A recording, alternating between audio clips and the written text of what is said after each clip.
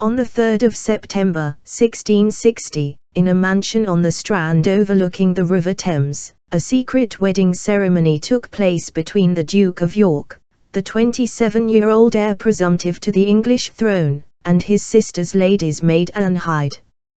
Performed during the night by the Duke's chaplain at her father's home, Worcester House, and witnessed by only 2 people, the marriage of the future King James XI and his heavily pregnant 23-year-old mistress scandalized the royal court, which could not accept that a blue blood had married a commoner. After Anne's death, on the 31st of March, 1671, it was written that she indeed showed both her wit and her virtue in managing the affair so dexterously, that the Duke, overmastered by his passion, at last gave her a promise of marriage sometime the Restoration. Anne had earned her place in history as the last commoner in this country to marry a king, and she had produced 2 daughters, Mary and Anne, who would rule the country. Since that time, Britain's monarchs have rarely veered from the accepted convention of marrying into European royalty, although there are 2 notable exceptions: the late Queen Mother, Lady Elizabeth Bowes-Lyon, and Prince William's mother, Lady Diana Spencer. However, both had aristocratic families, and Queen Elizabeth was never expected to become royal consort. It was only after the abdication of Edward VIII that her husband, George VI, became king. Now, for the first time in 350 years, another commoner has won the heart of an heir to the throne. When Kate Middleton marries Prince William Arthur Philip Louis Windsor, who is currently working as an RAF search and rescue pilot, she will become the first non-aristocrat to marry a future king of this country since the 17th century. The marriage will breathe new life into the monarchy as the Queen enters the twilight of her reign, bringing new blood and a fresh perspective to an institution that faces criticism for being elitist and out of touch. William and Kate have a thoroughly modern relationship. They met as students at St Andrews, where they lived together, and dated for the rest of the decade. It was on the 7th of April, 2002 that Kate first graced the pages of a British newspaper, having modelled a diaphanous dress on the catwalk during a charity fashion show at St Andrews. Since then, she has become a permanent fixture in the Society pages. A style icon, she regularly makes best-dressed lists both in this country and abroad, and one of the most photographed women in the country. The editors of magazines including Vogue, Tatler and GQ have waxed lyrical about her youth, fashion sense and appeal, and Hello estimates that her image on the cover increases sales by 100,000. Thousands of words have been written about her. Hordes of paparazzi follow her every move, fans blog about her on the internet, and she is regularly discussed on radio and television. She even inspired author Peter York to update the official Sloane Ranger handbook and has her own unofficial fan club. Yet, despite the reams of coverage, Britain's future queen remains something of a mystery. So who is the woman who once so memorably retorted, "He's so lucky to be going out with me," and does she share the same gifts of wit and virtue as her predecessor? Chapter I. The Harrisons 1837-98. Lying in her wooden and gilt batteau-lit in her opulent bedroom below the state apartments at Kensington Palace, 4 weeks after her 18th birthday, Princess Victoria was woken by her mother, the Duchess of Kent, to be told that she was Queen of England. It was 6 a.m. on the 20th of June, 1837, and her uncle King William IV, who had no legitimate children, had died of heart failure and pneumonia at the age of 71, leaving Prince William's great-great-great-great-grandmother to inherit the throne.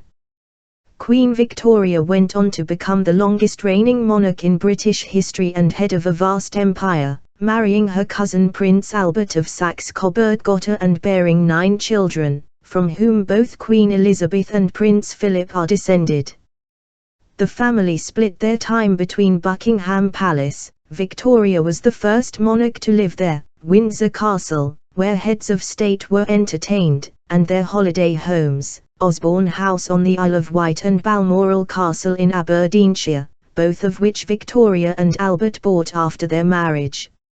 At the other end of England, 290 miles from the royal court, in a cramped cottage in the Newcastle suburb of Byker Hill, life could not have been more different for Kate Middleton's great-great-great-great-grandmother Jane Harrison, a miner's wife. While Queen Victoria was mistress of all she surveyed, and a great many parts of the world she had never even seen, Jane's husband James, 41 in the year of Victoria's accession, enjoyed a considerably narrower view. He earned a pittance working down the mines, while Jane juggled the demands of running a large household on a straitened income, bringing up 4 children and nursing a 5th.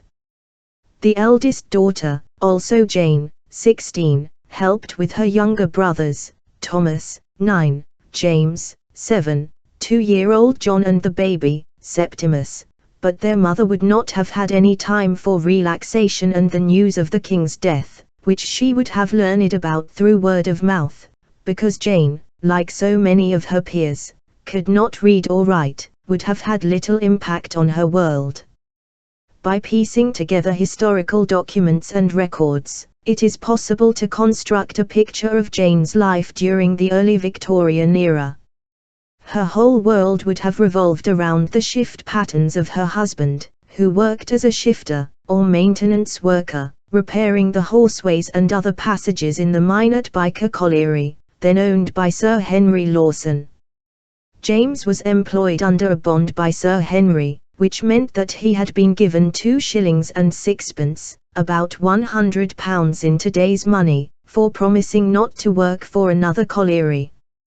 Despite this, he was not guaranteed employment, but at 41 years old he would have been considered well beyond his prime and would not have complained. He was lucky to have work at all, especially with so many mouths to feed. Thomas followed his father into the mine as a trapper. Working for up to 18 hours a day, in solitude and complete darkness, he was responsible for opening and shutting the mine traps, or doors, when the underground trams passed, in order to maintain ventilation. Later, Thomas became a driver, steering the horses that pulled the sledges and wagons from the crane to the shaft of the pit, and his younger brother James followed him into the mine. Despite the hardships, men and boys worked round the clock, except on Sundays, Christmas and Easter, and were liable for arrest, trial and imprisonment if they broke their bond. The family must have counted its blessings. Life down the pit was brutal and dangerous, and in those days there was no sick pay or compensation for death or injury. While the owners supplied the pit ponies, the miners had to provide their own equipment, including picks, shovels, candles, ropes and explosives. The miners worked in gangs in order to protect themselves from thieving, and fights regularly broke out between rival groups. Such skirmishes aside, the daily danger of mine working tended to unite the communities. Any report of an accident would mean that the women in the area would gather at the pit head, anxious for information about their men. It was a tradition that would last well into the 20th century, when pit disasters, although much rarer, were by no means eradicated. In James Harrison's time, though, the dangers of working underground were ever present. Records indicate that there were more than 30 mining disasters in Durham and Northumberland in the 19th century, in which 1,500 men and boys were killed. Of course, these were only the major incidents.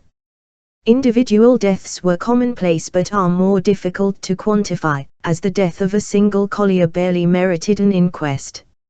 Not only were there fires, rockfalls and explosions in the mines, but many pitmen were crushed to death by the trams, 4-wheel carriages that carried corves, or tubs, of coal, kicked to death by ponies, fell down shafts or were drowned. Life was hard for women, too. In Victorian England, they were deemed chattels of their husbands and would have to behave as such. With no hope of contraception, Jane Harrison was almost constantly pregnant. Her sixth baby, a daughter Margaret, was born in 1839, the year after Victoria's glittering coronation at Westminster Abbey. Jane and her eldest daughter would have spent their days cleaning their sparse home, a tiny single-room cottage with an open fire and a ladder to the loft, where the children slept. They drew water at a street pump, washed, darned and mended ragged clothing, cooked for the family on the open fire and heated water in a tin bath for James and his sons when they finished a shift. The little food they bought came from the local Tommy shop, the name deriving from the coarse bread that 18th-century soldiers received in their rations. Tommy shops were run by the owners of mines.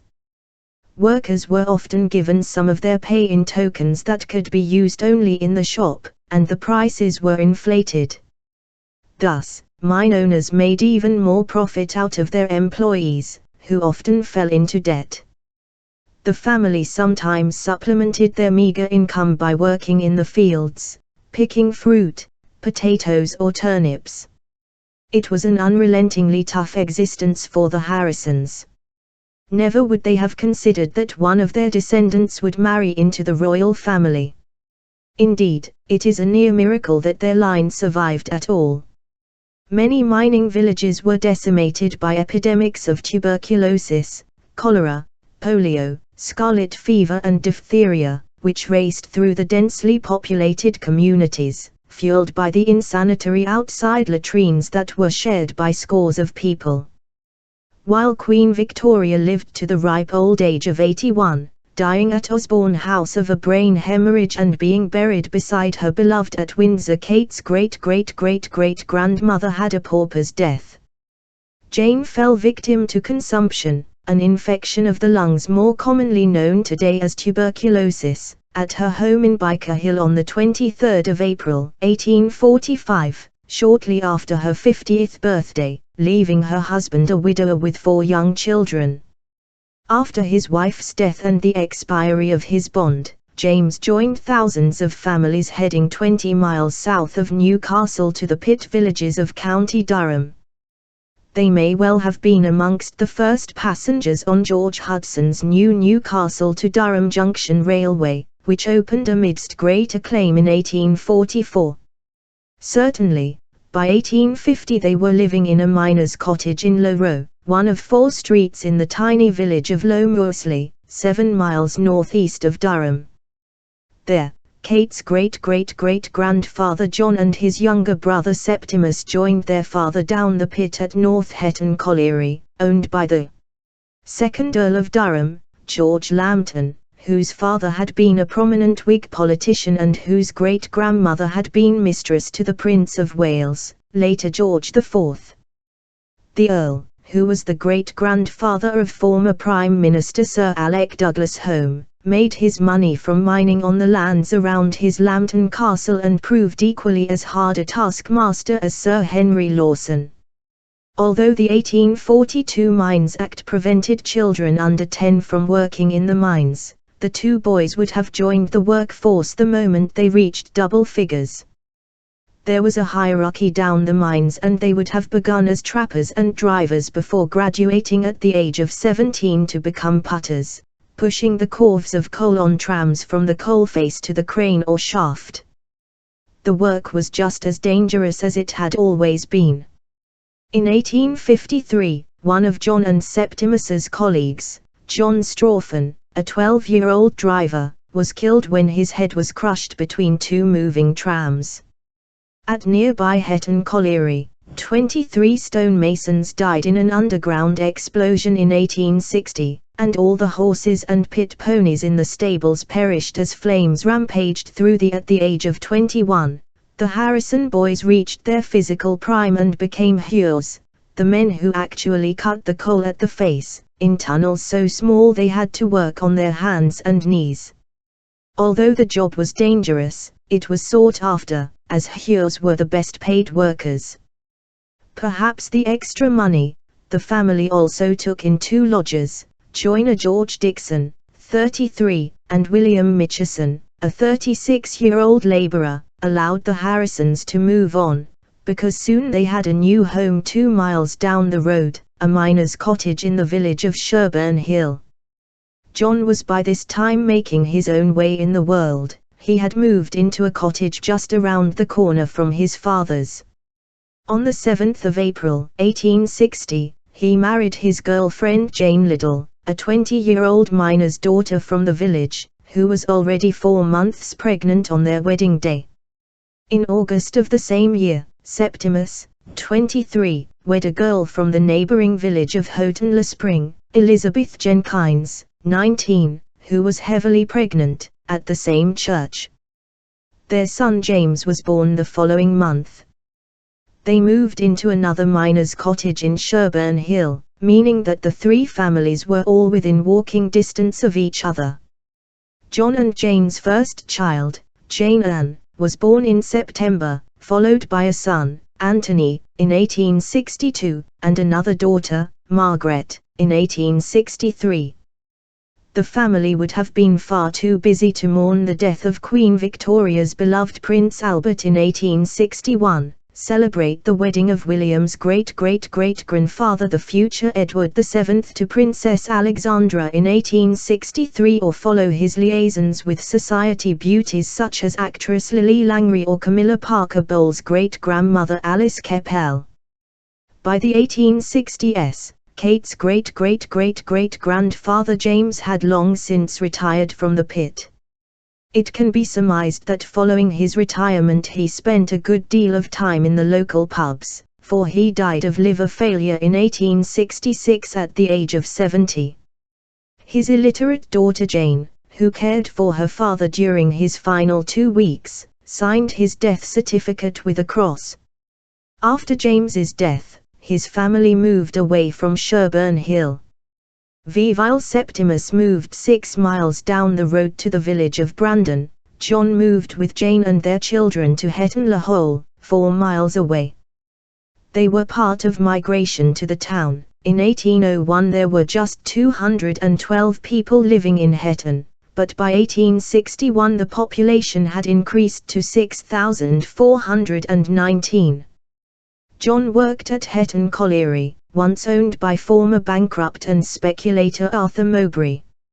In 1822, it had become the first colliery to have its own private railway, an 8-mile track from Hetton to the River Wear at Sunderland, designed by George Stephenson, the father of railways. This was the first line in the country not to use horsepower. Life at the coalface was hard, but John and his family, who lived on Downs' new houses in one of the 1,318 stone cottages in the town, had a better lifestyle than their parents, as the town had chapels, schools, pubs and shops, as well as a wide range of tradesmen, including blacksmiths, tinsmiths, stonemasons and joiners, printers and publishers, even a physician. Above all, the town had something that previous generations of the Harrison family had never experienced, a school.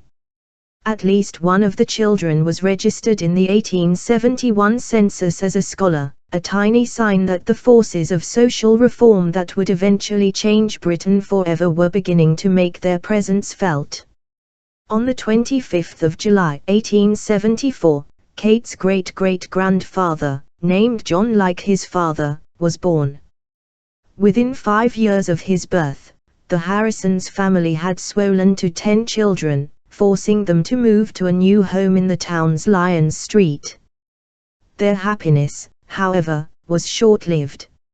On the 23rd of December 1881, Jane died of tuberculosis at just 42. Her husband, who was by her bedside when she died in their home, was left a widower with 10 children aged between 2 and 21. The following year, John's eldest child, Jane Ann, left home, marrying a 21-year-old miner from the village, John Anderson, at the local parish church. Margaret, 19, became the woman of the home, caring for her father and younger siblings. It was a hard life with very little reward for those on the bottom rung of the ladder, the antithesis of the luxurious lifestyle enjoyed by Queen Victoria and her children. In 1887, Victoria marked 50 years on the throne with a sumptuous banquet served on golden platters, a procession through London in a gilded carriage, a glittering ball and a thrilling firework display. The following year, 18-year-old Isabella died of the same disease as her mother. There was still no treatment for tuberculosis and it cut a swathe through working-class homes. Once again, her father sat by the bedside of a dying loved one. He was grief-stricken at having lost his wife and a daughter within 7 years of each other, and within 5 months he too was dead from the same disease, most probably caught at his daughter's bedside. The date was the 29th of January, 1889, and he was just 54 years old. Before a year had passed, his 17-year-old son James, who worked as a coal putter, would become the family's 4th victim of tuberculosis within a decade. Kate's great-great-grandfather John was an orphan at the tender age of 14. He and his 2 unmarried sisters were forced into lodgings. But the family's run of bad luck did not end there. At about 11:30 a.m. on the 13th of December, 1895, John's eldest brother, Anthony, was killed in a mining accident. The father of 2, who was a hew at Hetton Coal Company's Appleton Colliery, was hailed as a hero after trying to rescue 2 of his colleagues, Deputy John Brown and putter Robert Lawns, but he paid with his life. He was commended in the 1895 Mines Inspection Report. I should like here to say a word or two in appreciation of the courage and gallantry shown by the men who were amongst the rescuers. The 3 hews, as well as the manager, under-manager, overman, and back-overman, all showed that they possessed the qualities which in the past made pit men famous for heroism in the time of danger. Such conduct as theirs should not go without commendation, and I am pleased to have the opportunity in this report to show my appreciation of it, and I regret that one of them should have lost his life in the plucky attempt made to rescue Brown and Lawns. Such a run of tragedy seems extraordinary by today's standards and would be enough to destroy lesser men. But John Harrison had lived a tough life in which illness and death were by no means unusual. At the age of 22, on the 23rd of February, 1897, John married domestic servant Jane Hill, 21, the daughter of a joiner at the colliery, at Houghton Le Spring Register Office. They moved into a miner's cottage on Chapel Street in the suburb of Hetton Downs. 11 months later, they celebrated the birth of their first child, Jane, named after her mother and grandmother. For the young couple, it marked a new beginning. Another generation of the Harrison family had been born, and it was the end of the 19th century, the dawn of a new era. The next century would bring terrible wars and extraordinary advances that could never have been foreseen. The Harrisons could not possibly have realized, either, how much their personal fortunes would change and how close they would come to the gilded world of royalty. Chapter 2 The Harrisons 1901, 53 It was the 2nd of February 1901. The weather was bitterly cold and snow was falling. Queen Victoria had died 11 days earlier. Prince William's great-great-great-grandfather Edward VII rode behind his mother's coffin as the cortege snaked its way through the streets of London. Its final destination was St. George's Chapel at Windsor Castle. After a state funeral attended by the great and good of the Commonwealth, Victoria's body lay in state for 2 days before being laid to rest beside that of Prince Albert in the Royal Mausoleum at Frogmore House. Queen Victoria's death heralded a new age. 18 months later, Edward VII and Alexandra were crowned king and queen by the Archbishop of Canterbury at Westminster Abbey a little later than expected, as the 59-year-old monarch was diagnosed with appendicitis shortly before the date originally set for the coronation. The king donated Osborne House, where his mother had died, to the state and lived at Sandringham House in Norfolk, as he had done before his accession. His son George, Prince William's great-great-grandfather and his wife Mary, who by then had 4 children, including the future Edward VIII and George VI, lived in York Cottage on the estate. John Harrison would have read about the coronation in the newspaper or heard the news at the local pub.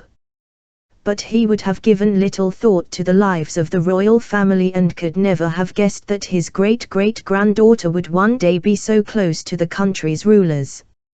He had more pressing matters on his mind, such as raising enough money to make ends meet. John was not long married to Jane, and the couple lived in a cramped cottage in Chapel Street, Hetton Downs, with their 3-year-old daughter Jane and baby son Ernest. Jane's sister Sarah Hill lived with the family and helped out with the daily chores, but it was still a tough existence and the couple hoped that their children would be able to make a more comfortable future for themselves. They had a second son, John, in 1902, but it was their 4th child, Kate's great-grandfather, who was to make his mark. Born on the 23rd of June, 1904, he was named Thomas after Jane and Sarah's father, who was a carpenter and joiner. A devoted grandfather, he spent many hours with the young boy, and when his grandson was barely out of short trousers, he began to teach him the rudimentary skills of his profession. Thomas was just 5 years old when King Edward VII collapsed, suffering from bronchitis, while on holiday in Biarritz.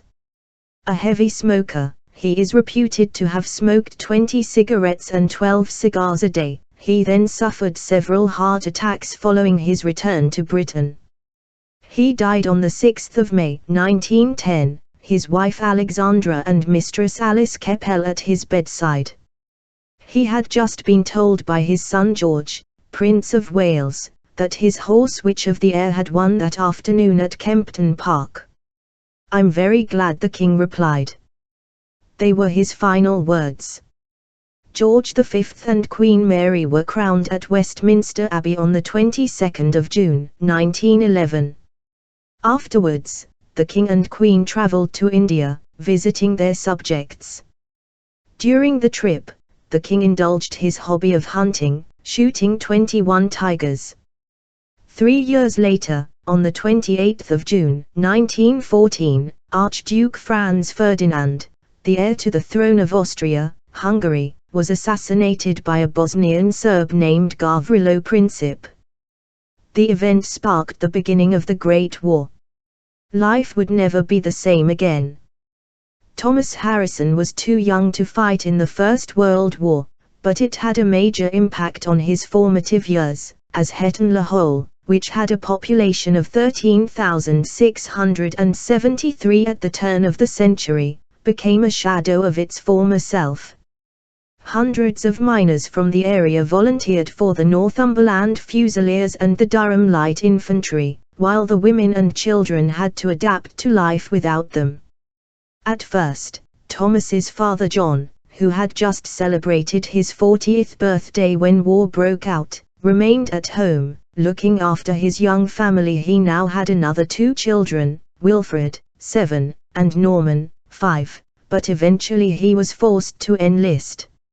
In March 1916, the British government, in response to the rising losses on the Western Front, Britain lost 75,000 men at Ypres and 60,000 at Loos, and the dwindling number of volunteers, introduced conscription for single men between the ages of 18 and 41.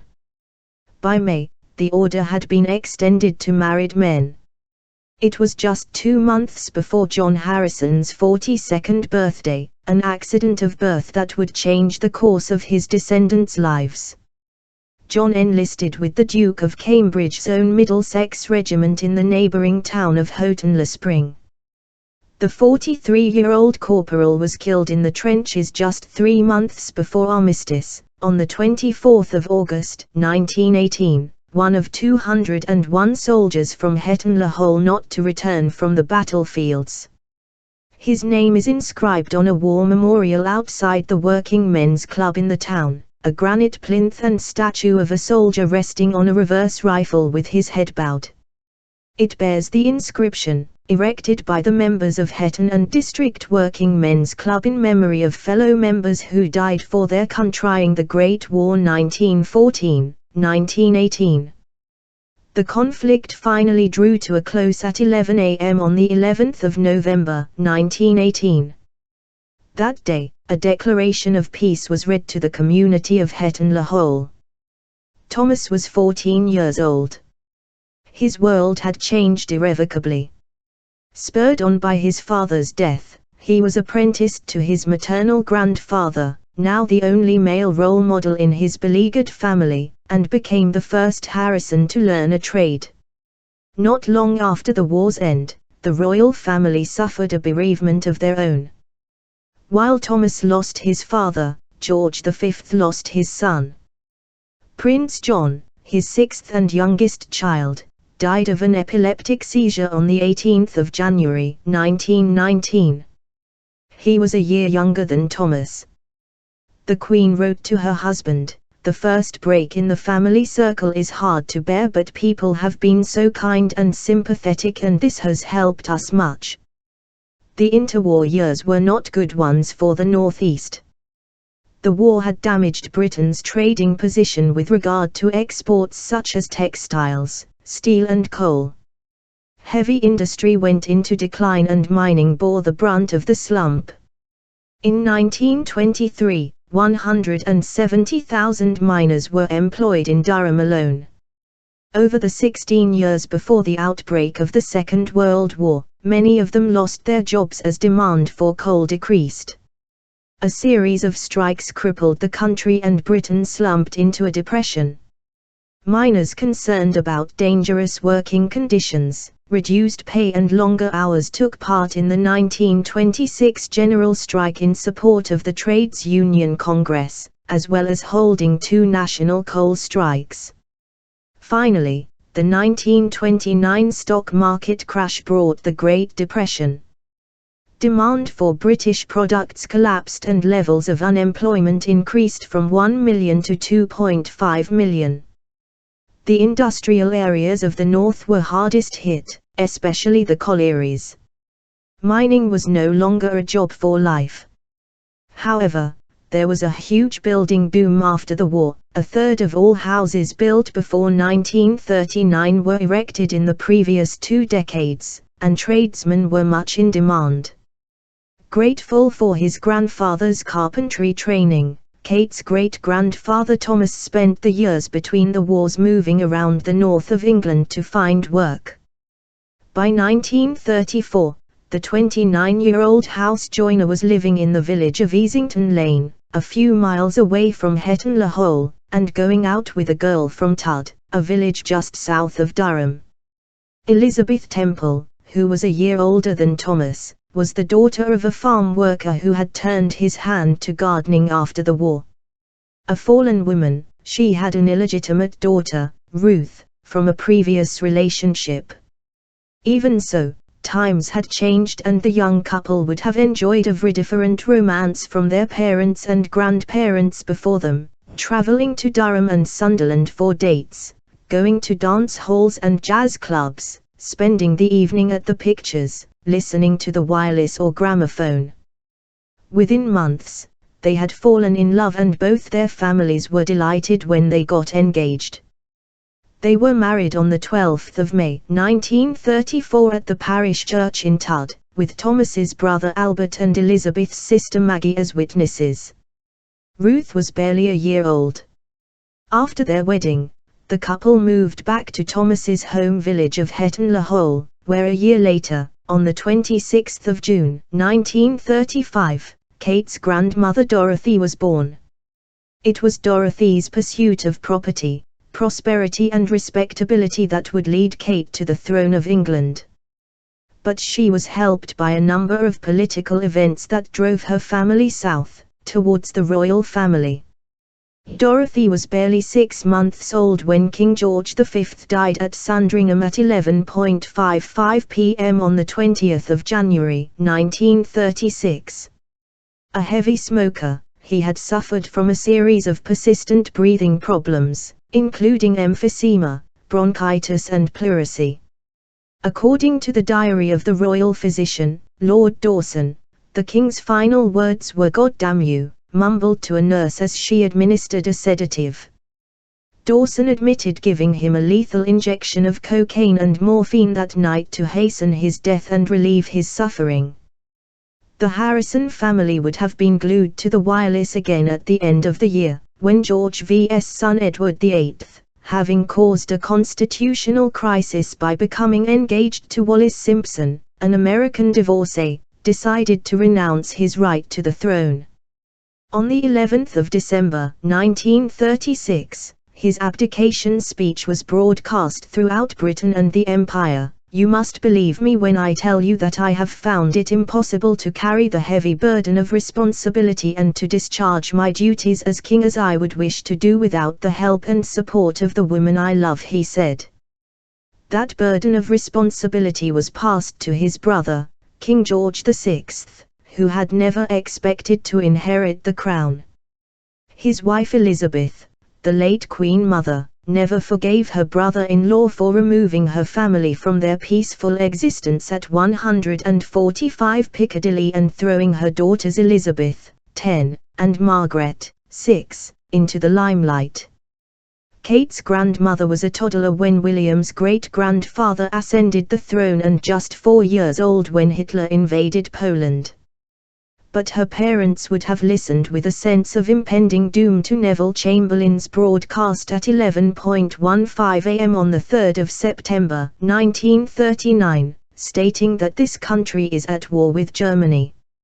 Like his father before him, Thomas could not avoid service. Unlike his father, though, he survived the war.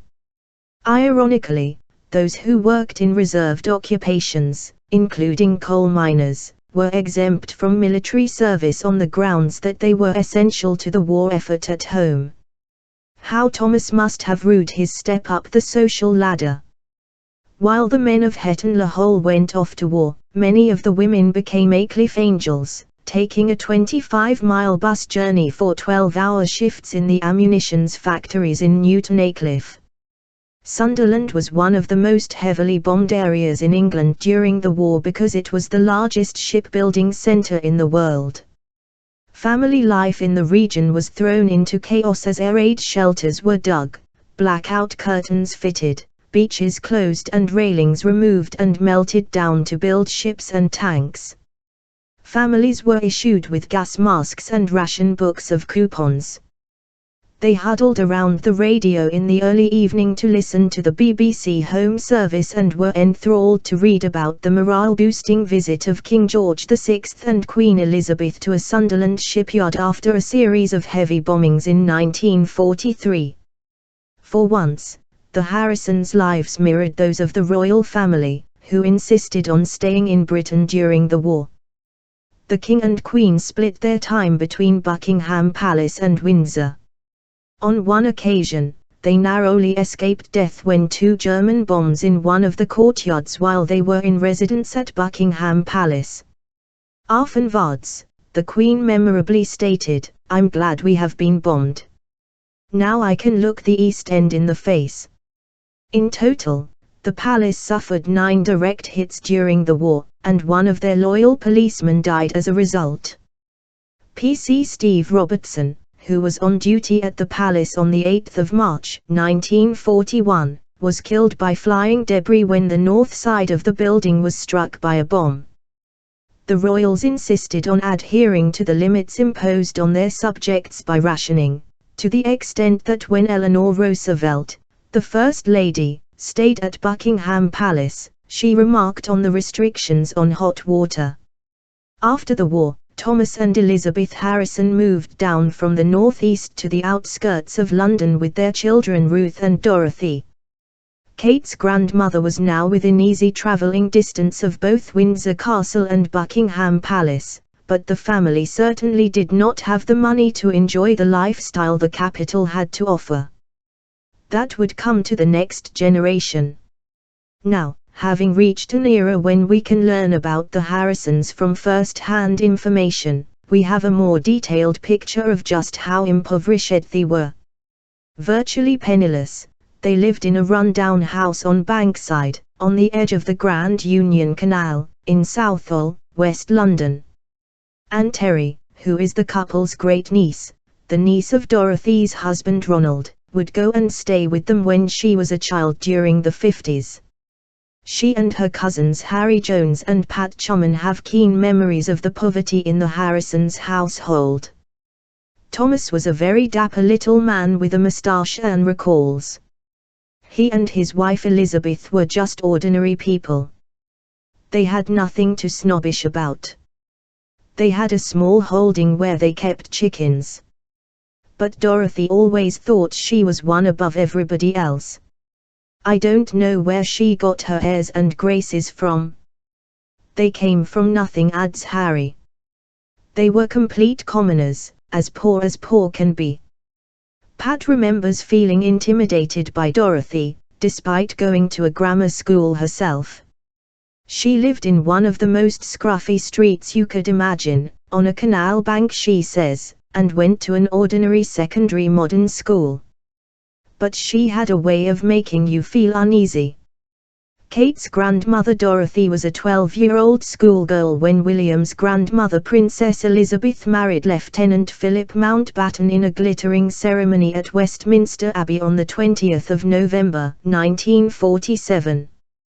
Dorothy had yet to even meet her own Prince Charming, but a couple of miles down the road lived the man who was destined to be her future husband. George VI died in his sleep on the night of the 6th of February, 1952, after 16 years on the throne. He was just 56 years old and was battling lung cancer when he suffered a coronary thrombosis.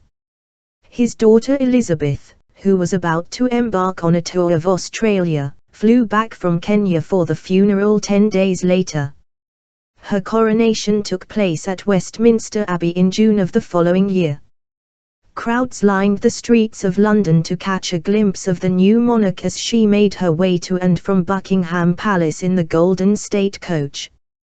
Others listened to live coverage of the event on the radio or watched it on television. Thomas Harrison had now lived under 5 monarchs, remarkable when you consider that his grandfather had been born, lived and died under Queen Victoria. Thomas, though, had more pressing matters on his mind than princes and princesses. He had to earn the money to pay for 2 weddings. His eldest daughter Ruth was 19 and working as a shop assistant when she married machinist Ivor Pritchard, 25, at the Holy Trinity Church in Southall on the 4th of April. 1953. 4 months later, it was the turn of his other daughter, Dorothy. She married Ronald Goldsmith. And it was her ambitions and aspirations that would ultimately lead the family to the gilded gates of Buckingham Palace. Chapter 3 The Goldsmiths 1837-1918 Working from dawn to dusk as a carpenter to feed his wife and 5 children, John Goldsmith would have greeted the dawn of the 28th of July 1837 as any other, by getting ready for work. Waking early in his tiny terraced house in Maidstone, he dressed in a hurry, downed a mug of tea and rushed out of the door, barely glancing at the headlines in the local newspaper, which on that day pronounced the election of the town's new MP, Benjamin Disraeli, a notorious and debt-ridden philanderer who was one day to be Prime Minister and a great friend and ally of Queen Victoria. Kate Middleton's great-great-great-great-grandfather John Goldsmith would have been too busy earning a crust to pay much attention to the political events of the day. Like Kate's other maternal great-great-great-great-grandfather, Goldsmith came from an impoverished working-class background. However, their experiences of life were light years apart. While John Harrison lived in a mining community in Durham, John Goldsmith had grown up in the county town of Kent. Maidstone, on the banks of the River Medway, was in 1837 a dirty and insanitary town. Although it had gas lighting, it was yet to have modern drains or sewers. The town was, however, prosperous, supplying the capital with hops, linen, paper, ragstone and gin.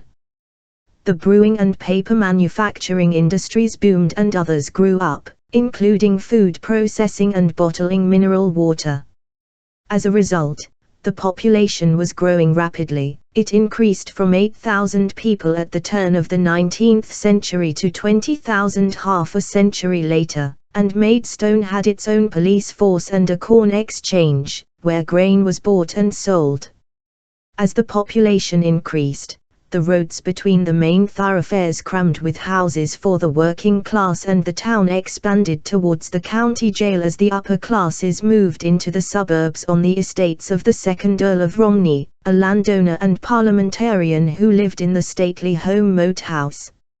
According to an edition of Gardiner's Chronicle that appeared towards the end of the 19th century, Moat House's impressive gardens employed 25 staff members, were home to exotic plants, and included a kitchen garden that supplied the house with oranges, peaches and grapes. In contrast, John, who was 56 in 1837, lived in a cramped tenement in Vivilla Street, near the prison walls, with his wife Rebecca, 14 years his junior, and their 5 children.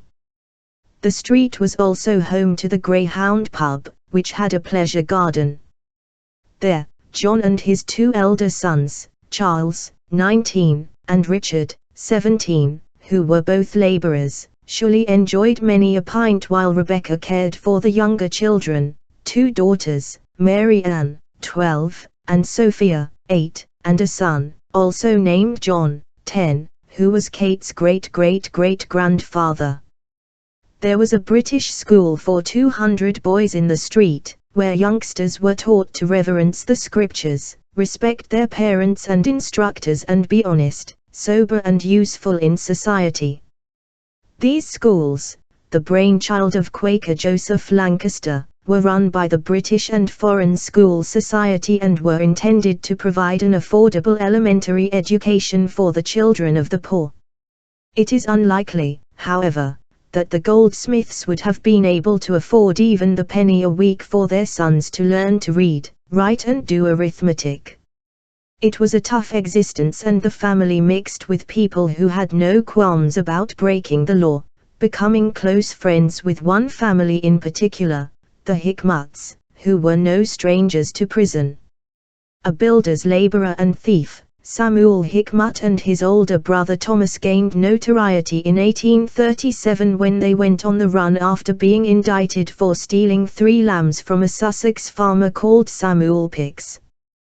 They were finally arrested 2 years later at Brighton railway station, were tried at Maidstone Assizes in January 1840 and transported to Australia that April. Samuel's son Edward was, like his father before him, an inmate of the new Maidstone jail, which had been opened on the north of the town in 1819. After being released, he met the Goldsmith brothers on a building site where he was working as a bricklayer. He soon captured the heart of their sister Mary Ann, by now a pretty teenager. They tied the knot at Trinity Church, Maidstone, on the 30th of May 1842. She was just 16 years old and he was 5 years her senior. The following year, she gave birth to the first of her 6 children, Mary Ann. Some years later, however, her husband was working on the other side of the world, in India, leaving her to bring up their children. Sadly, John Goldsmith did not live to see any of his grandchildren grow up. After a long battle against stomach cancer, he died on the 7th of June, 1847, at the age of 66. His wife Rebecca was at his bedside. The following year, it was the turn of the couple's youngest daughter, Sophia, to marry into the Hickmut family. She would have been deemed a scarlet woman in those days. The 21-year-old was living in sin with her brickmaker fiance, Henry Hickmut, in Hackney, East London, and was heavily pregnant with their second child when they tied the knot at the parish church on the 18th of June, 1848. Within a year, the couple followed in the footsteps of Henry's convict father and emigrated to Australia with their 2 daughters, Emma, a toddler, and baby Eliza.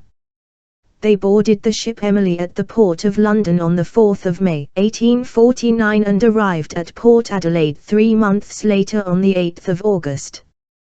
Perhaps John Goldsmith travelled to London to wave his sister off on her voyage. We know that before long the lure of the capital would prove too great. By the time John had turned 21, in 1848, he was the only one of his siblings still living at home. His two brothers, Charles and Richard, had made their way to London to find work as brookies, and his sisters, Mary Ann and Sophia, had married and moved far away from home. To the impressionable young labourer, the bright lights beckoned. While his widowed mother Rebecca, who was now working as a charwoman, moved to nearby Toval and took in a lodger, John moved up to London, taking a room in a house in Greenman's Lane, Hounslow, close to his elder brothers. In the capital, John met laundress Esther Jones, who was the daughter of a workmate and 5 years younger than him. They fell in love and got married on the 23rd of September 1850, at the parish church of St. John the Baptist in Hoxton in the East End of London. Both were illiterate and signed the register with a cross. They moved in with her parents. Within weeks of the wedding, Esther was pregnant with their first child, and Kate's great-great-grandfather, named John after his father and grandfather, was born at Esther's parents' home on the 6th of July 1851. There was to be a 9-year gap before they had another child, but then another 5 came along. Due to their expanding brood, they moved into their own home in Triangle Place, Islington, and their happiness seems to have been complete. The only sadness to blight their life together was the death of John's mother, Rebecca, on the 29th of December 1869, as a result of bronchitis. Although life expectancy was short, both John and Esther lived long enough to bring up all their children and see them leave home. They were still alive on the 18th of September 1882, when their eldest son John, a general labourer like his father and grandfather before him, tied the knot with his common-law wife Jane Dorset, 4 years his junior, at St. Mary's Church, Paddington, and for the birth of their daughter Eliza 2 years later. Sadly, however, on the 19th of December 1885, Esther to bronchitis at the age of 53. In 1888, the year after Victoria's Golden Jubilee, Esther's widower husband John died of a strangulated hernia at the age of 61. So, unlike Kate's other great-great-grandfather John Harrison, orphaned at the tender age of 14, John Goldsmith was 37 and married with 3 children when his father died. His third child, Kate's great-grandfather, was born at home in Priory Road, Acton, on the 6th of November 1886, a cause of great celebration for the family. He was christened Stephen Charles but known as Charlie to his family. The couple went on to have another 6 children. In those days, large families were the norm among the working classes, although several died. The couple eventually settled in a run-down house in Featherstone Terrace, Southall, shortly before the turn of the century. It was there that they heard about the death of Queen Victoria on the 22nd of January 1901, and the coronation of Edward VII and Queen Alexandra. Little did the Goldsmiths realize how different from the Victorian age the dawning 20th century would be for them and their descendants. Within a few years, Charlie had moved to Villiers Street in Uxbridge, where he worked as a mechanic. It was there that he would meet his future wife, Edith, who lived with her family 2 streets away in Chiltern View Road. Although Edith had grown up with her father Benjamin, an ornamental plasterer, and mother Amelia in a large house in the village of Denham, Buckinghamshire, her family had fallen on hard times and been forced to sell up and move 3 miles to the less salubrious town of Uxbridge, known for its flour production and breweries. However, it seems they soon became part of the community, as Benjamin became a bell ringer at St. Margaret's Church in the heart of the town. Their daughter Alice Tomlinson, now 97, and the only one of her siblings still alive, recalls her mother telling her about her background. "My mum was the baby of the family," she says. She grew up in a big house in Denham. Her parents were both quite well off. Their families had had a baker's shop and a butcher's shop opposite one another, and that's how they came together. Somehow or other, along the line, they lost all their money. It was held in Chancery and somebody signed the wrong documents or something. Edith was a tiny woman, under 5 feet tall and weighing 7 st. She was disfigured by a huge scar on her torso, which she had got during a narrow escape from death when she was a toddler. Grandad used to light his cigar in his big oil stove in the hall of the big house where they lived, says Alice. He would roll a piece of paper up and put it in the stove and light his cigar. Of course, when he went out, my mom copied. She had a go doing the same thing and nearly burned herself to death. Charlie and Edith got married at Uxbridge Register Office on the 27th of March, 1909. He was 22 years old and she was a year younger. The ceremony may have been brought forward because she was 4 months pregnant with their first child. They moved into their first home, just streets away from his parents, at 16 Spencer Street, Southall. Their eldest son, Stephen Charles, also nicknamed Charlie, was born on the 20th of August, 1909, followed by Alice, nicknamed Minnie, in 1911, and Edith, known as Ed, in 1913. However, within a year of Ed's birth, war had broken out. Charlie signed up on the 19th of May, 1915 and served in France with the Royal Fusiliers, initially in the trenches and afterwards in the CCK house. He was one of Kitchener's shilling men, having signed up in the wake of Secretary of State for War Lord Kitchener's campaign for men between 19 and 30 to join the army. "My dad used to work on the coal carts when we were little," recalls Alice, "but then he went to war. All the lads joined up together to get the King's shilling to get some beer." Just 10 days after Charlie arrived in France, he discovered that his elder brother John, a private in the 3/8th Battalion of the Middlesex Regiment, had been taken into Southwestern Hospital in Stockwell, which cared for people with fevers, smallpox and other infectious diseases.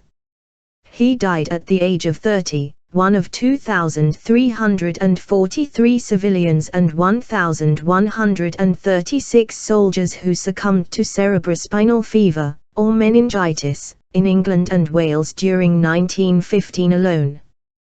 There were numerous outbreaks of the disease during the Great War because of the overcrowded conditions experienced by young recruits in army barracks, depots, camps and billets. The boy's father was heartbroken. He soon lost the will to live, dying of exhaustion, melancholia and vascular disease at the age of 68, shortly after the war ended.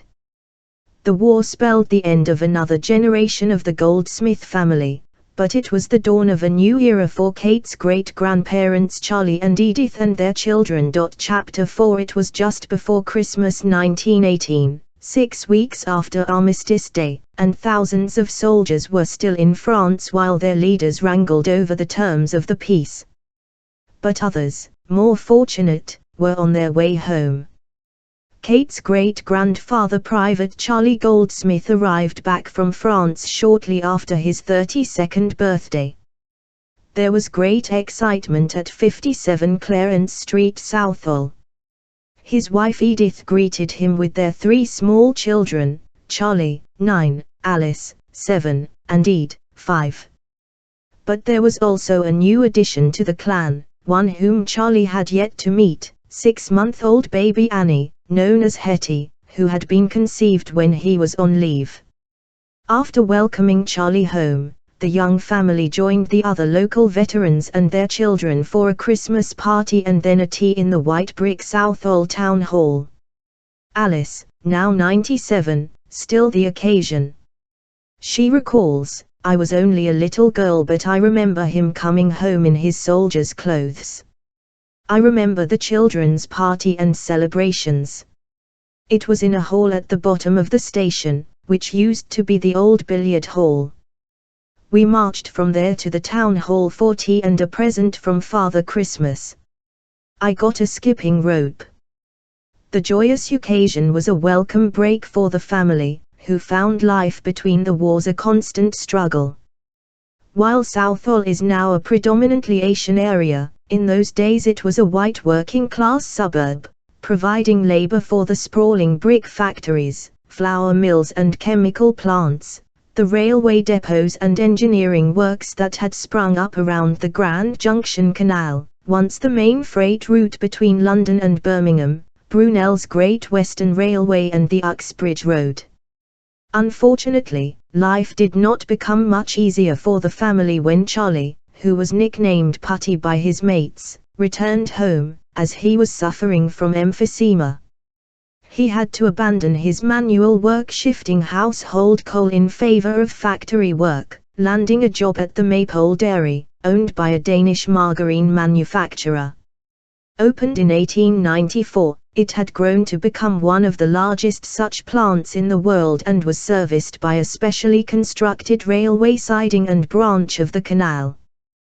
When my dad came home, he wasn't really well, says Alice. I don't know whether he got emphysema from the trenches or from smoking. He never talked about the war or told us anything about it. But after he came home from France, he would always tell us, never volunteer for anything. You never know what you are letting yourself in for. We were allowed to run free and do as we liked. We weren't restricted or anything. But I suppose all children were like that then. Everybody was hard up and nobody had anything. Despite their straitened circumstances, Charlie and Edith had 2 more children, Joyce in 1924 and Kate's grandfather Ronald on the 25th of April, 1931. Both were born in Clarence Street, which in those days was one of the most impoverished streets in the neighborhood. It was crammed with large working-class families who earned a living in the nearby factories and gasworks, working all the hours they could. The hardship brought with it a sense of community, with neighbors rallying round to look after the latchkey children, keeping a watchful eye over them as they played in the streets. The Goldsmiths' neighbors included the family of jazz singer Cleo Lane, who was 3.5 years older than Ronald. Her father, Alexander Campbell, was an itinerant laborer from Jamaica, who busked to make a living, while her mother, Minnie, ran a boarding house in the street, renting out rooms to Irish laborers. By the time Ronald was born, his father had given up working at the factory and returned to manual work as a builder's laborer. Alice, then 20, had already left home, having got married 2 years earlier to Bill Tomlinson, a Welsh miner who had moved to London and was employed at Rockwell Glass Works. I left school at 14 and did various jobs in factories before marrying Bill when I was 18, says Alice. We met in Southall Park. We were glad to get married and get away from home, really. Ronald was 8 months old when his elder brother Charlie, then 22 years old and a master plasterer, married laborer's daughter Emma Neal on Boxing Day 1931. The couple wed at the parish church of St. John in Southall. Charlie was a clever boy but remote, says Alice, who went to the wedding with her husband. He couldn't do wrong as far as my mother was concerned.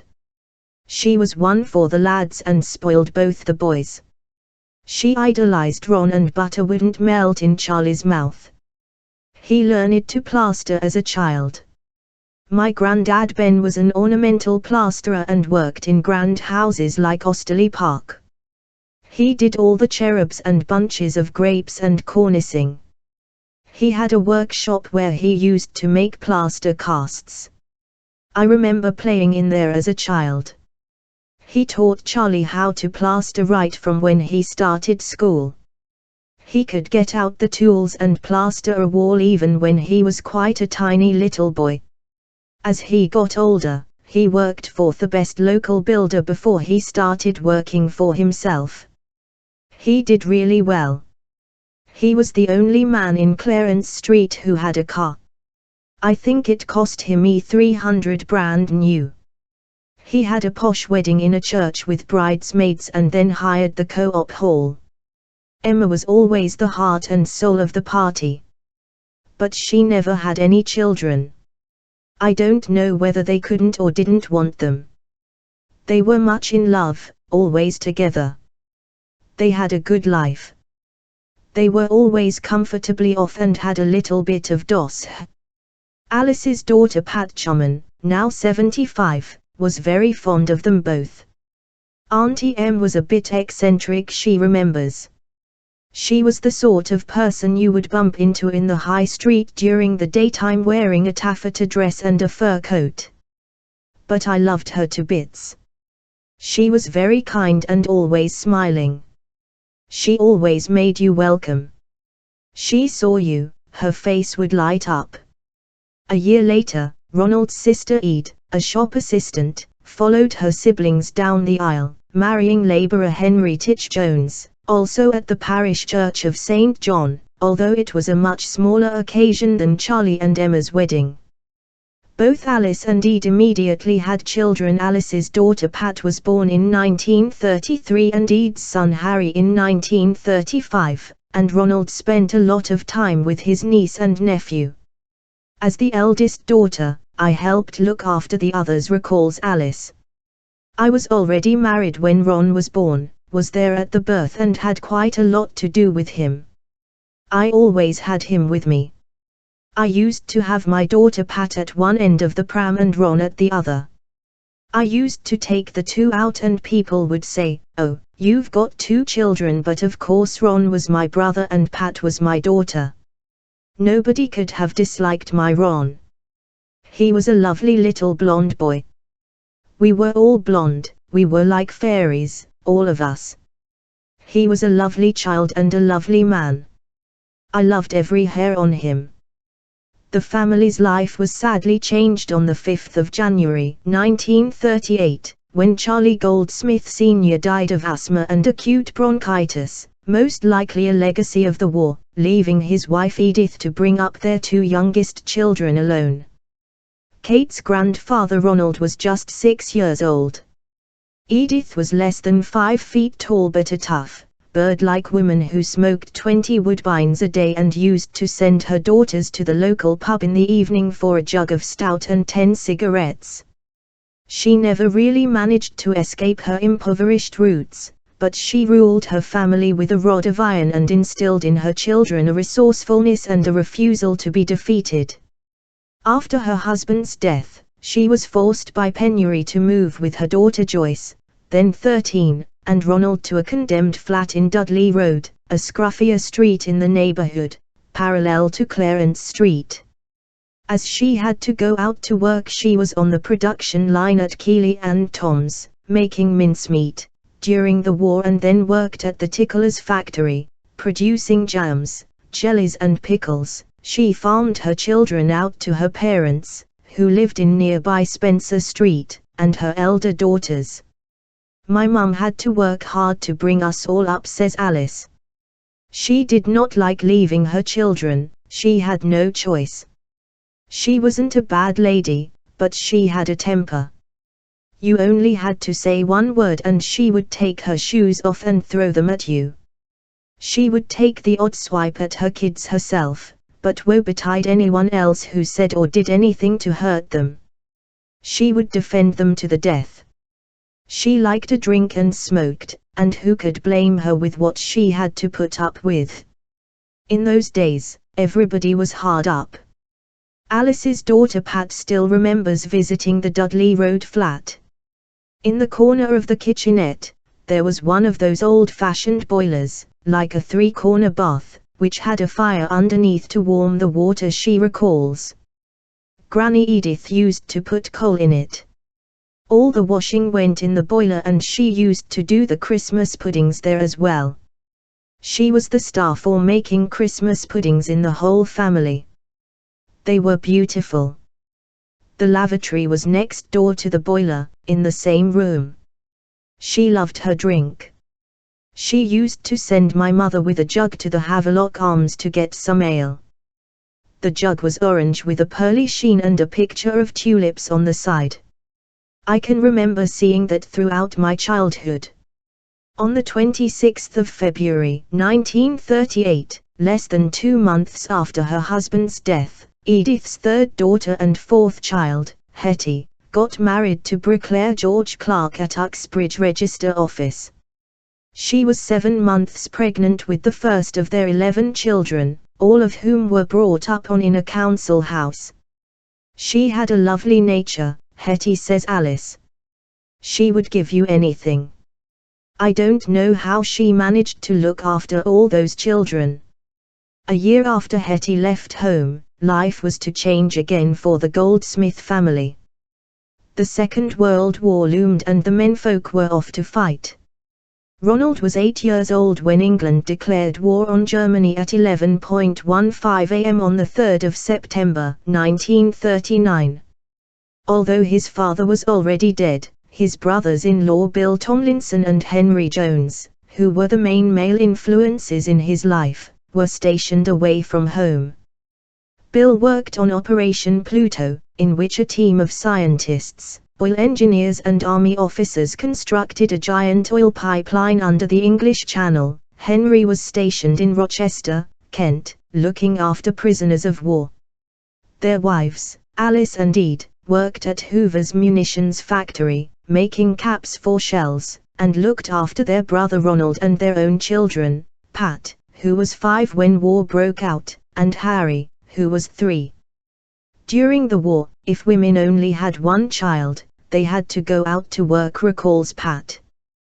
They had to do so many hours a week. So both my mum and Aunt Ede worked at the factory and took it in turns to look after us.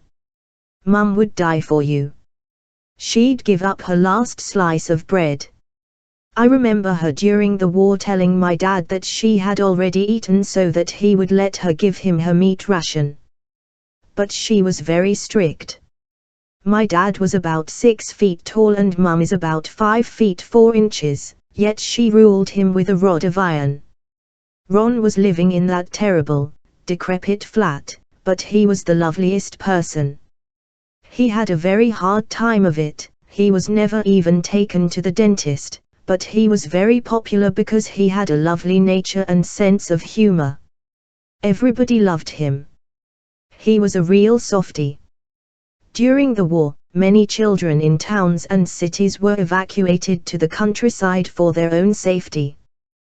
Pat was one of the nearly 3 million people, the majority of them children, who were moved away from home under Operation Pied Piper, which began 2 days before the declaration of war.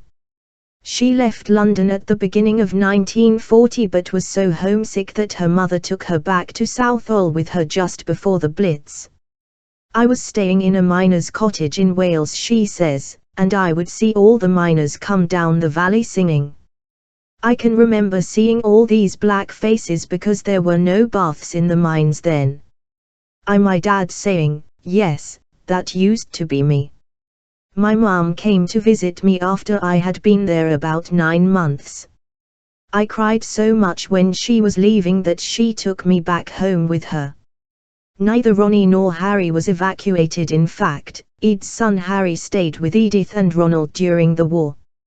My mother did night work when Dad was in the army, he remembers, so I stayed the night with my nan, was taken home in the morning to go to school and went back to Dudley Road every night to sleep, except weekends. Ronald and I would often have to get up in the middle of the night and go to the air raid shelter.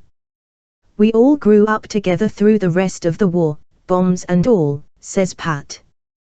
One night when Mum was working at the Hoover factory, Dad and I were in the shelter in the garden when our front door was blown in by a bomb that dropped nearby. Southall was struck by German bombs several times.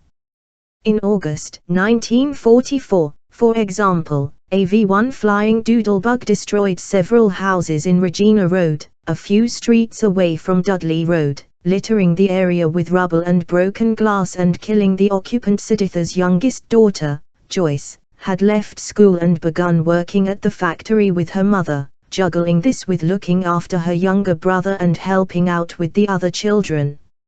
Ronald and my mom were very close, says Joyce's daughter, and she used to look after him quite a bit.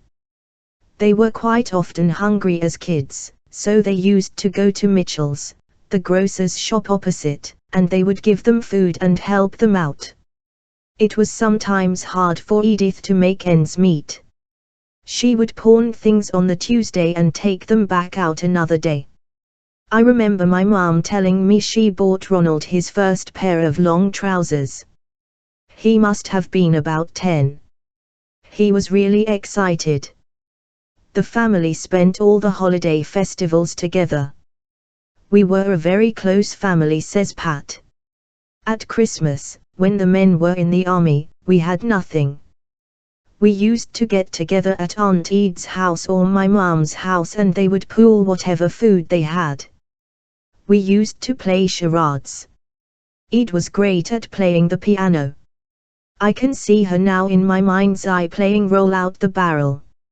In 1943, at the height of the war, Joyce left home, leaving Ronald alone in the condemned flat with his mother. When she turned 18, she married George Plummer, a year her senior, who was a desert rat in the 7th Armored Division, fighting in most of the major battles in North Africa, including El Alamein in 1942. After the war, he became a herdsman at Osterley Park, a stately home in nearby Hounslow, living in a cottage on the estate and doing the milk round. They met on a blind date during the war, recounts Anne. It was love at first sight. He had 4 days leave and then went back to Africa. She went back to work at the factory. She also did fire watching and worked on the telephones at night. Ronald was 14 years old when the war ended and his brothers-in-law returned home. The family was fortunate to avoid the dreaded telegram announcing that a loved one had died. Like his brother and sisters before him, Ronald left school at 14, and he began dabbling in a series of jobs to make ends meet. On the 1st of January 1949, the National Service Act came onto the statute books, obliging all men between the ages of 17 and 21 to enlist in the armed forces for 18 months, remaining on the reserve list for the following 4 years. Ronald was 17 years old and was sent to Aqaba in Jordan. It was during his time in the army that he worked as a baker, a skill that his grandson James, Kate's brother, would inherit. When he came out of the army, he had just turned 18, and he went to work for his brother-in-law Bill Tomlinson as a haulage driver. I have an image of sitting opposite him when I came home from school for lunch, says Pat. I can still see him there, looking up at me and laughing. He was the nicest man you could ever meet. Nobody ever had a bad word to say about him. He was a smashing guy, a top boy, adds Harry. We worked together in the 50s for Alice's husband Bill, who had set up his own haulage business. He was a good lad. I remember he would always take his hat off whenever a hearse went past. He was a real gentleman, a diamond guy. It was those good manners that attracted the attention of Kate's grandmother Dorothy Harrison, leading to a love match that would change the fortunes of the two families for good. Chapter 5 Dorothy Harrison and Ronald Goldsmith, wearing a white satin Norman Hartnell dress embroidered with gold and silver thread and encrusted with pearls and crystals, Princess stepped into the horse-drawn gold state coach in the courtyard of Buckingham Palace. Escorted by the Duke of Edinburgh, who was wearing full naval uniform, and carrying a bouquet of orchids, lilies of the valley, stephanotis and carnations grown in England, Scotland, Northern Ireland and Wales, Prince William's grandmother was on her way to Westminster Abbey for her coronation.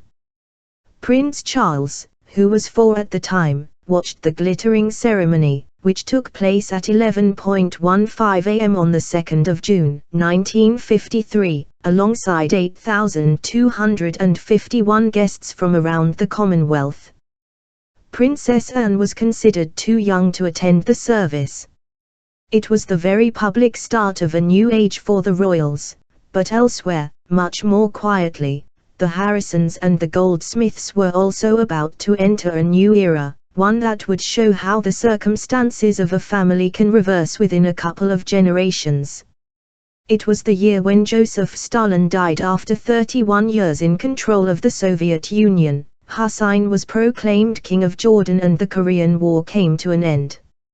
Sir Edmund Hillary and Tenzing Norgay conquered Everest.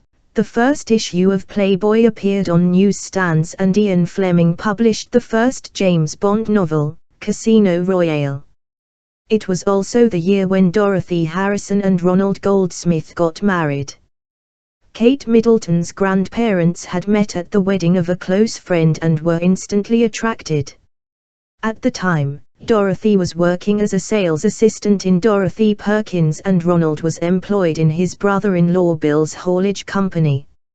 On the 8th of August, 1953, within 2 months of watching the royal coronation on their black and white television, they walked up the aisle at Holy Trinity Church, Southall. The wedding was simple and traditional. Dorothy, 18, walked down the aisle in a demure ivory dress, accompanied by her 2 matrons of honor and 2 bridesmaids, Ronald's nieces Anne, daughter of his sister Joyce, and Linda, the youngest child of Bill and Alice Tomlinson. Afterwards, the couple were photographed on the steps of the church. The family celebrated at the Hamborough Tavern in Southall, a pub that later became notorious as a haunt of racist skinheads. In 1981, 2 years after teacher Blair Peach had been killed during clashes between police and anti-fascist protesters, the Hamborough Tavern was burned down by Asian youths during a skinhead gig. Happy as the 2 families were, it was hardly a fairy tale wedding. Neither Dorothy nor Ronald had a penny to their name. Indeed, the bride was so poor that she had to borrow her going-away outfit from Ronald's sister Joyce, and instead of moving into their own home, they had to squeeze into the Dudley Road flat with Ronald's mother Edith. Nonetheless, the couple soon would prove a formidable match. Although both came from working-class families with little money or education, Dorothy had drive and ambition, while Ronald was artistic. He was a talented painter, carpenter and baker. Together, they climbed the social ladder while other members of their families remained in relative poverty. In a sense, Kate's family history mirrors those of millions of British people who have aunts, uncles and cousins whom they have never met.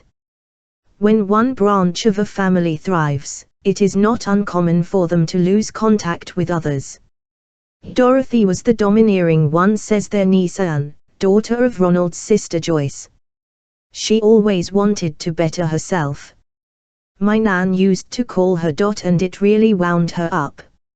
She used to go quite mad. Ronald was a very quiet man, but he worshipped her.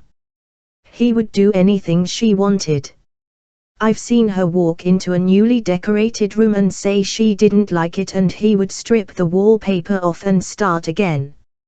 She was never satisfied. She always wanted better. Luckily, Ronald could do it all himself. That's why she got away with so much. He was brilliant with his hands. He made Dorothy a violin at night school out of WCK-D. He carved it all out and you could play it. He was very, very talented. Kate's mother, Carol, was born at Perivale Maternity Hospital on the 31st of January, 1955, by which time Dorothy's aspirations were evident. After she and Ronald got married, they lived with my granny Edith until my dad helped them get a deposit for their first home, recalls Pat, Alice Tomlinson's daughter. Dorothy had the biggest Silver Cross pram you have ever seen, and it had to be carried up and down the stairs.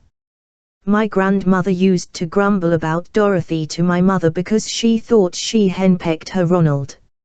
She thought Dorothy always wanted more and more money. She wanted to be the top brick in the chimney. You got the feeling that she thought she was too good for the rest of.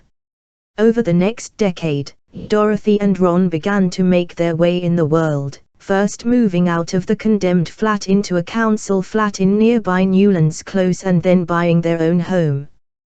With a little financial help from Ron's successful brother-in-law Bill, who lent them the deposit, they were soon the proud owners of a small house in Arlington Road, a short distance to the north. Pat reveals that it was while they were living there that there was a family kerfuffle. Dad owned 2 lorries, she says, and used to let Ron take one home with him. But he was doing private jobs with the lorry to get money for Dorothy to buy whatever she wanted. That caused a bit of a row. Mom went absolutely ape. But Dad was more pragmatic. He said to Mum, "It's nothing I wouldn't be doing if I needed money. It's not as if he's stealing from anybody. I would do it as well." He was a lovely bloke, my dad. Ronald's sister Joyce also gave the young couple a leg up. My mom lent them money to buy their first car, says Anne. They would ask in a way you couldn't refuse. In 1966, when Carol was 11, a year after the birth of her brother Gary, Ronald and Dorothy moved into a larger house in Kingsbridge Road, Norwood Green, bought from the General Housing Corporation for E4,950, the equivalent of E135,000 today. The new-built semi-detached house, which had 3 bedrooms, was in the middle of a council estate on a plot of land that had been bombed during the war. Ron wasn't an ambitious man, says Pat. He went to work, got his wages, came home and got changed. He was contented. Dorothy was the mover and shaker in the family. I think Ron would have been quite happy to stay in Arlington Road, but it was the wrong side of Southall and Norwood Green was more posh. Dorothy was always immaculately turned out. That was another reason why she seemed so intimidating. You couldn't imagine knocking on her door and finding her in hair curlers. But if she hadn't been so aspirational, maybe Kate would not be where she is now. She certainly had her priorities right for her own family. Ronald and Dorothy stayed in Kingsbridge Road for the next 25 years, until Carol got married and Gary left home. They were very much part of the community. We would go to dances at the local hall, remembers Anne, and they would make a great play of being the ones to pay for the band. Once my husband Brian paid to wind them up. Dorothy was apparently beside herself that somebody had stolen her thunder. She always wanted to have one up on somebody. We used to tease her about it, but nobody took it too seriously. We knew what she was like.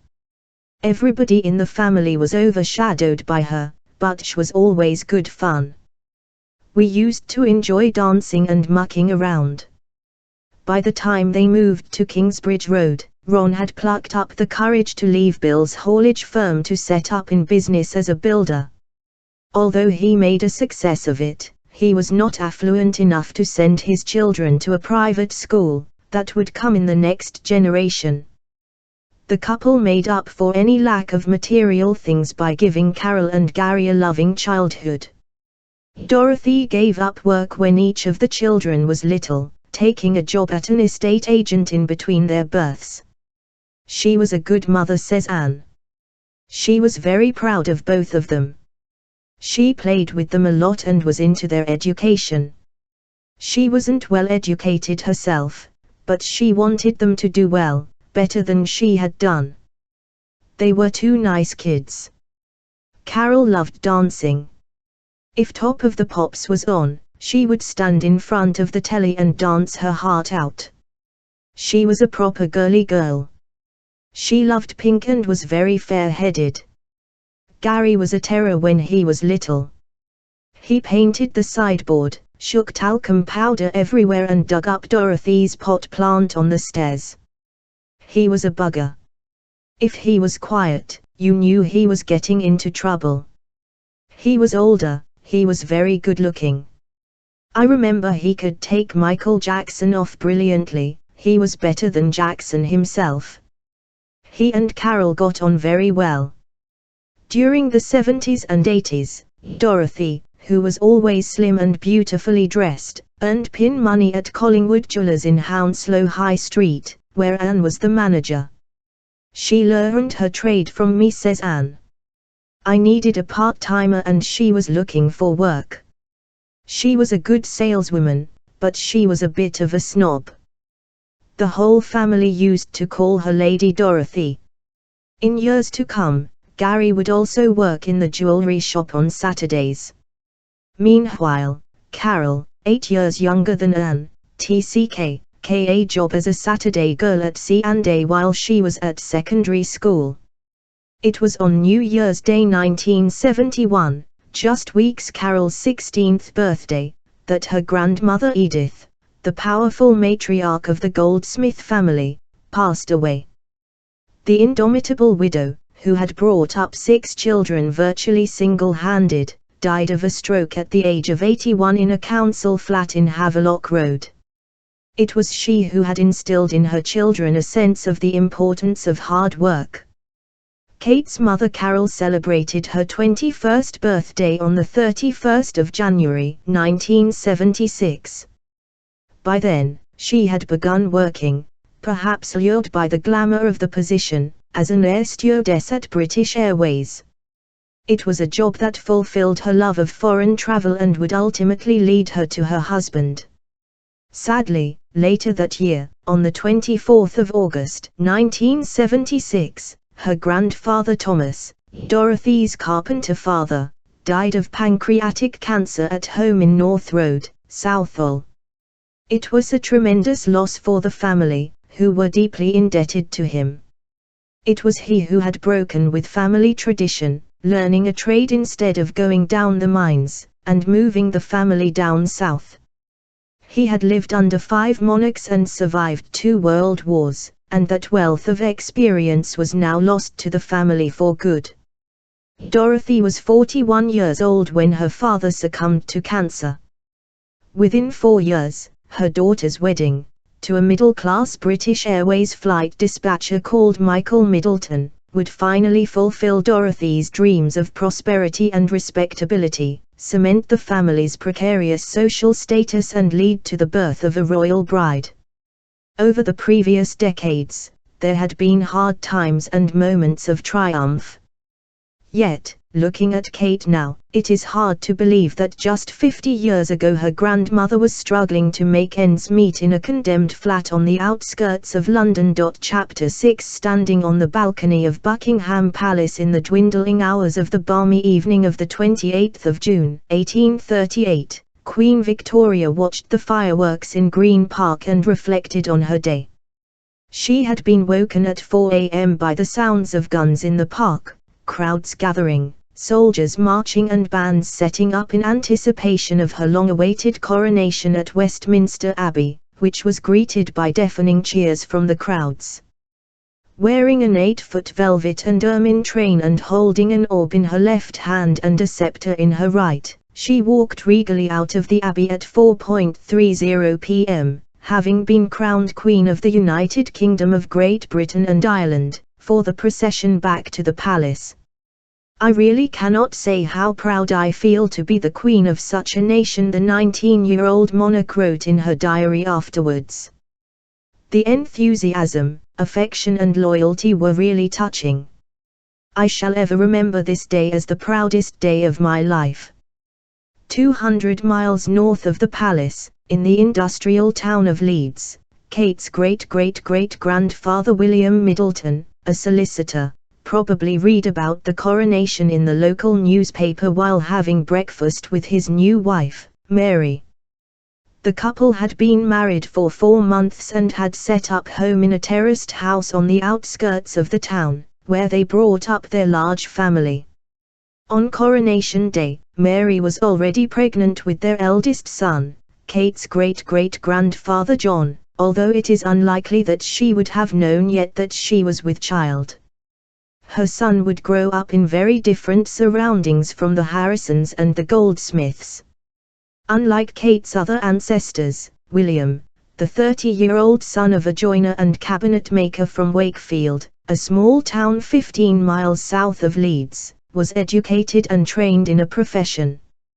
He had moved to the larger town after qualifying as a solicitor and was now wealthy enough to provide for a family.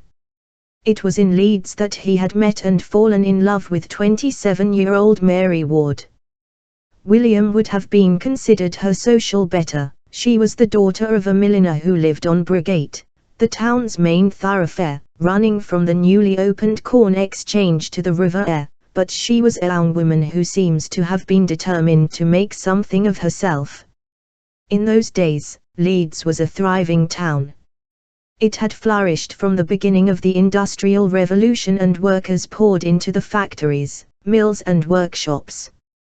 Coal was brought into the town centre by steam trains from Middleton Colliery and the streets were lit with gas lamps. There was a courthouse, a prison and a bank.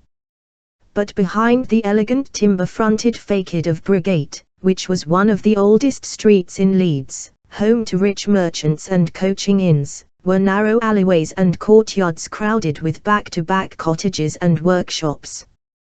Conditions were squalid and insanitary, as there was no proper drainage or sewerage, and there was terrible pollution. Cholera was rife and there was a high death rate. Body snatchers ransacked cemeteries and rioting was common. Dickens described it as the beastliest place, one of the nastiest I know. While Mary was well acquainted with the less salubrious areas of Leeds, her husband could afford to offer her a better lifestyle than her father had been able to provide. So, after they got married, they moved northwards, settling in a house in St. George's Terrace, a street on the outskirts of the town. It was there that John, Kate's great-great-grandfather, was born on Valentine's Day 1839, almost a year to the day since his parents had got married. Over the next decade, the couple went on to have another 7 children: Edwin, Anne, Leonard, Arthur, Robert, Charles and Margaret. All their children were scholars, a rarity in Victorian England, where most people were uneducated and illiterate, but not surprising for the offspring of a professional man. As he became more successful, William craved a house that befitted his new social status and decided to move to the wealthy suburb of Gledow, just east of the village of Chapel Allerton, which was fast becoming a popular retreat for the middle classes. Gledow Valley, a strip of unspoiled woodland through which a stream runs into a lake, is now a conservation area. By 1851, the family had moved into Gledow Grange, a substantial house in Lidgett Lane, which ran northwards out of the heart of the village.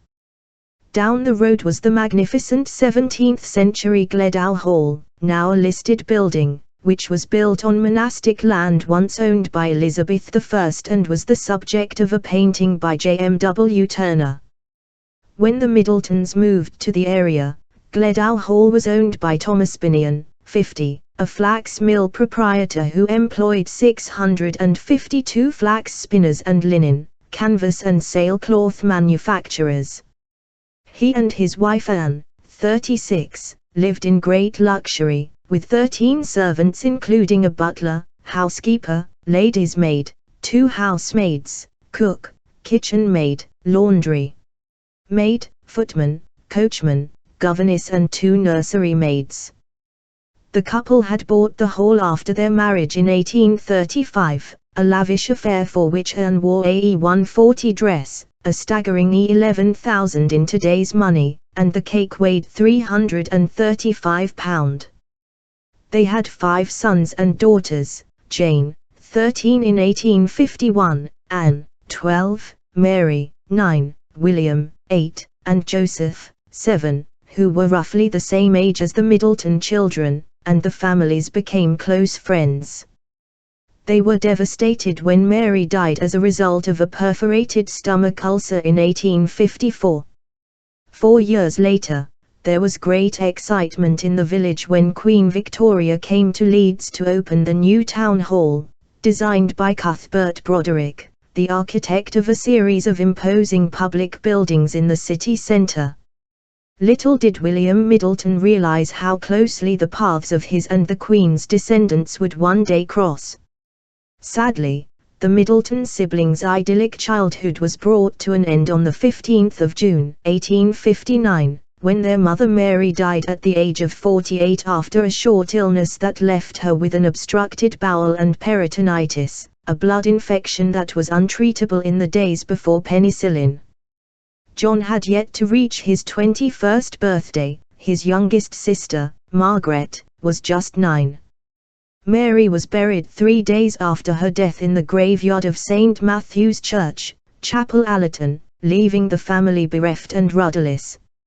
Unable to care for 8 children on his own, William cast around for another wife. Within 2 years, he had married his sister-in-law, Sarah Ward, who was 12 years younger than him, and she had moved into the family home, becoming stepmother to his brood. The couple were comfortable enough to have 2 servants, a CCK, and a housemaid. 2 years later, his eldest son John, who was 24 years old and, like his father before him, had qualified as a solicitor, found himself a wife and moved out of home. A chip off the old block, he too married a woman of a lower social class, Mary Asquith, 23, the daughter of a cloth finisher who had been brought up, as his mother had been, in the crowded workshops off Brigate. The couple wed on the 27th of August, 1863, at the parish church in Leeds, and moved to their own home in Potter Newton, 2 miles south of Gledow. In 1865, their happiness was crowned by the birth of their first child, Gilbert. Having given birth to their son and heir, Mary went on to have 2 daughters, Olive, in 1870, and Ellen, in 1872. The union of the Middleton and Asquith families was compounded the following year when John's younger sister Anne, by then 31 years old, a spinster by the standards of the age and unlikely to find a husband, fell in love with Mary's younger brother John, a cloth finisher like his father. They got married at the same church as their siblings on the 22nd of October, 1873. But the family's wealth and stature could not shield them from tragedy, and less than 5 months after they got married, on the 16th of March, 1874, John, Anne's husband and Mary's brother, died of scarlet fever at home in Cumberland Road, Headingley, and she was forced to move back home to her father and stepmother. By then, William and Sarah had moved down the road to Hawk Hills, a sprawling mansion in Gledow Lane, Chapel Allerton. Sadly, it has since been demolished, although the gateposts and lodge still remain.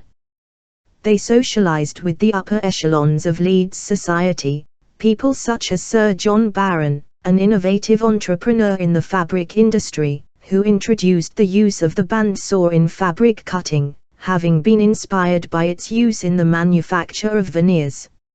A Justice of the Peace, Lord Mayor of Leeds and later Liberal MP, he lived 500 yards down the road in Chapel Allerton Hall, set in 41 acres of parkland, which he mortgaged to buy Roundhay Park for the people of Leeds. He is commemorated by a drinking fountain, presented by him, in the centre of the park. The Middletons also knew James Kitson, who ran the Monkbridge Iron and Steel Company with his brother Frederick. He moved into Gledow Hall in 1878. There was great excitement in the village when he married his second wife, Mary, in 1881. James, who was president of the Leeds Liberal Association, organised the campaign for Gladstone's re-election to Parliament in 1880, and Sarah and William may well have met the Prime Minister at the Hall. Husband and wife were both dead by the time of James's greatest triumphs. He was created a baronet in 1886, elected as a Liberal MP in 1892 and became Lord Mayor of Leeds in 1896. The Middletons would no doubt have been thrilled to hear about the visit Kitson received in 1902 from the former Prime Minister the Earl of Rosebery, who was escorted to Gledall Hall by 200 torchbearers. While the couple enjoyed their retirement, their son John was working his way up the career ladder. He and his wife Mary moved into a house on the Leeds Road in Far Headingley, a village 3 miles west of Potter Newton. The road ran from Leeds to Otley, where the furniture maker Thomas Chippendale grew up, and in Victorian times the area was a magnet for prosperous, middle-class families. It was there that John and Mary brought up their increasing brood. William, named after his grandfather, was born in 1874, twins Caroline and Gertrude arrived in 1876, and Kate's great-grandfather Richard Noel, known as Noel, was born on Christmas Day 1878. Their 8th child and youngest daughter, Margaret, was born in 1880. A gifted solicitor, John handled all the legal work for the flourishing Leeds Permanent Benefit Building Society, and his hard work was soon rewarded. In 1881, he was appointed Vice President of the Leeds Law Society, becoming President in 1882, a role he held for 2 years. In 1883, he was also elected an extraordinary member of the Council of the Incorporated Law Society. William lived just long enough to see his son's achievements but spent the last months of his life paralyzed as a result of a brain disorder. He died on the 21st of December, 1884, at the age of 77, a good age in those days, leaving his family to celebrate Christmas without him. After what must have been a miserable winter, his widow Sarah followed him to the grave just 3 months later, fracturing her skull when she was thrown from her carriage. She died of a brain bleed at home at Hawk Hills on the 3rd of April, 1885, having suffered from concussion. Despite his father and stepmother's deaths, John did not ease up on the workload. As well as becoming head of the family firm, he began to develop into a leading figure in Leeds society, founding the Leeds and County Conservative Club and acting as an election agent for Tory parliamentary candidate Richard Dawson in 1885 and 1886. He and Mary split their time between their 4-storey bow-fronted townhouse in Hyde Terrace, Leeds, near the family firm, and their new country home, Fairfield, in Far Headingley. Both houses were crammed full of antiques, oil paintings, silver and crystal. Less than 3 years after his father's death, John too was summoned to a higher bar. He had been suffering from angina, probably brought on by the stress of work and his parents' deaths. He died at home in Far Headingley on the 16th of July, 1887, a month after Queen Victoria's Golden Jubilee, at 48 years of age. He is buried in the family vault at Chapel Allerton Cemetery. His obituary in the Law Times, dated the 6th of August, 1887, stated, "His death, which was comparatively sudden, was hastened, if not occasioned by the strain of a 5 days' trial in London on a matter concerning the Leeds estate." After John's death, his widow Mary and her children moved into Hyde Terrace, but their mother barely outlived their father. She died 2 years later, on the 22nd of September, 1889, of typhoid fever and a pulmonary embolism, while staying in a cottage in the fishing village of Filey, near Scarborough, 70 miles away. Thus, 2 generations of the same family were extinguished within 7 years. Kate's great-grandfather Noel was only 10 years old when he became an orphan, but he was not penniless. His mother Mary, having inherited nearly E5,000 from her husband, left E13,627 in her will, the equivalent of E6.7 million today, meaning that her children would be able to be educated privately and live the lifestyle to which they had become accustomed. Noel also inherited a family heirloom, a sapphire ring, which he cherished. In the 1891 census, his oldest brother, Gilbert, by then a 24-year-old solicitor, was listed as resident in a boarding house in Filey, with William, an engineering student, and his sisters. Noel, who would have been 12, was in lodgings in Bilton-cum-Harrogate, 15 miles north of Leeds. It is not known whether the rest of the family was living in Filey while Noel attended school in Harrogate or if they were just on holiday. At that time, the spa town of Harrogate was one of the fashionable places to be seen. It was popular with the English aristocracy, and nobility from across Europe came to bathe in its waters. Sampson Fox, the great-grandfather of actor Edward Fox, was mayor of the town for 3 successive years, 1889, 92, a feat not achieved since, and one of its great philanthropists. He lived in the magnificent Grove House estate, where Queen Victoria's eldest son, the Prince of Wales, was a regular visitor. During the period, the future Edward VII's mistress Lily Langrye performed in the School for Scandal at the Promenade Inn Theatre. The D'Oyly Carte Opera Company had a season there and Oscar Wilde gave a lecture on dress. On the 26th of January 1892, the family came together when Gilbert got married to Alice Margaret Joy, a spinster 2 years his senior, but the reunion was short-lived. By now 13 years old, Noel was sent to the boys' public school Clifton College, in Bristol, as a boarder. Alumni included Field Marshal Haig and artist Roger Fry, and Noel was in the same year as Edwin Samuel Montagu, the Jewish liberal politician who was appointed Secretary of State for India towards the end of the First World War. After Clifton, the lure of home proved great and Noel moved back to the north, going to Leeds University before, following in the family tradition, he became an articled clerk. He lived with his 4 older unmarried sisters, Olive, Ellen, and twins Caroline and Gertrude, and 3 servants, in the family home they had inherited from their parents in Hyde Terrace. Gertrude was very religious and artistically gifted. She drew illuminated manuscripts and embroidered altar cloths. The family spent many holidays together in Filey, where tragedy struck once again. One summer, when Noel was 20, they went for a walk along Filey Brig, a rocky promontory that juts out 1,600 meters into the sea. When they got back to the shore, they were devastated to discover that Margaret, the youngest, who was 18 at the time, had disappeared.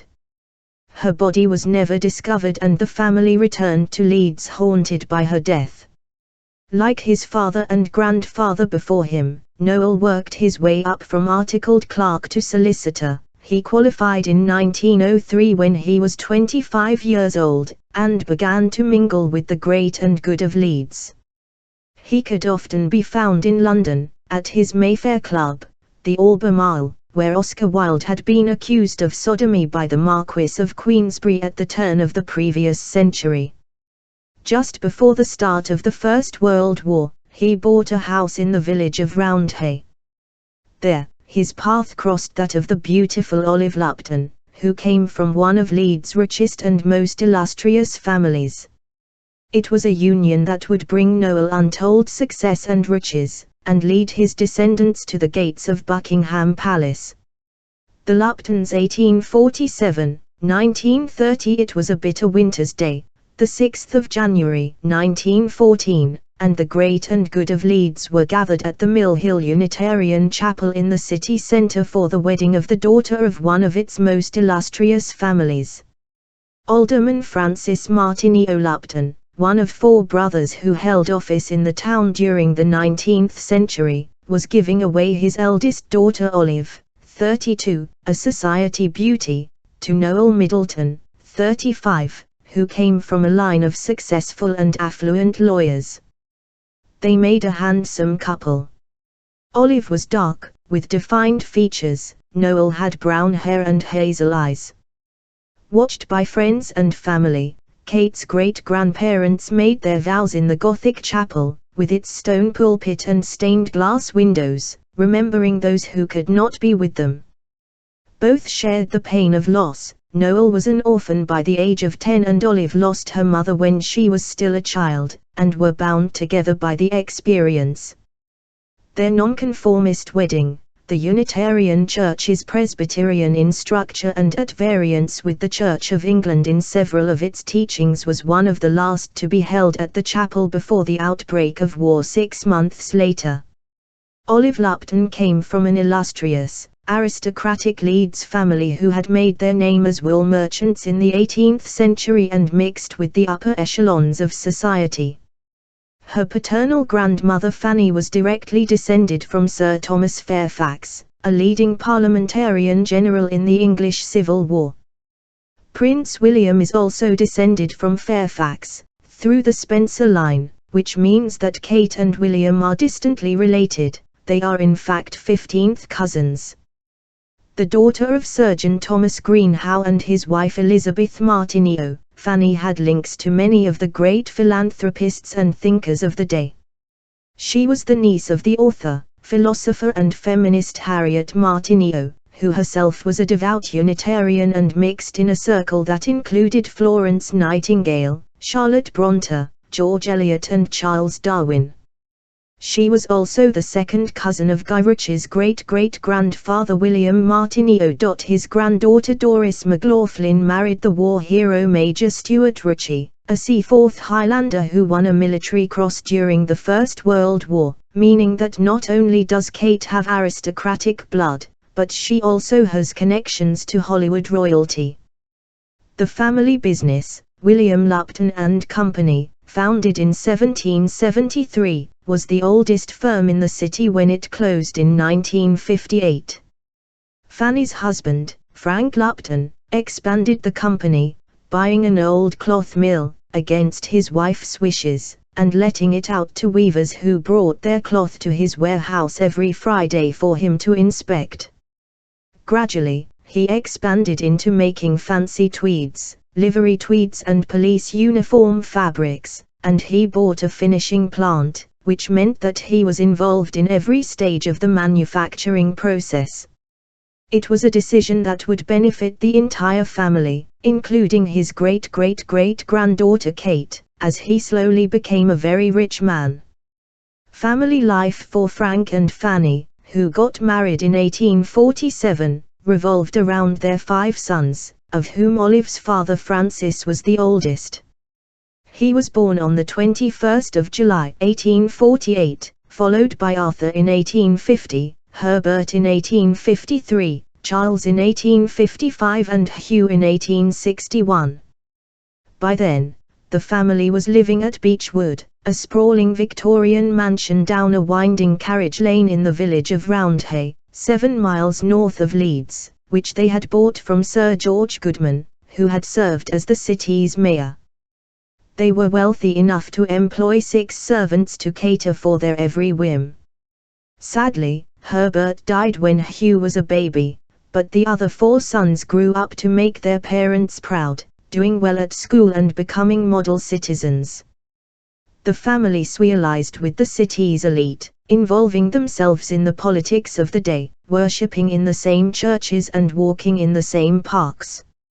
Like his father before him, Olive's father Francis was sent to grammar school. He was a bright boy and became the first member of the family to go up to Trinity College, Cambridge, which had just opened to nonconformists. This soon became a traditional route for Lupton's sons. His brother Charles and 3 sons all followed him there. Charles was the first Lupton son to go to the boys' public school Rugby, which had just opened its prep school, setting a tradition of private education that would carry right down through the family to Kate. Francis took a degree and an MA in history before returning to Leeds. He joined the family firm as a cashier, which, his mother noted in her diary, he likes fairly, and was given a commission in the Leeds Rifles. The family was delighted when he fell in love with Harriet Davis, the daughter of the vicar at their local church, St. John's. She lived with her parents and 4 sisters in the vicarage in Roundhay, and the 2 families were close friends. The couple got married at St. John's on the 6th of April, 1880, when Francis was 31 and Harriet 29, and they moved to their own home, Rockland, in Newton Park, a hamlet between Chapel Allerton and Potter Newton. Olive was born on April Fool's Day 1881. On the 20th of May 1884, when Olive was barely 3 years old, her grandfather Frank died of heart disease at the age of 70, the first of a series of deaths that would rip the heart out of the family, proving that even the wealthy could not guard against illness and disease in Victorian times. It was Frank who built up the family fortune, leaving his 4 sons wealthy enough to become leading members of the establishment.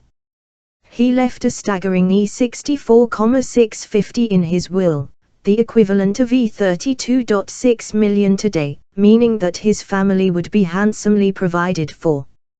After his death, Francis and Harriet went on to have another 4 children: Francis, known as Fran, in 1886, Maurice in 1887, Anne in 1888 and Lionel in 1892. But Harriet's immune system was low after giving birth to her 5th child and she caught influenza. She died at home at Rockland on the 9th of January 1892, leaving her distraught husband, paralyzed with grief, having to care for 5 children under the age of 10. 2 months later to the day, Francis's mother Fanny died of diabetes and exhaustion. Francis had lost his wife and his parents in the space of 8 years and the joy went out of his life. The birth of the youngest boy took place when a severe epidemic of influenza was at its worst. His nephew Charles Athelstane Lupton, known to the family as Athel, wrote later in a family history, The Lupton Family in Leeds. The confinement was normal but Harriet was attacked by the infection and died a fortnight later. Frank never really recovered from the blow. He kept his grief entirely to himself. For many years he never talked about her to the children. He rarely took holidays. It was some 30 years before he would go abroad again. And we remember what a joy such holidays were to him in his young days. He devoted himself to the business and to civic work. Devastated by his wife's death, Francis threw himself into work and local politics. As well as running the family firm with his brother Arthur, he became a prominent figure in Leeds' public life. Beginning as a liberal unionist, opposing Home Rule for Ireland, by 1895 he had gained a seat as a Conservative alderman, or councillor, a post he held for the next 21 years. It was during that time that he found his calling. As the first chairman of the Leeds Unhealthy Areas Committee, he cleared inner city slums and replaced them with affordable homes. He is also remembered as one of the Big Five council members who negotiated with the workers during the 1913 strike by council labourers over wages. Athel Lupton recorded, "The attitude of the 5 great men was moderate and patient but they remained completely firm, and in 2 or 3 weeks the strike collapsed. There was no serious violence. Electricity and water were maintained throughout and there was always some gas available." Other large towns watched with keen interest the course of the strike in Leeds and the attitude of the Big Five. They showed their admiration and gratitude to Frank by the presentation of a vast silver tray and a huge and abnormally ugly china flower pot on a china leg. Not content to limit himself to his council work, Francis was also a magistrate on the West Riding bench, was involved with Cookridge Hospital and regularly attended Mill Hill Chapel, despite his deceased wife's Anglican sympathies. Yet despite being the eldest son, incredibly successful and philanthropic, Francis remained humble and unsure of himself, possibly as a result of his wife Harriet's death. He remained close to his younger brothers, Arthur, with whom he ran the family business, Charles, who was head of the legal firm Dibb Lupton, and Hugh, who was chairman of Hathorne Davy and Company, a hydraulic engineering company, and would consult them regularly. Together, the tentacles of their influence reached across the city. Arthur, who was Pro-Vice-Chancellor of Leeds University, must particularly have been able to empathize with Francis's loss, having himself been widowed 4 years earlier. His wife Harriet, who was a cousin of Beatrix Potter's mother Helen, had died in childbirth in 1888, before her famous cousin published her first children's The Tale of Peter Rabbit. Charles, a renowned art collector, was treasurer and chairman of the General Infirmary and later, in 1915, became Lord Mayor. He left his extensive art collection to the city. Hugh was chairman of the Board of Guardians, an organization that aimed to protect the poor and needy, served as a councillor for many years and became mayor himself in 1926. "I must consult my brothers," was his reaction to doubt, recalled Athol of his uncle Francis in his history. His 3 brothers played a great part in his life.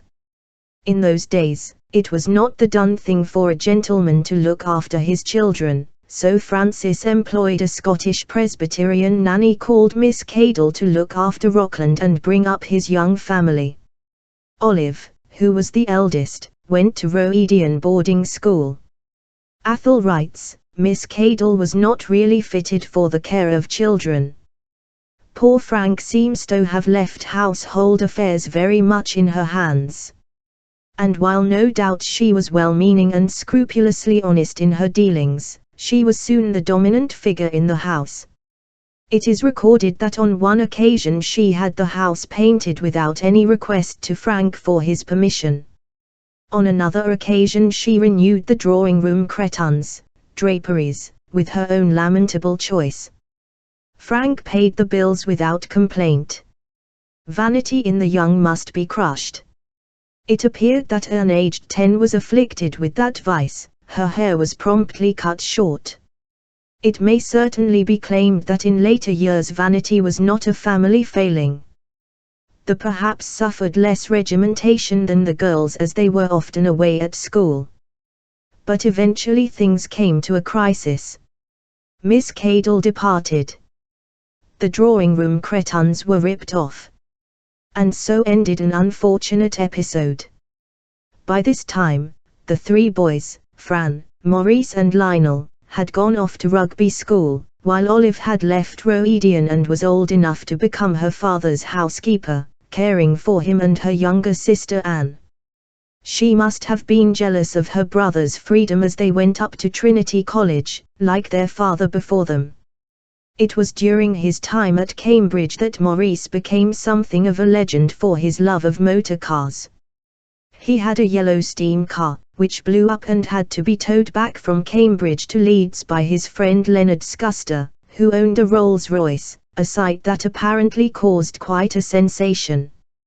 After leaving university, Fran and Lionel joined the family firm, while Maurice became an apprentice engineer at Hathorne Davy in Hunslet, where his uncle Hugh was managing director.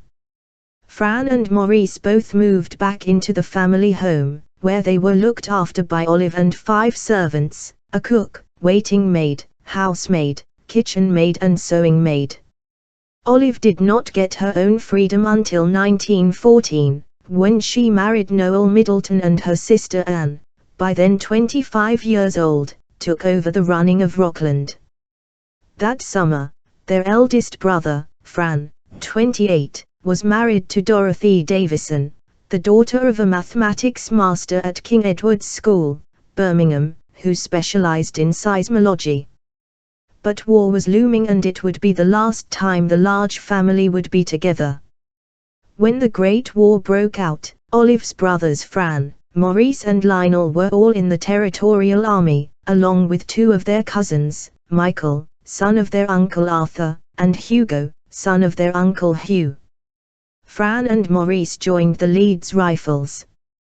While Fran remained in England as the adjutant of a training brigade, Maurice became a captain in the 7th Battalion of the West Yorkshire Regiment, the Prince of Wales Regiment, and was shipped to the support.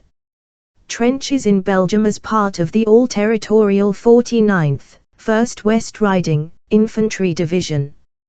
He arrived on the 19th of April, 1915, and died exactly 2 months later, at the age of only 28, one of 2,050 members of the Leeds Rifles to be killed on active service in France and Flanders during the war. He is buried at the Rue Petillon Military Cemetery in Flobeix, northern France. His letters to his family, which are published in The Next Generation, a sequel to The Lupton Family in Leeds, edited by Athol's nephew Francis Lupton with contributions from various family members and local historians, seem strangely naive in retrospect. I would not have missed coming out here for worlds, he wrote on the 28th of April. We have done no actual fighting yet but only moved about at very short notice, which is great fun. I am sitting in a little mud and wood shelter for all the world like playing Indians, he said the following day. Now and then we hear an occasional rifle crack or a shell going over like a wild duck, but not aimed at us, at least I don't think so. Gradually, though, Maurice became more aware of the dangers. On the 6th of June, he wrote, "Into trenches for 6 days. I am going to try fitting the field glasses sent by father onto a periscope so as to see more details of the German trench line because one cannot point a telescope directly at them. They are sometimes extraordinarily quick at picking off little things like periscopes." And on the 15th of June, one afternoon the Germans suddenly started shelling our end of the trench with shrapnel. By sheer mischance, one of these shells did not burst in the air but hit a sandbag wall against which our billet policeman was standing and cut off his leg a little below the knee. He was a tremendously strong chap and chloroform did not seem to have any effect on him, at least not for ages, but sadly he died the next day. All the other deaths we have had in the company have been practically instantaneous, shot through the head while firing over the parapet. 4 days later, he himself was killed. Lionel set off with his Royal Field Artillery unit around the same time as his brother and had made his way to the front, riding in cattle trucks and marching on foot, when he found out that his brother had died. He wrote to his sister Anne, "I like your letters about Maurice. They make me feel much happier. I thought at first that it was an absolute waste him being killed so soon before he had done anything really good in life, but it is lovely to think that he is really having a nice time now." He survived the Battle of Loos at the end of August and returned home for a week on leave, but he was wounded on the 1st of December and sent to a London hospital to recuperate. He then travelled to Rockland for Christmas, where he found his family in mixed spirits, mourning the death of Maurice but celebrating the birth of Olive and Noel's first child, a son Christopher, who was born on Christmas Eve that year. Lionel returned to the front in April and was killed on the 16th of July 1916 at the Battle of the Somme. He was just 24 years old and had been mentioned twice in dispatches. He is buried at Bouzicourt Communal Cemetery. Olive's husband Noel was stationed at Bulford Camp on Salisbury Plain when he heard about Lionel's death. He had spent the early part of the war as chief administrator of the Leeds Special Constabulary's motor transport section responsible for traffic control during air raids and had had to seek the permission of the chief constable to enlist. He joined the Royal Army Service Corps in November 1915. When his wife Olive was 8 months pregnant with their first child, and a private in the Officer Training Corps. He was on a temporary commission as second lieutenant with the 152nd Siege Battery, Royal Garrison Artillery, when Lionel died. A month later, on the 31st of August 1916, he was sent to France, where he worked as a driver, supporting the front-line troops at the Somme. Olive must have been terrified that he would never return. 2 of her 3 brothers had already died and she was all alone, coping with an 8-month-old baby. Noel was later attached to 406 Company's transport depot, where drivers were assigned to deliver munitions to the front, move artillery or transport men and equipment, and to 611 Company. His personnel file records his conduct as very good and his driving as competent. He may well have been one of the 1,400 lorry drivers with 406 Company's Siege Park at Popering, near Ypres, who were delivering 1,000 tons of ammunition to the front each night under heavy shell fire. Their commanding officer, Major Cohen, remarked, "The new gas masks are very effective, but it is not possible to drive at night without lights with them on, and in some cases the drivers removed their masks too soon with fatal results." He could also have been among the 85 officers and 2,933 men of 611 Company who supplied ammunition to 41 siege batteries and 11 heavy artillery groups at the Arras front, working with extreme difficulty because of the poor conditions, the terrible roads and badly maintained lorries, around the Somme. Fortunately, Noel survived the war, being released on 5 June 1919 with the rank of lieutenant and officially demobbed on 5 October. His third brother-in-law, Fran, was not so lucky.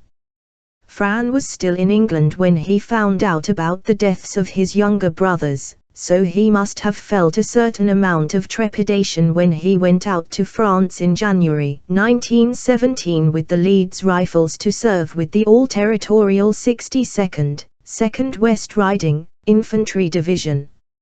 He had been married for less than 3 years and his daughter Ruth had just started toddling when he was posted as missing after just 6 weeks. He was buried in Bucquoy, not far from Arras. The eldest of the 3 brothers, he was still only 30 when he died. Already a widower, the death of his 3 sons proved much for Francis Lupton to bear. Even the birth of his 3rd grandchild, Olive's 2nd son Anthony, on the 27th of April 1917 failed to stem his grief. He let Rockland to the Pensions Committee at a token fee of £1 per year for use as a home for the orphans of soldiers and sailors, and, with his daughter Anne, took a smaller house in Lidgett Park Road on the outskirts of the village. He later moved to another house, Low Gables, across the fields from Hawk Hills, the grand house once owned by William Middleton, but he found it hard to settle down. He died of chronic kidney failure at Low Gables on 5 February 1921, at the age of 72, and was buried 4 days later at St. John's Church, Roundhay, where he had got married and where his wife was buried. He left a sum equivalent to almost €1 million today in trust to his 2 daughters and their descendants, making Olive Middleton a very wealthy woman. At his funeral, the minister said that Francis was a member of a family which for generations has been associated with the commercial, municipal, educational and religious life of Leeds and that he brought sunshine to the fetid slum. It was largely due to him that men, women and children can now all live in surroundings essential to health and decency. We, his fellow worshippers, honor him for his simplicity, his sincerity, his integrity for himself. The First World War had a devastating effect on the Lupton family, wiping out nearly an entire generation of men and plunging the whole family into mourning.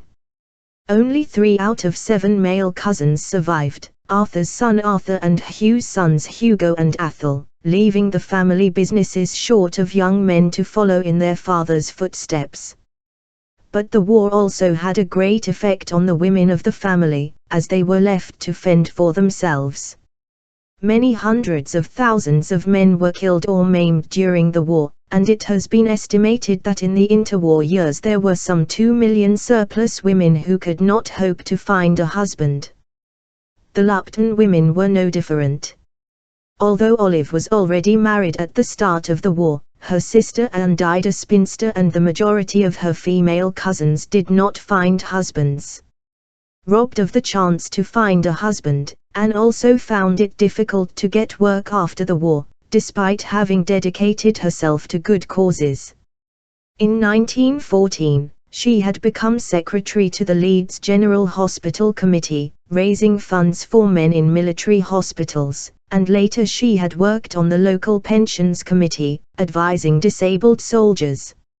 It was she who had persuaded her father to rent the house to them.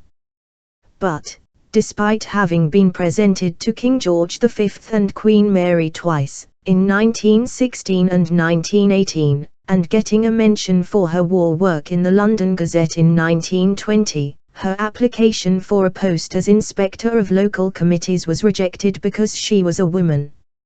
She later had to endure the ignominy of being rejected by the family firm because she was female.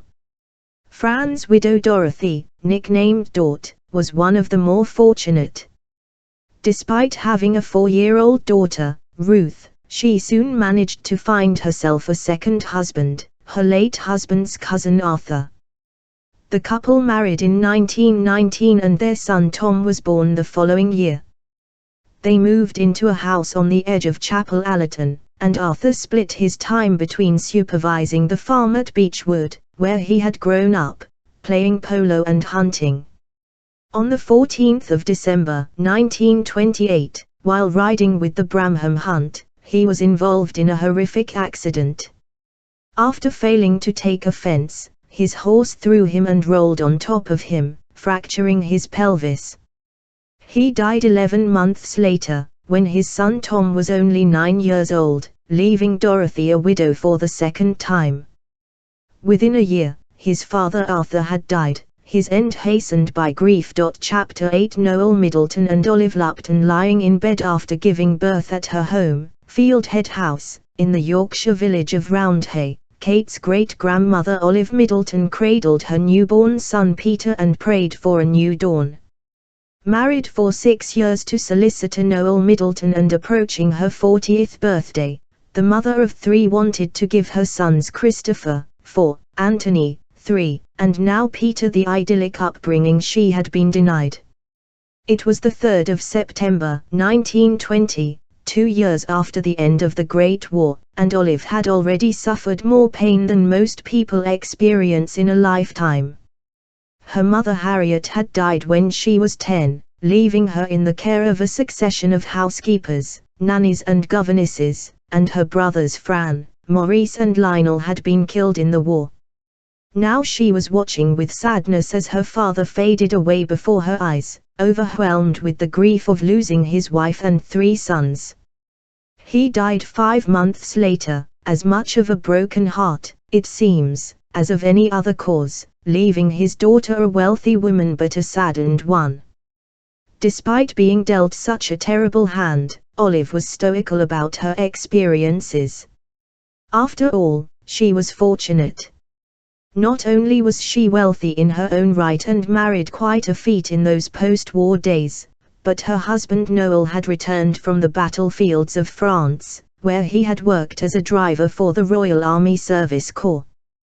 The only other member of the family to have been so lucky was her cousin Hugo, a Wellington School and Trinity College alumnus, who had won a military cross for his service in France. On the 17th of July 1920, he married Joyce Ransom, the daughter of a family friend, Leeds University Professor Cyril Ransom, who came from far Headingley. Her brother Arthur would find fame a decade later when Swallows and Amazons, the first of his series of children's novels, was published. After the war, Noel gave up his partnership at solicitors W. H. Clark, Middleton and Company in South Parade, Leeds, to join Olive's family business, William Lupton and Company, as a cashier. Olive's sister Anne, who was single, had hoped to fulfill her brother's role at the company but was rebuffed because she was a woman. When Olive gave birth to her and Noel's 4th child, a daughter Margaret, known as Moggy, on the 29th of June 1923, the couple's happiness was complete. Together, they created a carefree family home. Fairfield, a substantial Edwardian villa at 12 Park Avenue, an exclusive tree-lined street in the suburb of Oakwood by Roundhay Park, was full of voices and laughter. Gentle and kind, with a relaxed temperament, Olive was a natural mother, and the children thrived in their surroundings. They had a governess, who taught them with their second cousin Francis, the eldest son of Hugo Lupton and Joyce Ransom. In the next generation, Francis remembered, when I reached school age, my mother taught me for a while, but I later shared a governess with my cousins, Peter and Margaret Middleton. They lived at Oakwood, some 3 miles away, and I clearly remember that I used to start out each morning with a lift on a horse-drawn milk float which took me for a mile or so along the way, while my mother caught me up on a bicycle. Noel, who had a keen interest in music, was chairman of the Northern Philharmonic Orchestra and organized many musical soirees in Leeds between the wars. He was also interested in photography and shared with his wife a love of painting. The whole family used to gather at Beechwood, the Lupton family's old seat, where Olive's father Francis had brought up with his brothers Arthur, Charles and Hugh, and which was now home to Arthur's daughters Eleanor and Bessie, 2 spinster sisters. The family spent a lot of time outdoors in the countryside, and summer holidays were spent camping in the Lake District or staying in their holiday house in Kettlewell, one of the prettiest villages in the Yorkshire Dales, which overlooks the Wharfedale Valley to the north of Skipton. It was while they were in the Lake District during the summer of 1936 that Olive was taken to hospital with peritonitis, a blood infection, after her appendix burst. There were complications and, on the 27th of September, at the age of 55, she died, ripping the heart out of the family. She left E52,031 in trust for her children. It was a fortune in those days, but the money could not make up for the loss to the Middleton siblings. Peter was only 16 years old when his mother died, and Margaret was barely a teenager. Yet another generation of Lupton children was left to make their way in the world without a mother. Olive's sister Anne, who was 7 years younger than her and the only one of her brothers and sisters still alive, became a shoulder for Noel to lean on and a good friend to the children.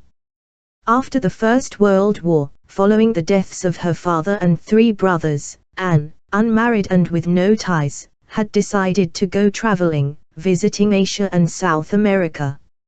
Her adventures enthralled her nieces and nephews. When she returned to England, she set up home at 7 Mallord Street, Chelsea, with Enid Moberly Bell, an equally inspiring and inexhaustible woman, who was not only a prolific author but also the founder and first headmistress of Lady Margaret School in Fulham and a vice-chairwoman of the Lyceum Club for Female Writers and Artists. It was in Mallord Street that Anne found out about the death of her sister. In those days, Chelsea was not an exclusive, well-heeled haven for investment bankers and celebrities but a quarter of London inhabited by artists, writers and poets. One of the women's neighbours was the artist Augustus John, who commissioned the Dutch architect Robert van 't Hoof to design a cottage for him at number 28 after a chance encounter in a pub. The painter Cecil Hunt, whose wife was a leading figure in the suffrage movement, resided in Mallord House, and author A. A. Milne, a former journalist and assistant editor at Punch, who created the children's stories about Winnie the Pooh for his son Christopher, lived at number 13, a red brick house with a wrought iron fence and leaded windows. Anne fitted well into the progressive, bohemian milieu of Mallord Street.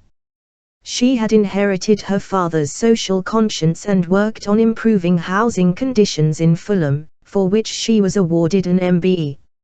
She was also involved in the creation of the Quarry Hill estate in inner-city Leeds, which opened in 1938 as the country's largest municipal housing scheme, to replace the back-to-back housing of the Victorian era, a cause that had been close to her father's heart. The new flats became iconic and were Incandon and well-equipped, with solid fuel ranges, electric lighting and state-of-the-art refuse collection, but the buildings were demolished in 1978 because of structural defects. 3 years after Olive's death, the family faced another challenge, the outbreak of the Second World War, and another generation of Luptons went off to fight for their country. It was on Peter Middleton's 19th birthday, the 3rd of September, 1939, that war was declared. While his older brother Christopher joined the Royal Artillery and Anthony went into the army, Peter joined the RAF. He got his wings at RAF Cranwell, an experience he shares with Prince William. It was another anxious time for Noel, who had seen his wife's family almost wiped out by the First World War, but ultimately a kinder one, as the family celebrated a marriage, a birth and political honor.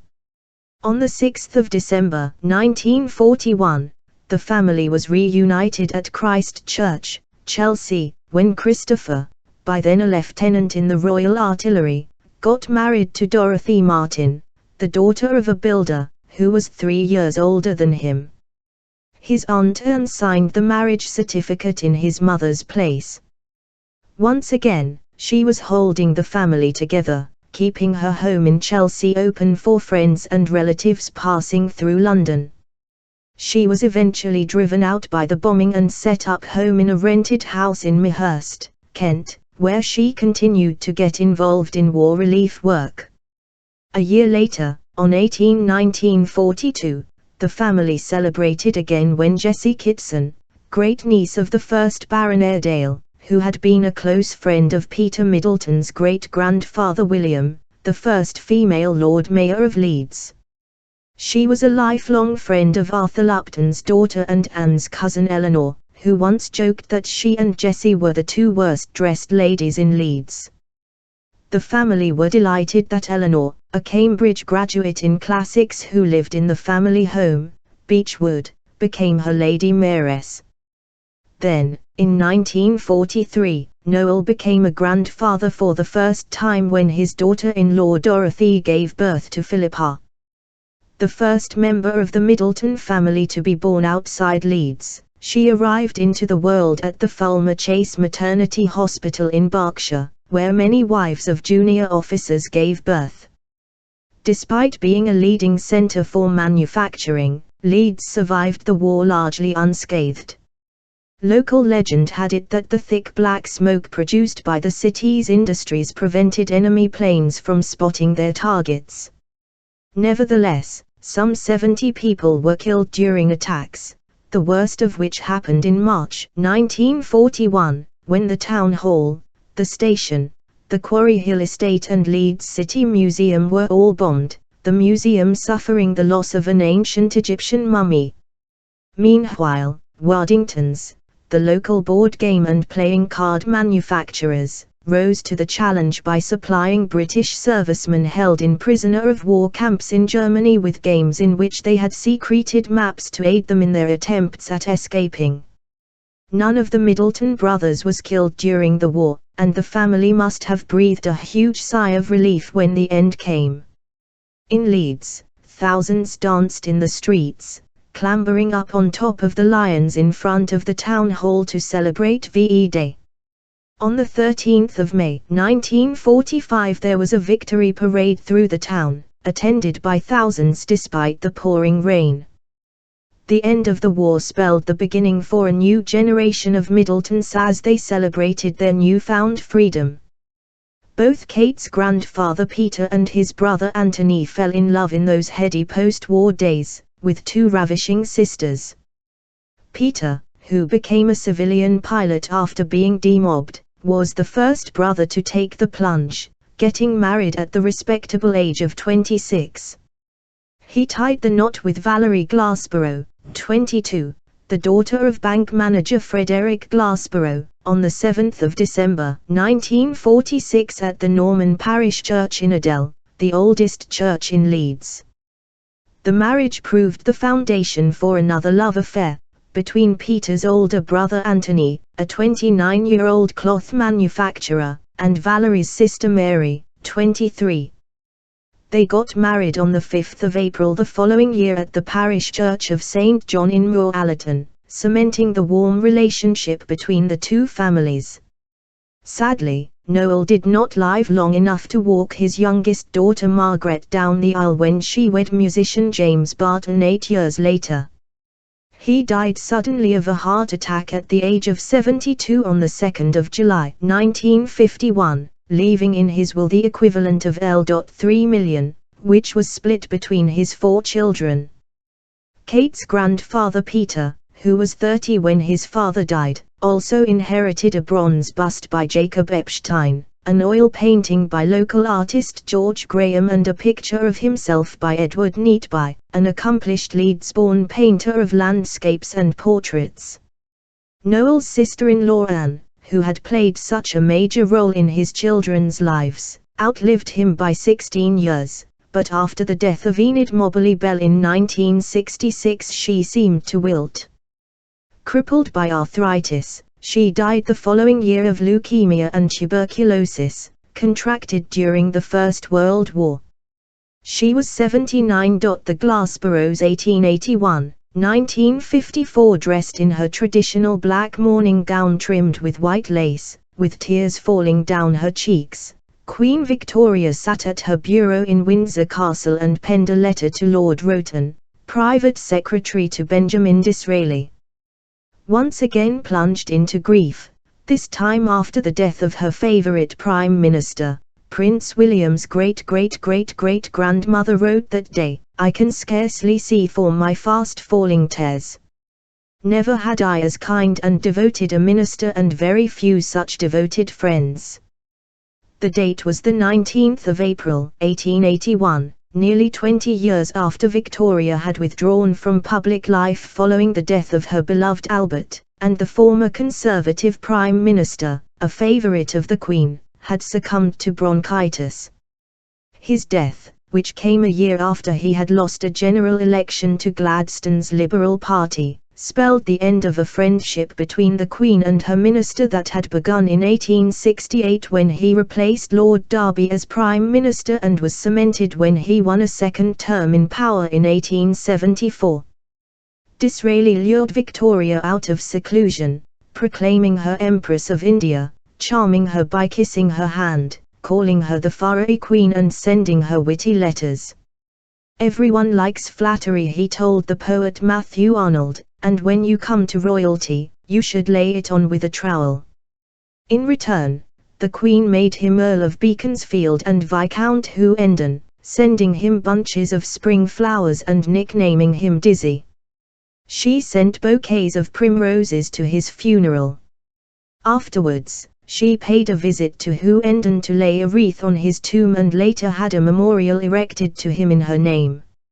While Victoria suffered the pain of grief, 30 miles away, in the depths of Holloway Prison, Kate Middleton's great-great-great-grandfather Edward Glassborough was enduring an altogether different ordeal.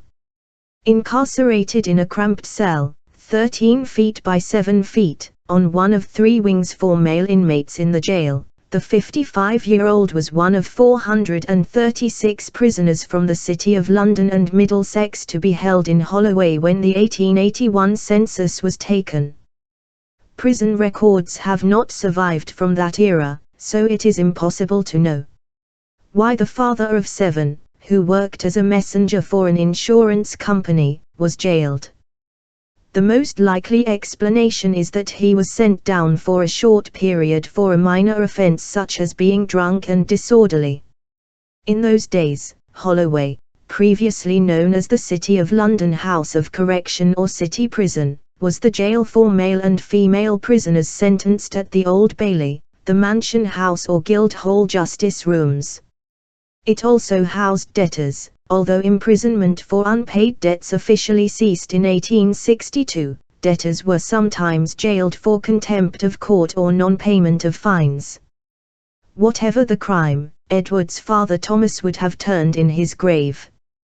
He volunteered as a parish constable when he was in his early 20s and arrested dozens of criminals like his son. He was a witness at the Old Bailey many times in cases of stealing and pocket-picking, and his evidence condemned many convicts to be transported to Australia and Tasmania.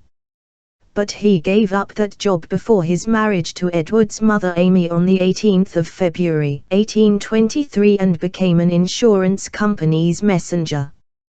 The couple lived at 1 Bartholomew Lane, which at that time was the headquarters of the Alliance Marine Insurance Company, founded by Nathan Rothschild, so it appears that Thomas was such a model employee that he lived on the premises. By that time, Sir Robert Peel had been appointed Home Secretary, and the first rumblings about forming a modern salaried police force for the capital were underway. Law and order had become a major headache for the authorities as people flocked to London during the Industrial Revolution.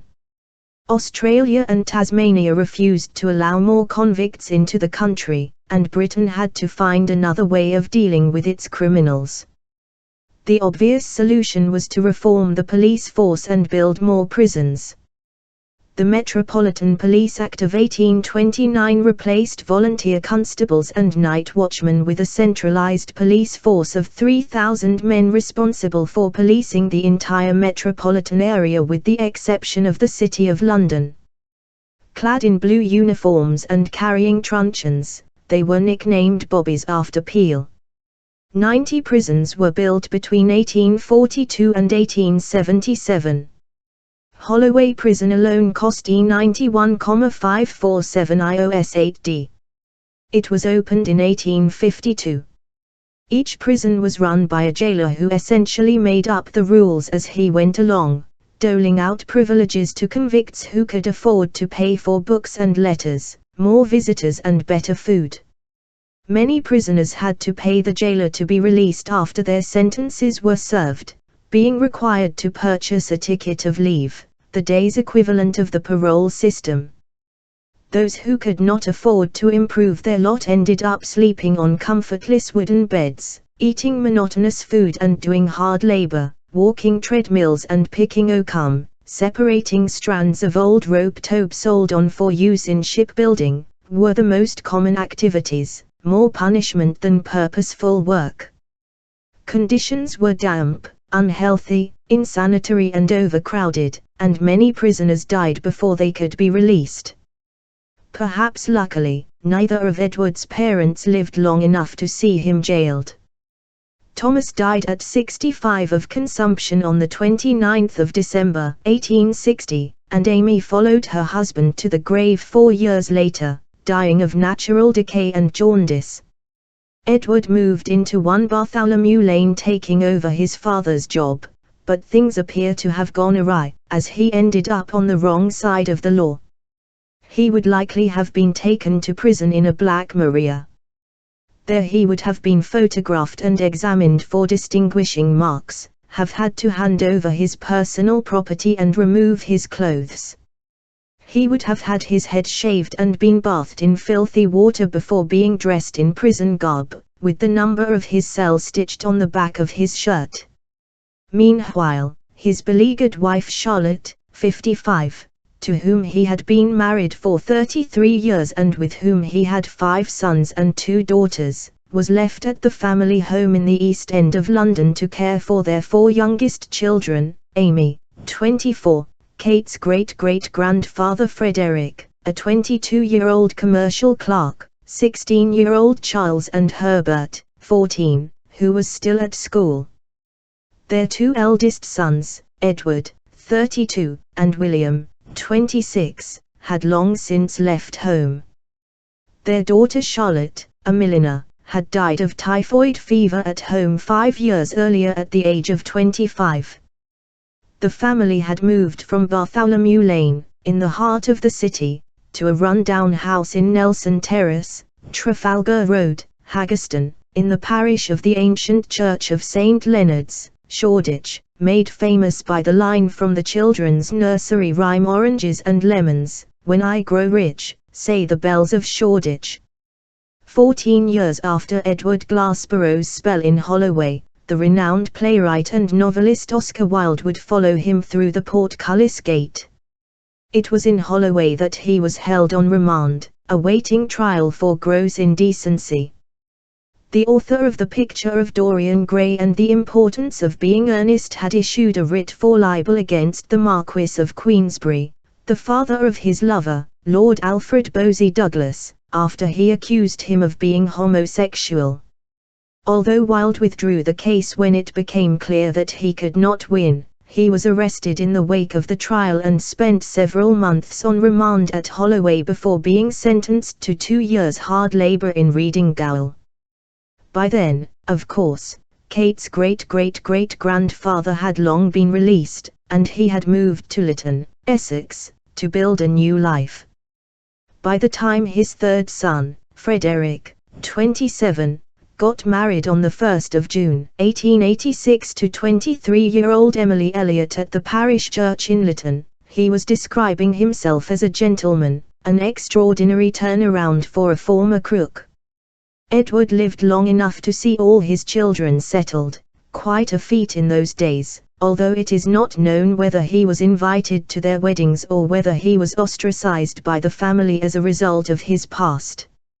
His son Charles, 23 years old and a stockbroker's clerk, married Florence Alderton, who was 5 years his senior, at Hackney Parish Church on the 13th of August 1887, but chose his younger brother Herbert to be his witness. 5 years later, it was the turn of Edward's only daughter, Amy, who married a widower twice her age. She was 36 years old and would have been deemed to be on the shelf in those days when she tied the knot with Samuel Alderton, a 65-year-old ivory turner, at Hackney Register Office. Again, it was Herbert who witnessed the ceremony. Finally, Herbert himself, a stockbroker of 29 years of age, tied the knot in 1896 at St Andrew's Church, Leytonstone, with local manufacturer's daughter Catherine Monaghan, 28.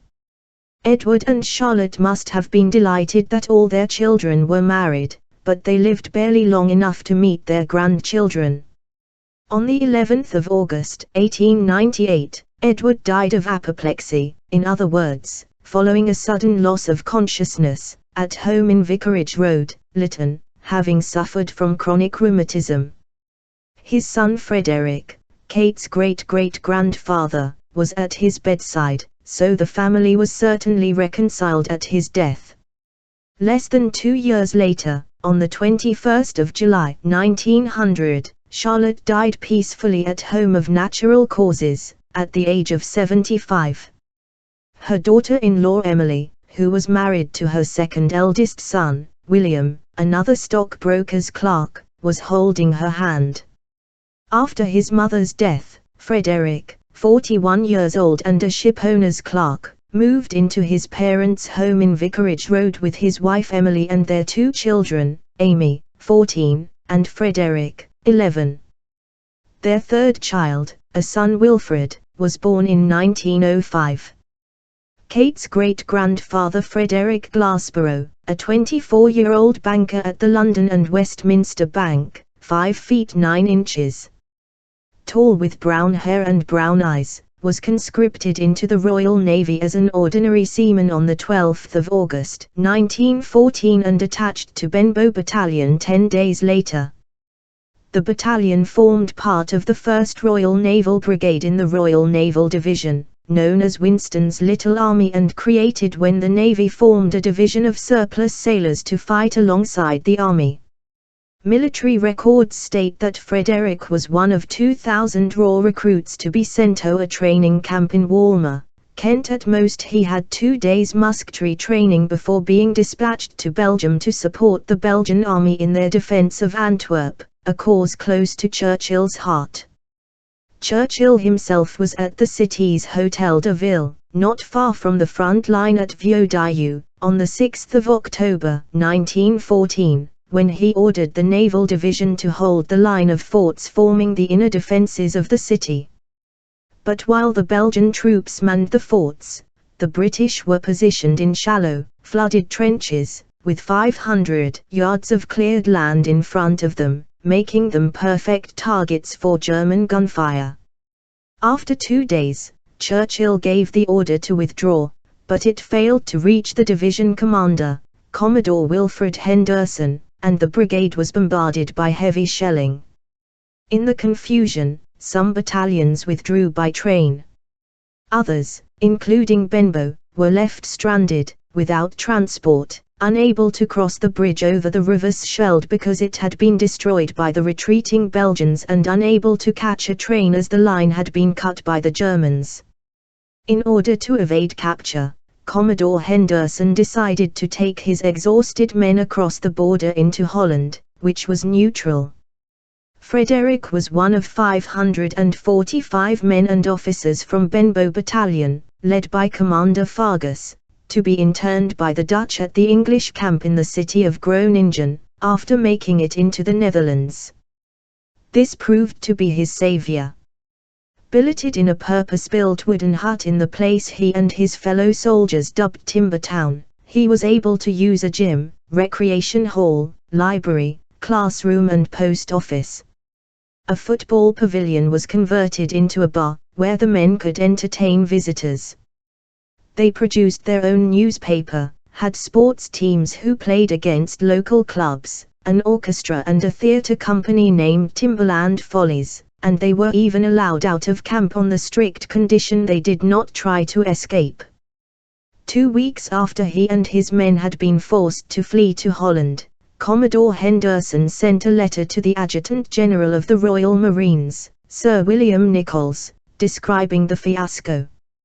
He reported that the men arrived at the front on the 6th of October and had begun digging trenches but were hampered by lack of equipment, the fact that some of the men had never handled a pick or shovel, and the absence of food, water, communications and orders. 2 of the battalions had suffered without water for 24 hours in the trenches, and 4 battalions had no food for 36 hours other than a quarter-pound ration of meat. The men had been issued with charge-loading rifles 3 days before leaving Britain but had never been trained to use them. There was no organized transport, no signaling equipment apart from a few semaphore flags, 1 bicycle per battalion for messengers and no horses for the officers. The men had not received their khaki clothing and were still in their blue jumpers, and therefore without pockets in which to carry food and ammunition, he added. Only a small proportion had received greatcoats.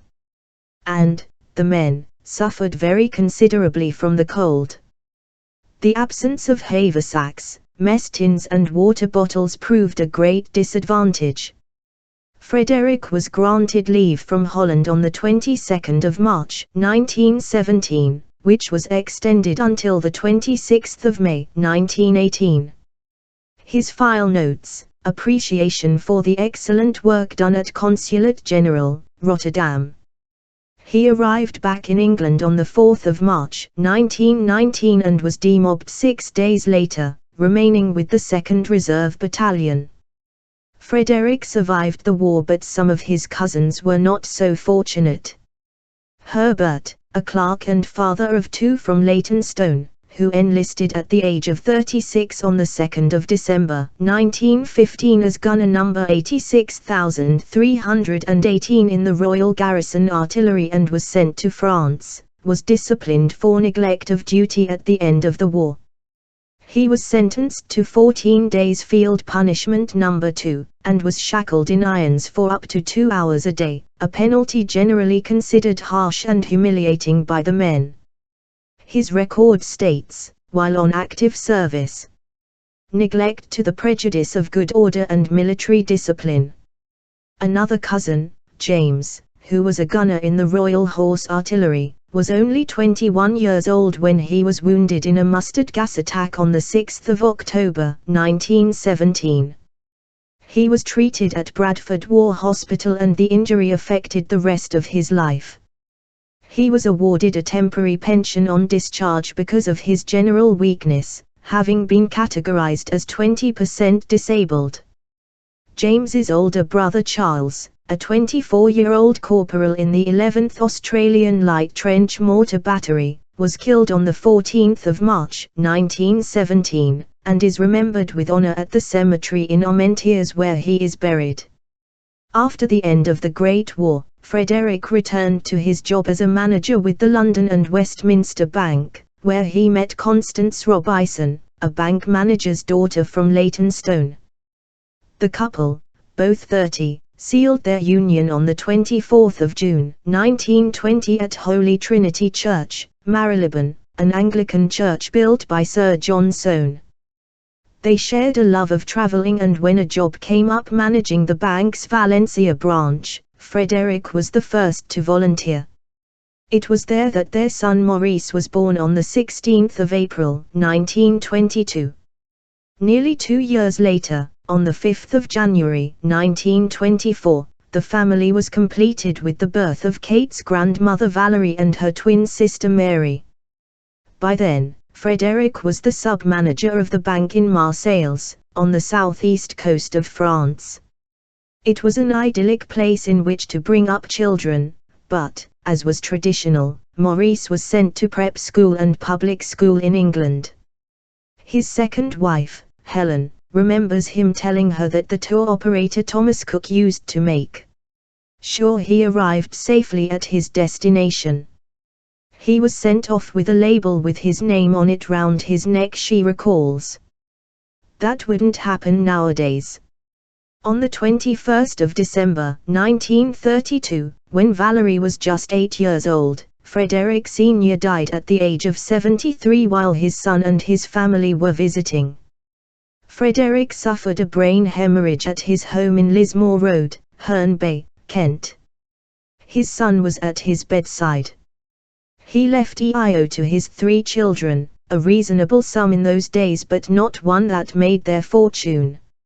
It was the next generation of Glassboroughs who would gain real financial security when they married into one of Leeds' wealthiest families. It was 2 months before Frederick Glassborough's 50th birthday when England declared war on Germany and he faced the prospect of living through another world war. While he was too old to fight, Maurice, who was just 17, was desperate to join the Navy. Too young to join the British Royal Navy, he signed up to the French Navy, where he would have taken part in the Battle of the Atlantic against the Axis powers, later transferring to the Royal Navy when the family returned from Marseilles to Britain. Frederick escaped on a ship, with the bank's records stuffed into sacks, shortly before Marseilles was occupied by enemy forces in 1942. As his ship was waiting to leave the port, it was heavily bombed by German aircraft. It must have been a terrifying experience, but he coped with it with typical composure. On his return to Britain, Frederick was transferred to the north, where he became manager of the Leeds branch of the Westminster Bank, in Park Row. He was active in the life of the city, being appointed chairman of the Institute of Bankers and of the Banking Advisory Committee of the Leeds College of Commerce, a member of the Council of the Leeds Chamber of Commerce, treasurer of the Economic League in the West Yorkshire region, as well as a freeman of the City of London. These networking skills would eventually have beneficial repercussions for all his children. While Maurice married into one of the country's most illustrious theatrical dynasties, Valerie and Mary landed the sons of one of Leeds' richest and most influential families. Frederick saw all 3 of his children happily settled and retired to Folkestone, Kent, where he died suddenly on the 10th of June, 1954, at the age of 64, from a stroke caused by high blood pressure. He left his wife the equivalent of E323,000 comfortably off but a widow in her 60s. She lived another 2 decades, long enough to see all her grandchildren grow up but not long enough to see her pilot grandson Michael marry air hostess Carol Goldsmith, or to meet her great-granddaughter Kate. Chapter 10 Peter Middleton and Valerie Glassborough, described by Sir Winston Churchill as the first splash of colour after the long years of war.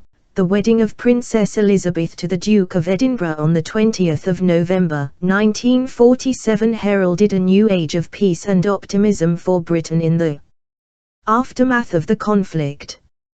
The 21-year-old princess had saved up her clothing coupons to buy the fabric for her dress, ivory duchesse satin woven from silk created by Chinese silkworms. Designed by couturier Norman Hartnell, It was embroidered with seed pearls in patterns inspired by the Botticelli masterpiece Primavera. Wearing a silk tulle veil and diamond tiara lent to her by her mother, Queen Elizabeth, she walked down the aisle of Westminster Abbey in front of 2,000 dignitaries and guests on the arm of her father, King George VI. Afterwards, the young couple, who received 2,500 wedding presents from across the globe, moved into their first home, a 5-bedroom house in Sunningdale, Ascot, which they leased until they moved into Clarence House in London 2 years later. Their new home, Windlesham Moor, was set in 58-acre grounds, and had 4 reception rooms, including a dining room, a 50-foot drawing room and a Chinese room. This was where they were living when Prince Charles was born on the 14th of November, 1948. The royal wedding ushered in a new dawn for Britain as it emerged from the hardship of the Second World War. The lives of all British citizens, whether they had fought abroad or on the home front, had been turned upside down, and everyone was looking forward to a time of peace. French couturier Christian Dior's ultra-feminine 1947 collection echoed the turnaround as men returned to their old jobs and women were sent back to the traditional sphere of the home. Dubbed the New Look, after the term was used of the style in a Harper's Bazaar editorial, Dior's dresses and suits with soft shoulders, tiny waists and flowing skirts epitomized the mood of the post-war era. Scandalously extravagant and yet perfectly in tune with the times, the new look caught the world's imagination. Rita Hayworth wore one of the new dresses to the premiere of Gilda and Margot Fonteyn bought a Dior suit. Such was the furore surrounding the clothes that, although George VI would not allow his daughters to wear the luxurious new style while times were tough, the designer was nonetheless asked to give them a private view of his next collection. The year 1947 was a time of great change. It spelled the end of the Commonwealth, the partition of India resulting in the creation of the sovereign states of India and Pakistan. The Paris peace treaties were signed and the International Monetary Fund was launched. Cambridge University voted to allow women full membership for the first time and the French author André Gide won the Nobel Prize for Literature. The year also saw the deaths of Owen Carpone, car manufacturer Henry Ford and former Prime Minister Stanley Baldwin. It was an age of new technology. The first instant Polaroid camera appeared. Kalashnikov finalized the design of the AK-47 assault rifle. Hollywood mogul Howard Hughes piloted the enormous Spruce Goose on its first and only flight, and there was the mysterious recovery by the U.S. Army of a crashed flying disc from a ranch in Roswell, Texas. It was also a year of celebrations for Kate's grandparents Peter Middleton, 27, and his wife Valerie, 23, in Leeds. Virtually the same age as the royal couple, Peter 9 months older than the Duke of Edinburgh and Valerie 2 years older than the Queen, they themselves had got married a year earlier, on the 7th of December 1946, and were coming up to their first anniversary when Princess Elizabeth walked down the aisle. Their own wedding, of course, was not in the same league as that of Prince William's grandparents, but it was a very happy occasion. Peter's father Noel watched proudly as the young couple said their vows in front of friends and family at the Norman Parish Church in Adel, the oldest in Leeds, which rivals Westminster Abbey for beauty, and then witnessed their wedding signatures. He must have been sad that his wife Olive, who had died of peritonitis before the war, could not be at his side. Still, his sister-in-law Anne took her place and 3 of his other children, Christopher, already married to Builder's daughter Dorothy, Anthony and Anne, were in the congregation along with Valerie's parents, Frederick and Constance Glassborough, who were close family friends. The Glassborough twins, Valerie and Mary, had been brought up in Marseilles, where their father was sub-manager of the Westminster Foreign Bank, between the wars, and they were bilingual. They met the Middleton boys in their hometown of Leeds after Frederick was transferred there in 1943, having fled the German invasion of France. In an unusual twist, 6 months later, on the 5th of April 1947, when Valerie was 4 months pregnant with her first child, the two families were reunited once more for another wedding, this time that of Peter's older brother Anthony and Valerie's twin sister Mary. Tony, 29, who worked with his father Noel and brother Christopher at the family firm, William Lupton and Company, walked down the aisle with Mary, 23, at the parish church of St. John in Moorallerton, making them double brothers and sisters-in-law. The newlywed couple moved into one of 2 flats in Stanley Drive, Roundhay, belonging to Anthony's father Noel, just streets away from Valerie and Peter, who were living in the family home, Fieldhead, and Christopher, who lived in Oakwood Park with his wife Dorothy, 4-year-old daughter Philippa and 2-year-old son Stephen.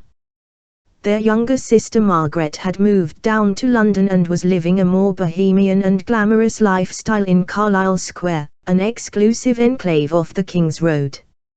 In another 6 months, on the 21st of September 1947, Valerie and Peter celebrated the birth of their first child, a son Richard, who was born at the Willows Nursing Home in Broad Lane on the 21st of September 1947, making him a year older than Prince Charles. By then, Peter had left the RAF, where he had been promoted to the rank of flight lieutenant, and was working as a commercial pilot for a charter company.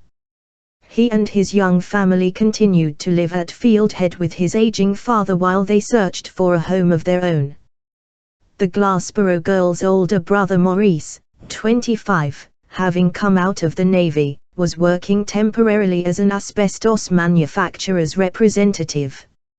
He was married to Monica Nielsen Terry and the couple lived a simple lifestyle in Primley Park Mount, to the east of Moortown Golf Club and 3 miles northeast of Roundhay, where his twin sisters lived.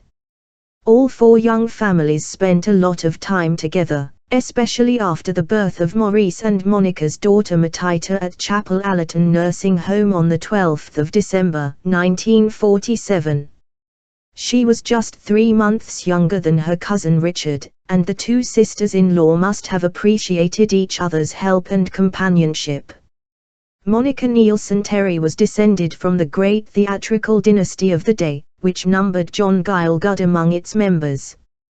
Gielgud's biographer Jonathan Kroll described the family as having large appetites, gracious manners, fine voices and beautiful diction, but also a flamboyant temperament, great stamina and an enormous capacity for hard work.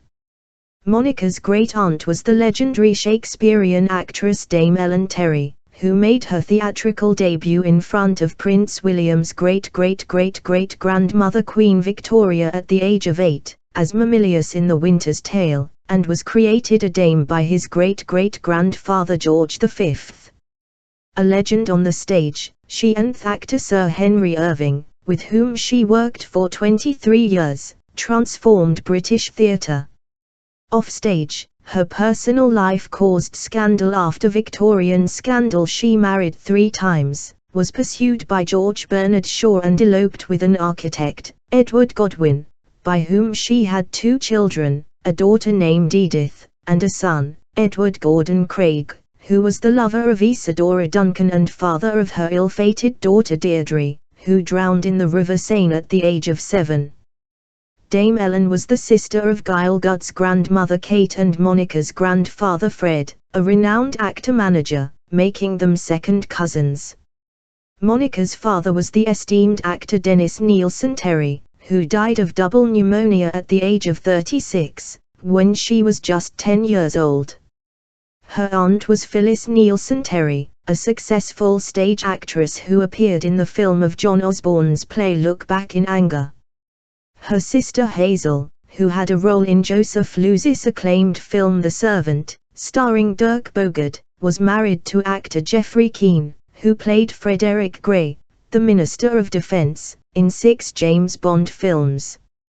So Kate's lineage includes famous authors, Hollywood actors and stage legends. Towards the end of the 40s, Maurice moved down to London with his wife and daughter, leaving his twin sisters up north, where their lives remained as intertwined as ever. By the time Prince Charles was born on the 14th of November, 1948, both Kate's grandmother Valerie and her great-aunt Mary were pregnant, Valerie with her second child and Mary with her first, a son John, who was born on the 10th of May, 1949. 6 weeks later, on the 23rd of June, Valerie gave birth to her second son Kate's father, Michael, at Chapel Allerton Nursing Home, an apt location, it would seem.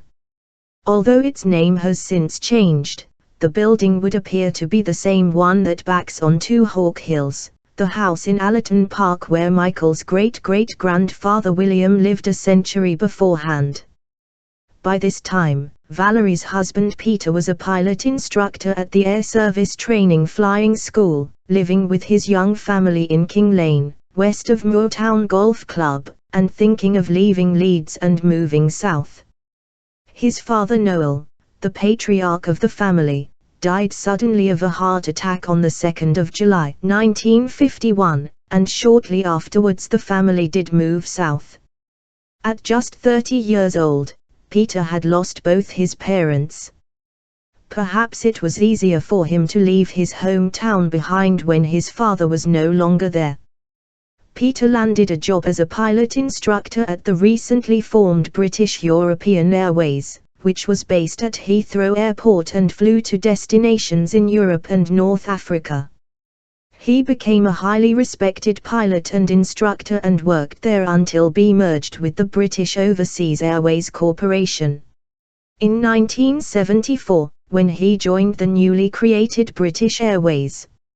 In order to be near the airport, Peter moved his young family 200 miles south to the market town of Beaconsfield, Buckinghamshire, set in the Chiltern Hills, an area of outstanding natural beauty.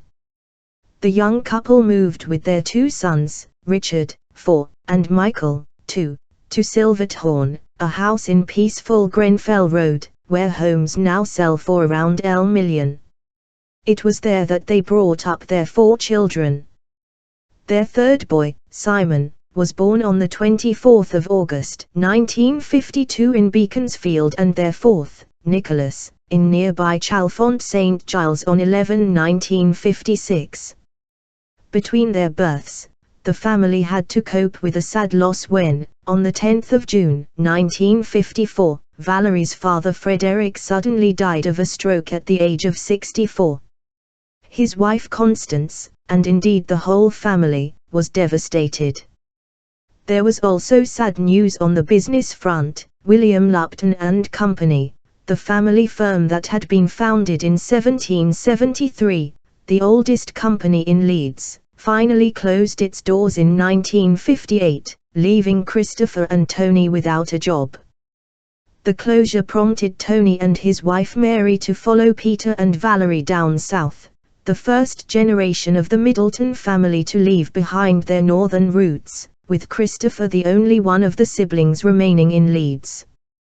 Tony began working for the textile company Courtaulds, and he and Mary, who had 4 children, John, Gillian, who was born in 1951, Timothy, born in 1959, and Elizabeth, 1962, settled in the same town as their siblings, in a house named Beech Lawn in leafy Ehamswood Road, just a mile away from Peter and Valerie. So the 8 cousins, who were all similar ages, were brought up together. By this time, the rest of the family was spread around the world. Christopher and his family were in Leeds. Maurice, now a wine merchant, was managing Second and Speed in Nairobi, where his daughter Matita went to Loreto Convent School, and Margaret was living in Barnet, North London, with her husband Jim Barton, a talented violinist who played chamber music, and their daughters Penny, who was born in 1957, and Sarah, who was the same age as Timothy. The Middletons mourned when Peter's aunt Anne, Olive's younger sister, died in 1967, from leukemia and tuberculosis, at the age of 79. She was the last remaining member of his parents' generation of the family, most of whom had fallen during the First World War, and the woman they had turned to after their mother died. But it was the sudden death of Mary Middleton on the 19th of November, 1975 that sent shock waves through the family. She died of breast cancer at the age of 51, leaving her husband Anthony, her elderly mother Constance, who was at that time living in a nursing home in the village of Penn, Buckinghamshire, and sister Valerie totally bereft. Her two elder children, John, 26, and Gillian, 24, had not yet married, and the younger ones, Timothy, 16, and Elizabeth, 13, were both still at school. Less than 2 years later, on the 19th of July, 1977, Constance died of coronary artery disease, leaving Valerie to mourn both her sister and her mother, who had been staying with her. Constance might have reached the grand old age of 90, but her loss was still keenly felt. Within a year, though, Valerie's sadness was supplanted by joy when she found out she was about to become a grandmother herself. Kate's grandparents were living in a detached house in Vernham Dean, a pretty village nestled in the North Wessex Downs, in Hampshire, when their eldest son, Richard, told them that they were going to become grandparents. His wife Susan, the daughter of a journalist, whom he had married in 1976, the year after his Aunt Mary's death, was expecting her first child. That child, Lucy, who was born in 1978, brought a welcome ray of sunshine to disperse the dark clouds that surrounded them. But it would be their third grandchild, Kate, who would in time move the family to the very top of the social ladder. Chapter 11 Michael Middleton and Carol Goldsmith having arrived in a glass coach at St. Paul's Cathedral, Lady Diana Spencer walked down the aisle on the arm of her father, Earl Spencer, in a 9,000 ivory taffeta and antique lace gown with a 25-foot train, designed by David and Elizabeth Emanuel. Watched by 3,500 guests, the 20-year-old aristocrat took 31 minutes to walk up to the altar to marry Prince Charles, 32, dressed in the uniform of a naval commander, at 11:20 a.m. on the 29th of July, 1981. The royal couple pledged their troth in a traditional Church of England service conducted by the Archbishop of Canterbury, Dr. Robert Runcie, before walking out of the cathedral to the sound of Elgar's pomp and circumstance.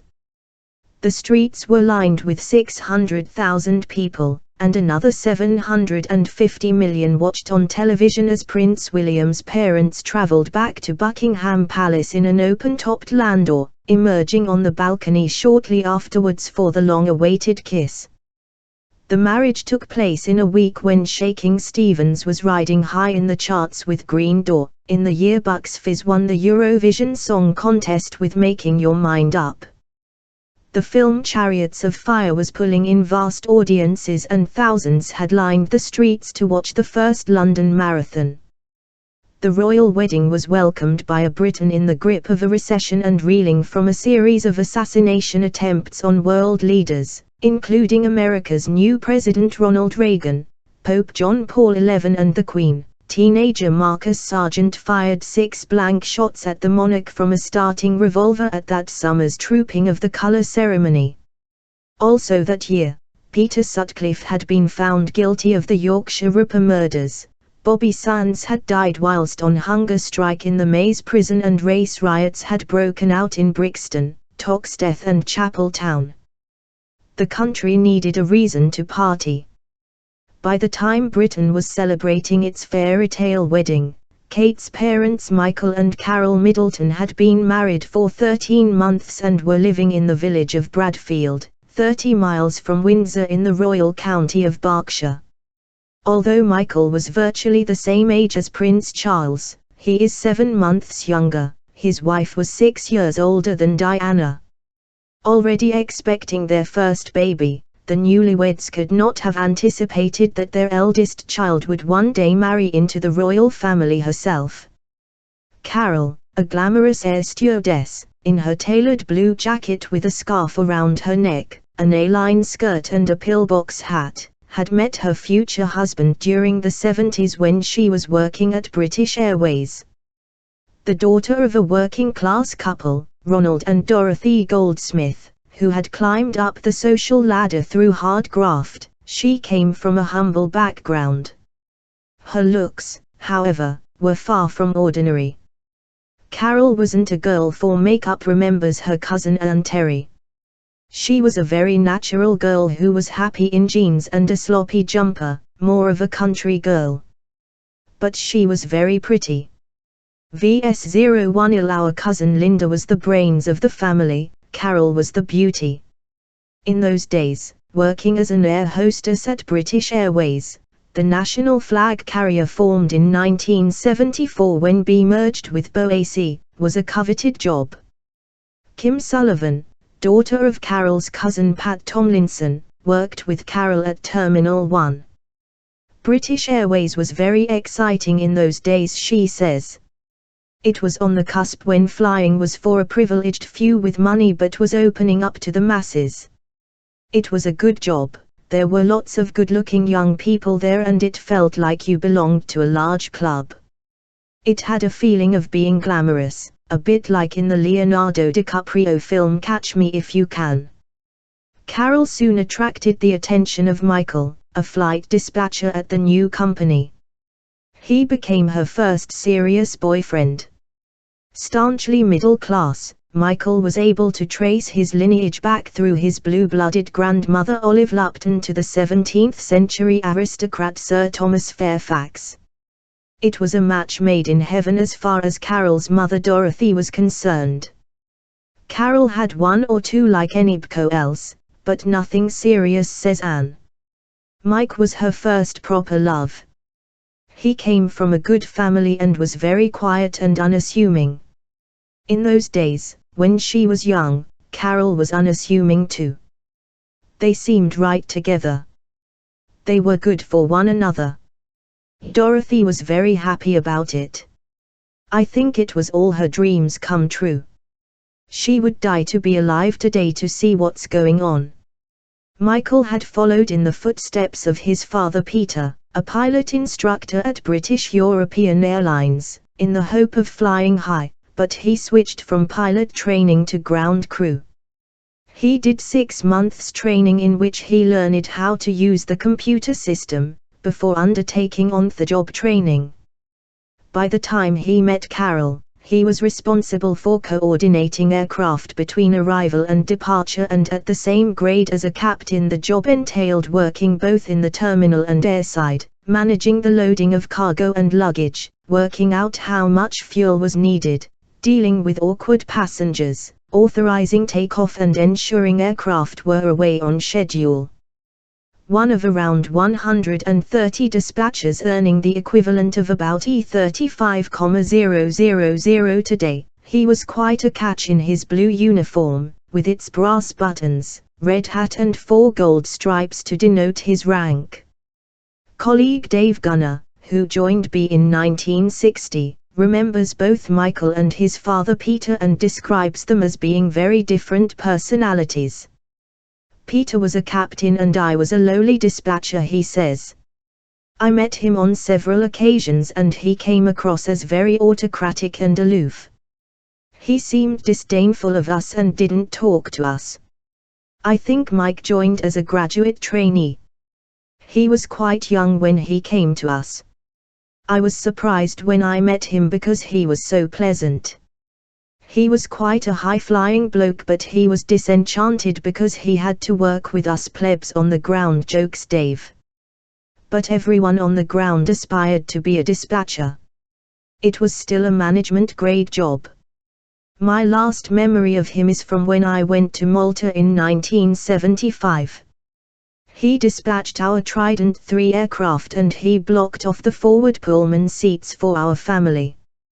Carol and Michael dated for a few years before moving into a modern flat 8 miles from Heathrow, in Arborfield Close, just north of the M4 in Slough. In those days, Slough was a sprawling industrial suburb dotted with factories. The headquarters of Mars and Citroën were there, and it was home to Dulux Paint.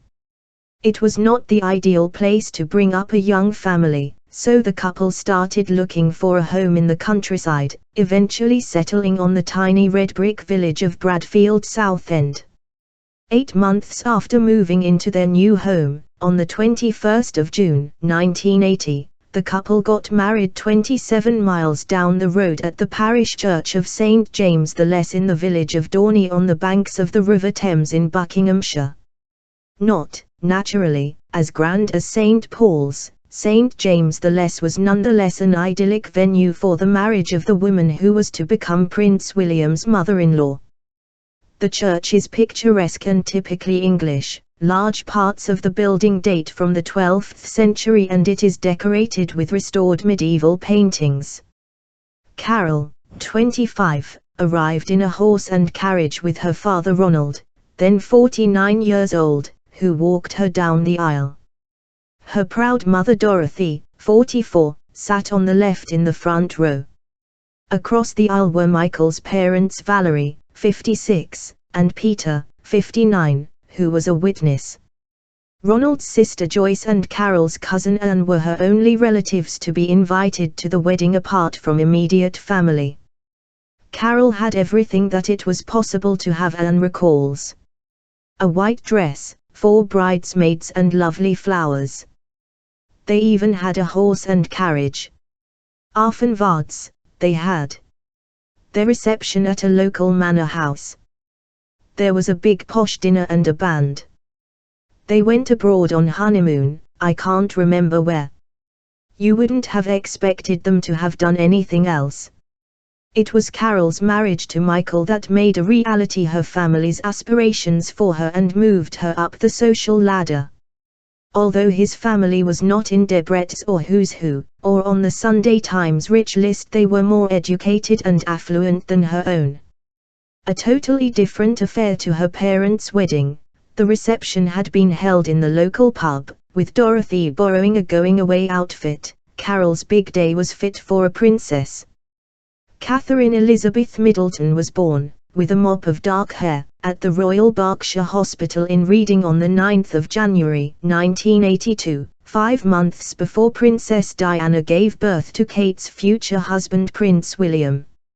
On the 20th of June that year, she was christened at the local church, St Andrew's, a flint and chalk building on the banks of the River Pang that still has its graceful 14th-century north aisle. At the ceremony, Michael wore a traditional dark suit with a striped tie and Carol wore a floral Laura Ashley dress.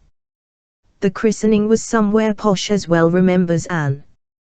Catherine was dressed in a full-length white christening gown and we moved on to the manor afterwards. Catherine was a little bit dumpy, with a cheeky round face. 20 months later, on the 6th of September, 1983, her sister Philippa, known as Pippa, was born at the same hospital. The two girls later snootily nicknamed the Wisteria Sisters in Swiety circles because they were highly decorative, terribly fragrant and with a ferocious ability to climb had arrived in the world. Pippa was baptized in March 1984 at the same church where her sister's christening had taken place. With 2 young children, Carol immersed herself in village life, making friends with the other locals and taking the 2 girls to the mothers and toddlers play group that was held on Tuesday mornings at St. Peter's Church Hall. It was a chance for the mums to meet other mums and chat, says Lindsay Bishop, who started the group in 1980, and for the children to meet other children and play. Later, Kate, known as Catherine in those days, and Pippa went on with the other local children to St. Peter's Preschool, which was chaired by Audrey Needham, wife of the church warden, on the other weekday mornings. Her mother used to come along with the other mums and the children would play together, she says. They would walk down along the footpath to the church hall. Every year, we would have a nativity play and the children would dress up and sing Christmas songs and rhymes. Afterwards, we would have a fair to raise money for the school. In those days, Carol had yet to launch her party planning empire Party Pieces, but she was already showing the business acumen that would make it a roaring success. She'd begun making up party bags to sell to other mothers. Leslie Scudder, who lived opposite the family, encountering her in the village. Her daughters Lindsay and Helen went to the same toddlers group and Presque Carol would take her turn, like everybody else at the toddlers group, as mother's helper, making teas, coffees and squash, washing children's hands and mopping up puddles on the floor. I remember her bringing her party bags in for us to see and make orders. It was something she felt she could do at the same time as having children. She would bring the kids to school herself and pick them up afterwards. I don't think she had any help at the time. She was always very pleasant when I spoke to her. If you passed her in the street she would stop and chat. I remember going to parties with the Tomays, who lived next door, and Carol and Mike would be there. They were just a normal family, a really nice couple with well-behaved kids. In those days, on his British Airways salary, Michael and Carol could only dream of sending their children to private school.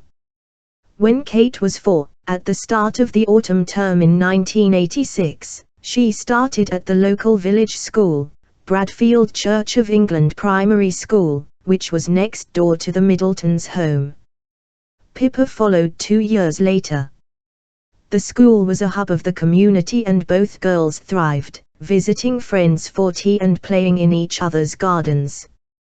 Carol would take them swimming in the school's outdoor pool during the summer holidays.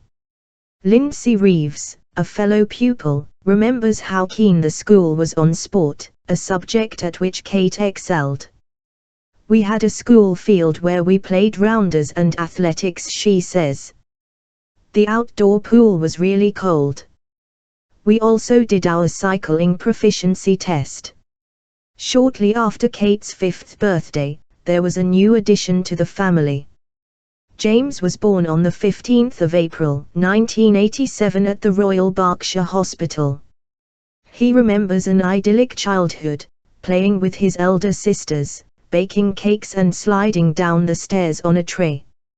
I have great childhood memories of my mother baking cakes, he told Tatler recently, and I was always willing to participate, especially if it meant I could lick the bowl and revarnish the kitchen floor with treacle. It was around the time of James's birth that Carol established the family business, Party Pieces, aiming, according to the company's website, to inspire other mothers to create magical parties at home and to make party organizing a little easier. She rented a small unit in Yattendon, 4 miles from home, where she stored her merchandise. Yvonne Cowdery, who did the family's housework at the time, recalls, Carol was fed up making up bags full of little gifts for the kids to take away from parties, and she realized other mums must feel the same. So she thought it would be a good idea to start a company that sold ready-made party bags. She used to send out little catalogs with her children modeling some of the things they sold. I remember Pippa and Kate being in them, wearing t-shirts with their ages on them and holding cupcakes. Ultimately, it was Carol's business brains that would change the course of their lives, earning enough money for the couple to send their children to private schools, where they mingled with the cream of society. Chapter 2 A.M. Little princess wearing a yellow sweatshirt, khaki skirt and yellow necktie, Kate Middleton ventured nervously into St. Peter's Church Hall with her younger sister Pippa one Monday night in September 1990 to join the Brownies. After being enrolled in the first St. Andrew's pack of 24 Brownies, the 8-year-old schoolgirl vowed, "I promise that I will do my best to do my duty to God, to serve the Queen, help other people and keep the Brownie Guide law." She and Pippa, who had just turned 7, were then allocated to their respective sixes, with whom they would work on earning badges. It was an exciting time for the sisters, who loved brownies so much that they begged their parents to let them go on the pack holiday the following Easter, to a summer camp based in 3 old IAF buildings in 17 acres of woodland at Macaroni Wood in the Cotswolds. There they fed chickens, collected eggs, watched chicks hatch, bottle-fed lambs and kid goats, rode horses and went for horse and cart rides. There was also a playground with rope swings, a slide, a sandpit, a playhouse and a barbecue. Brown Owl June Scudder ran the pack for 25 years and remembers the two sisters joining together. She took them by coach to Macaroni Wood, where the brownies slept in sleeping bags on camp bunk beds in 2 dormitories. When we went there it was more like a shed, she recalls. It was very basic in those days. Now, apparently, they have showers, but in our day there were just wash basins, placed on a board across a bath. We had a big room where everyone congregated, which was pretty comfortable, and a crafts room behind it, which was easy to sweep up. There was a cook, but the girls had to help around the place with the housework and make their own beds. They had to follow an itinerary and spend a couple of days washing up or wiping up or sweeping in order to get their house orderly badge. They would peel potatoes and onions, which would make them cry. Some of them had never even done the washing up before. On other days, they made puppets and Easter chicks for their toy maker's badge, and they would do sports. They had a special uniform for pack holidays, brown trousers and cardigans and yellow shirts, so that they didn't ruin their normal uniform, and they had overalls for craft work during the holiday. Kate and Pippa visited Cogs Manor Farm Museum, a traditional Victorian farmstead set in rural Oxfordshire. There they talked to the farm hands and dairy maids as they milked the cows, fed the pigs and made butter, visited the old milking parlour for an ice cream and watched maids cooking on the kitchen range. They also played with replica toys and games and dressed up in Victorian costumes. We would go on a couple of outings to villages in the Cotswolds, says Mrs. Scudder. I took Kate and Pippa to Cogs Farm, where they played with the animals. All the girls were allowed so much pocket money for shopping and souvenirs when they were out and about. By the time Kate joined Brownies, her parents' business had begun to thrive and they were able to afford the fees to send their children to a private prep school, St Andrew's School in Pangbourne, 4 miles away from Bradfield Southend. Today, the annual fees are upwards of €100. Wearing her green blazer, kilt, white shirt and crested tie, Kate walked up the stone steps for the first time and into the coeducational school, housed in a Victorian mansion and set in 54-acre grounds, at 8:25 a.m. at the start of the autumn term in 1989. The school motto, Alshira Petimus, which translates as "We seek higher things," is echoed by the current headmaster Jeremy Snow, who writes on the school's website, "We hope that the children in our care will leave us with a well-established set of values which will stay with them for life. We want them to gain confidence from their achievements in this school and move on to great future success and fulfillment."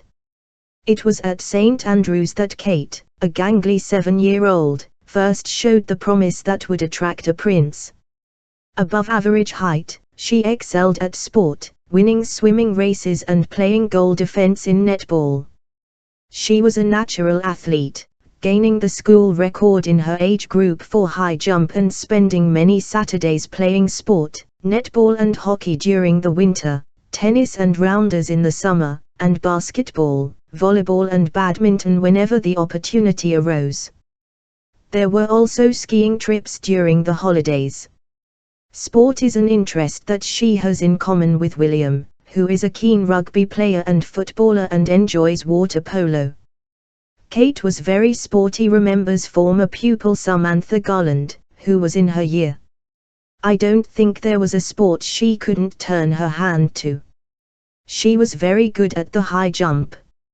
As well as being a natural at sport, Kate loved drama and took part in the school's public speaking competitions, debates and poetry recitals.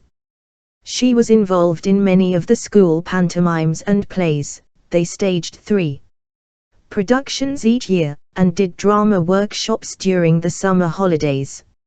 She also learned ballet and tap and had recorder lessons after school. One parent whose daughter was at the school says, Kate was very well brought up. She never put a foot wrong when she came for tea and had beautiful manners. She was a credit to her mother. Her parents were lovely people. Carol was very hard-working. I just applaud her. I was of the same opinion as her. We wanted our daughters to learn everything. In 1992, at the age of 10, Kate starred as Eliza Doolittle in a production of My Fair Lady. Her leading man was Andrew Alexander, now a singer in the vocal group Tetro. Kate was enchanting, he gushed in an interview. She played the role with passion and a steely conviction. I always like to think that, although I'll never be king, I was at least her first prince. He mentioned that his most recent encounter with Kate had been at a party where he was serving hors d'oeuvres. After the play, Kate asked Andrew to go out with her, but he regretted that he was too shy to say yes. I was only 10 years old and Kate was so mature at the time, he told the Daily Mail later. When she asked him out, he recounted, I remember being flushed all of a sudden and getting tongue-tied. I think I caused myself more embarrassment than I caused her. If she asked me now, I wouldn't hesitate to say yes. Kate was also one of the students in the school's production of the Tchaikovsky ballet The Nutcracker and performed in a musical called Rats, an adaptation of the Robert Browning poem The Pied Piper of Hamelin. In her final year at St. Andrew's School, she appeared in an end-of-term play, a Victorian melodrama with an interesting twist. Her leading man was called William. In one scene, William drops onto one knee and asks Kate's character to marry him. She replies, yes, it's all I've ever longed for. Yes, oh yes, dear William. Ah, to think I am loved by such a splendid gentleman. Later in the play, she proclaims, I feel there is someone waiting to take me away into a life that's full, bright and alive. A fortune teller reveals that she will meet a good-looking and wealthy man. She asks, will he fall in love with me and marry me? Oh, how my heart flutters. At the end of the play, Kate's character is abandoned with her child, as William turns out not to be such a splendid gentleman after all. Kingsley Glover, another former classmate, interviewed for the Daily Mirror about a video of the play obtained by the paper, recalled, back then, she was completely different. Shy, skinny and lanky, but just look how confident and beautiful she is now. During her later years at the school, Kate would spend the occasional night at St. Andrews, which was a flexi-boarding school. Kingsley, who was a boarder, described embarrassed after Kate and her friends witnessed his dressing gown being blown open by a gust of wind in the corridor. It made me cringe, he told the Mirror, but now I laugh when I think that the girl who might be the future Queen of England has seen my crown jewels. While Kate and Pippa were at school, Carol juggled her mail-order company with looking after her youngest child, James. Sadly, on the 1st of December 1991, when Carol was 36 years old and her brother Gary 26, their grandmother Elizabeth Harrison died of bronchopneumonia in a nursing home in Southall. Aged 88, she was their only surviving grandparent and the one they both knew the best. Their grandfather Charlie Goldsmith had died before they were born, and both of their other grandparents, Thomas Harrison and Edith Goldsmith, had died by the time Carol was 21. It was a difficult time for the siblings, whose mother was understandably devastated. Around this time, party pieces began to blossom after Carol and Michael decided to create a website on the fledgling internet. In an astute move, they registered the name with Companies House in order to prevent it being stolen by another firm. As party pieces flourished, the business outgrew its premises. Today, it claims to be the UK's leading online and catalogue party company, and in April 1995 it moved into larger premises, a collection of farm buildings a mile down the road in Ashampstead Common, Berkshire. 8 customer service staff now work in the 200-year-old barn, answering calls and taking orders, while packers work in the picking room, based in a converted cowshed, and the warehouse, a converted hayloft stacked to the roof with themed tableware, decorations, party bags and games. The money began to roll in, and Michael and Carol set their sights on moving out of the village of Bradfield Southend and into the countryside. They sold their house in July 1995 and moved 2 miles down the road, to the outskirts of Chapel Row, a genteel place with a village green, a butcher's, a tea shop and a pub named the Blade Inn. Set in the well-heeled parish of Bucklebury, where neighbours include John Madejski, the multimillionaire owner of Reading Football Club, DJ Chris Tarrant, singer Kate Bush and TV personality Melinda Messenger, it is the quintessential English village, one that would not be out of place in Midsummer Murders. The Middletons have become well-known faces in the village and regulars at its traditional August bank holiday fair, with its displays of wolves and birds of prey, sheep and duck races, vintage cars and hog roasts. They are a very jolly family and have been here a long time, butcher Martin Fiedler told the press recently. They are not high profile but are much liked. It was in their current home, a red brick house with climbing vines and wisteria, that Michael and Carol brought up the girl who would one day marry the second in line to the throne. Chapter 3 At Marlborough. It was 3 months after her 14th birthday when Kate Middleton drove with her parents past the Porter's Lodge and the arched entrance of renowned public school Marlborough College to the all-girl house where she would spend the next 4 years of her life. The school is set in extensive grounds in the quaint market town of Marlborough, 33 miles from Kate's home in Bucklebury. Wearing her new uniform, a blue blazer and tartan skirt, the shy teenager arrived at the boarding school, where fees today are more than $229,000 a year, in April 1996, midway through the academic year and at the start of the summer term. It was a daunting experience for Kate. She had left St Andrews the previous summer after passing her common entrance examination and had spent 2 terms at Down House, a boarding school a few miles from her home in Bucklebury, before her parents decided to remove her.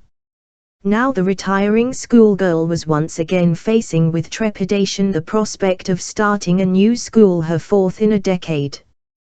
This always nerve-wracking situation was no doubt made even more intimidating because her fellow pupils were drawn from the upper echelons of society. It was a sign that everything Kate's grandmother Dorothy had aspired to had been achieved by her daughter Carol. She had become solidly middle class, living in a traditional home counties manor house and educating her children at a very exclusive school.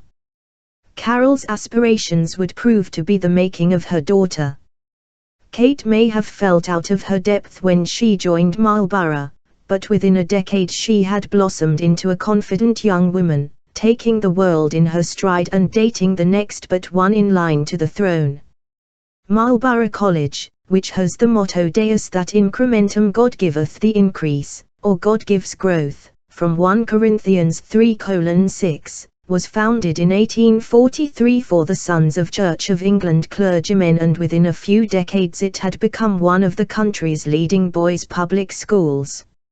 Although it now attracts the children of peers and socialites, former pupils known as Old Marlburians are an eclectic bunch, including poet laureate Sir John Batuman, art historian and Soviet spy Anthony Blunt, round-the-world yachtsman Francis Chichester, actor James Mason, war poet Siegfried Sassoon, conservative politician Rab Butler and singer Chris de Burgh.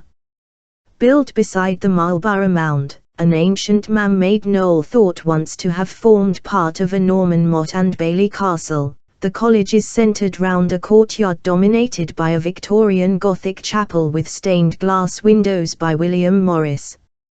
But the school campus, bordered by the River Kennet, is sprawled across the town. Today, the college has its own trout ponds and an observatory as well as extensive playing fields. There are 11 rugby pitches, 7 soccer pitches, 8 cricket squares, 6 grass hockey pitches, 3 lacrosse pitches, 2 volleyball courts, 12 tennis courts and a driving range. It was in that sporty atmosphere that Kate would thrive. A keen sportswoman, she joined Marlborough 6 years after it became coeducational, although the school began admitting girls to the 6th form in 1968, and moved into the girls' boarding house Elmhurst, once a 19th-century private house. It had its own garden and purpose-built 6th form wing and was a short walk from the central courtyard. One of the first girls Kate met on her arrival was Jessica Hay, 5 months her senior, who showed her up to their dormitory, helped her to unpack her trunk and went with her to the dining hall for supper. Jessica remembers Kate as a shy and gawky teenager, and told the News of the World that her nerves would have been worsened by the older boys' habit of publicly marking new girls out of 10, writing the figures on a napkin at dinner. Jessica recounted that Kate received only 1s and 2s. Kate's lack of confidence was also picked up on by another school friend, Gemma Williamson, who was in Millmead House, on the other side of the school grounds. Catherine arrived suddenly during the middle of the year, she told the Daily Mail in an interview about their friendship. She had very little confidence. Initially, Kate was terribly homesick at Marlborough and did not spend time with the other girls after eating her supper at Norwood Hall, instead hiding away in her boarding house studying and doing her homework, all the while missing her family. Many of Kate's fellow pupils were the offspring of earls, dukes and barons. One student, for example, was Sebastian Seymour, the son of the Duke and Duchess of Somerset, who went on to Cirencester Agricultural College, the traditional stamping ground of upper-class farmers. The atmosphere of privilege must have been somewhat overwhelming, but the well-behaved schoolgirl gradually made friends, despite her unwillingness to rebel. Nicknamed Middlebum, a play on her name, she became known for her fun-loving behavior, loyalty and reliability, although she rarely joined in the wilder antics. Jessica recalled that when her dorm mates held parties, getting drunk on bottles of wine and vodka that they'd sneaked in, Kate would watch from the sidelines. She did not drink or smoke but kept a clear head, maintaining a vigil for the house matron in case her friends were caught. Jessica told the News of the World, "I never once saw her drunk. Even after our GCSEs finished, she only drank a couple of glugs of vodka."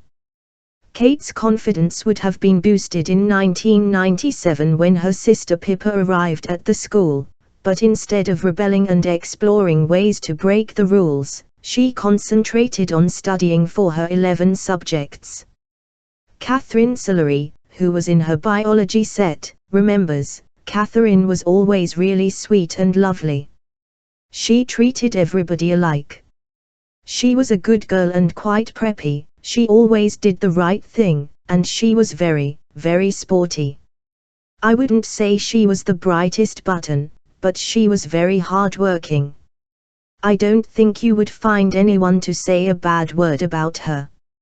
Virginia Fowler, a former pupil who had a friend in Elmhurst, recalls her as always being kind to new arrivals. She was always quite welcoming. She didn't look down on the new girls like some of the other girls. The diligent teenager played hockey for the school, was in the first pair at tennis, was a keen netball player and cross-country runner and used to beat the boys at high jump, as she had done before at primary school. She was apparently awarded so many honors at speech day that she barely had a chance to return to her seat between presentations. Charlie Leslie, a keen sportsman a few years above Kate, has described her to reporters as an absolutely phenomenal girl. She was really popular, talented, creative and sporty, he remembered. She was captain of the school hockey team and played in the first pair at tennis, but despite her achievements, she was very level-headed and down-to-earth after taking her GCSEs, which she passed with flying colors. Kate returned home to Bucklebury for the summer holidays. It was there that she underwent a miraculous transformation. It was on the first day of the autumn term in 1998, when she returned to Marlborough as a sixth former, wearing the long skirt that was the uniform of upper school, that Kate finally showed the steely determination to improve herself that had become a family trait. Gone were the wan cheeks, lanky hair and nerdy image. She had blossomed into one of the most attractive girls in the school. It happened quite suddenly, Gemma recounted to the Daily Mail. Catherine came back after the long summer break the following year in absolute beauty. She never wore particularly fashionable or revealing clothes, just jeans and jumpers, but she had an innate sense of style. It was that sense of style, as well as the transformation in her appearance, that would attract the boys in the school. But unlike her wilder classmates, she remained discreet and maintained her dignity, showing the good judgment and reserve that would make her an ideal consort for a prince. It's fair to say that Catherine wasn't much of a party animal, Gemma said, adding that she believed Kate's parents had ensured she had a strong moral compass. She recalled, "A group of us used to sneak off out to Reading to go out drinking, but she would never join us. She used to giggle when we would tell her what we got up to, but it just wasn't her thing." By this time, Kate's friend Jessica was dating Nicholas Knatchbull, one of Prince Charles's godsons, who was Prince William's shepherd, or mentor, at Eton. She had met the heir to the Mountbatten fortune at the wedding of Tim Knatchbull, Nicholas's cousin, and Isabella Norman, a friend of Jessica's family. In another interview, with the Mail on Sunday, she delighted in talking about being introduced to the Queen and other members of the royal family, including Prince William, at her boyfriend's family seat Broadlands, a Palladian mansion in the Hampshire countryside. Unlike her school friend, Kate had yet to meet Britain's most eligible schoolboy, but it seems she still dreamed of capturing the heart of her prince. Even in those days, Kate was nicknamed Princess in Waiting, not then by an impatient press but by her giggly school friends as a joke. According to Jessica, she, Kate and another girl, Hannah Gillingham, who was in the same sports teams, used to hang out in the kitchen of the boarding house eating microwaved Marmite sandwiches, a favorite of Kate's, and joking about the possibility of her marrying the prince. "We would sit around talking about all the boys at school we fancied," revealed Jessica to the Mail on Sunday, "but Catherine would always say, 'I don't like any of them. They're all a bit of rough.' Then she would joke, 'There's no one quite like William.' She always used to say, 'I bet he's really kind. You can just tell by looking at him.'" Jessica was not the only girl in Kate's year to mix in royal circles. Emilia d'Elanger, niece of the 10th Viscount Exmouth, was one of Prince William's closest girlfriends. The youngest of 5 children of Robin d'Elanger, a chartered accountant and commercial pilot like Kate's grandfather, and his wife Elizabeth, a regional director of Sotheby's in Devon. Emilia, who was in Kate's History of Art class at Marlborough, was once touted as a possible bride for the prince.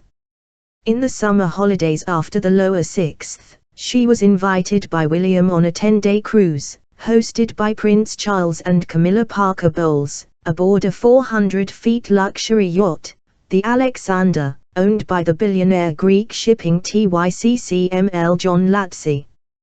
While Emilia holidayed with the prince, Kate had to make do with the more prosaic company of her parents. She returned to school the following autumn and was made a prefect. Catherine was a very hard-working, responsible girl, recalls former pupil William Garthwaite, who was in the same year. She arrived late at the school and became a prefect. That says a lot. She did very well.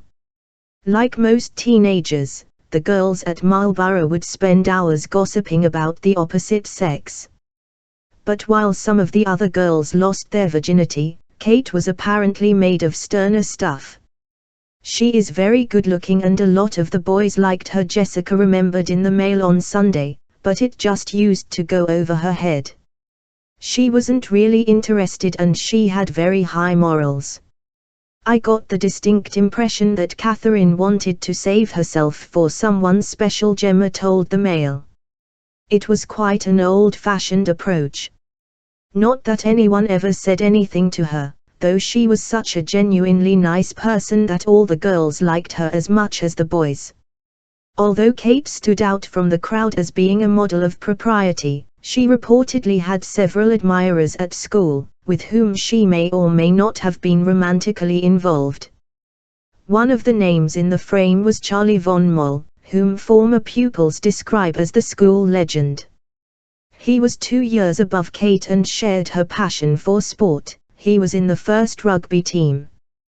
Jessica recalled an evening when Kate, after much deliberation, slipped off to the Walk 1s for a snog with Charles, but said that it seemed to her that she just did it because of peer pressure. 2 other boys at Marlborough have been named as former boyfriends of Kate, but in fact they may well have been platonic friends. There has been speculation that Willem Marx, the son of a Dutch father and English mother, who was a mathematics genius, may have been her first love. The two have remained friends and Willem, an Oxford graduate who works as a journalist, has since squired Kate when Prince William is not around. She was photographed with him in May 2008 leaving the nightclub Buyas, where they had been drinking crack daddies, a champagne cocktail and dancing until the early hours. Another possible former boyfriend is rugby player Oliver Bowen, who was in the year above her, although Jessica, talking to the News of the World, remembered the pair as being close. She thought the relationship seemed more platonic than romantic. All this might make Kate sound like an over-serious ice queen, but old school friends have described her as goofy, and she clearly enjoyed a joke and had the same amenities and preoccupations as any teenage girl. One schoolmate wrote in the Leavers Yearbook for 2000, "Catherine's perfect looks are renowned but her obsessions with her tits are not. She is often found squinting down her top screaming, 'They're growing.'" However, Kate's demure behavior and hard work at Marlborough certainly paid off, as she gained 3 A-levels, A grades in mathematics and art and AB in English, meaning that she could go to the university of her choice. The question was which university to choose. Chapter 14 Wandering along the cobbled streets of the medieval city of Florence, exploring its renowned art galleries, piazzas and churches, Kate Middleton marveled at the beauty of the city that was the birthplace of the Italian Renaissance and inspired E.M. Forster to write his novel A Room with a View. Following in the footsteps of the book's beautiful young heroine Lucy Honeychurch and her chaperone Charlotte Bartlett, the 18-year-old, who was a keen photographer, captured on film some of the architectural jewels of the Renaissance era. A promising artist as well as a talented photographer, Kate had left Marlborough College that summer with an A grade in art at a level under her belt and a thirst to learn more about her favorite subject. Now, 2 months later, the teenage ingenue was living in one of the most beautiful cities in the world, roaming the streets and studying the paintings and sculptures she loved. With its pink, green and white marble Duomo, or cathedral, dominating the Tuscan skyline, famous medieval bridge, the Ponte Vecchio, spanning the River Arno, and wealth of treasures such as Michelangelo's David and Botticelli's Birth of Venus, Florence is a haven for art lovers and tourists. Known as the cradle of the Renaissance, It has become a traditional place of pilgrimage for public school boys and girls hoping to study history of art at one of Britain's top universities. A trip to the city, once ruled by the Medsai family and now home to some of the greatest treasures in the art world, has become a rite of passage for well-heeled teenagers in the same manner as the Grand Tour was a prerequisite for privileged aristocrats during the 19th century. Kate had applied to study art history at several universities, and it was almost a given that she would spend a portion of her gap year in Italy before she knuckled down to the everyday rigors of student life. Kate arrived in Florence at the beginning of September 2000 to do a 12-week course in Italian at the world-renowned British Institute. She was one of about a dozen girls in her class at the institute, which had been founded at the turn of the century to foster cultural relations between Italy and the English-speaking world, and was based in the Palazzo Strozino, in the heart of the city.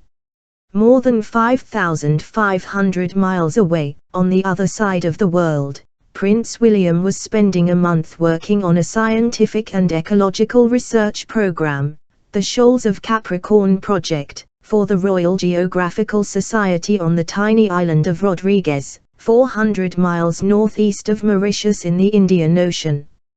Registering as Mr. Brian Woods, he arrived on the island on the 28th of August and worked on the project for a month. Initially, he stayed in Le Domaine de Decide, a tin-roofed guest house with whitewashed walls and dark shutters, located down a track half an hour from the capital, Port Mathurin. Afterwards, he moved into a private house in Ans Auxiliary Anglais, English Bay, which was closer to civilization.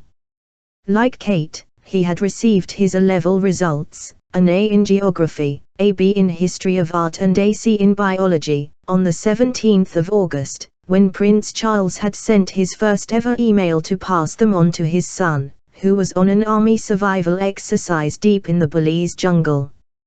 But unlike Kate, he had already chosen which university he was going to attend, St. Andrews.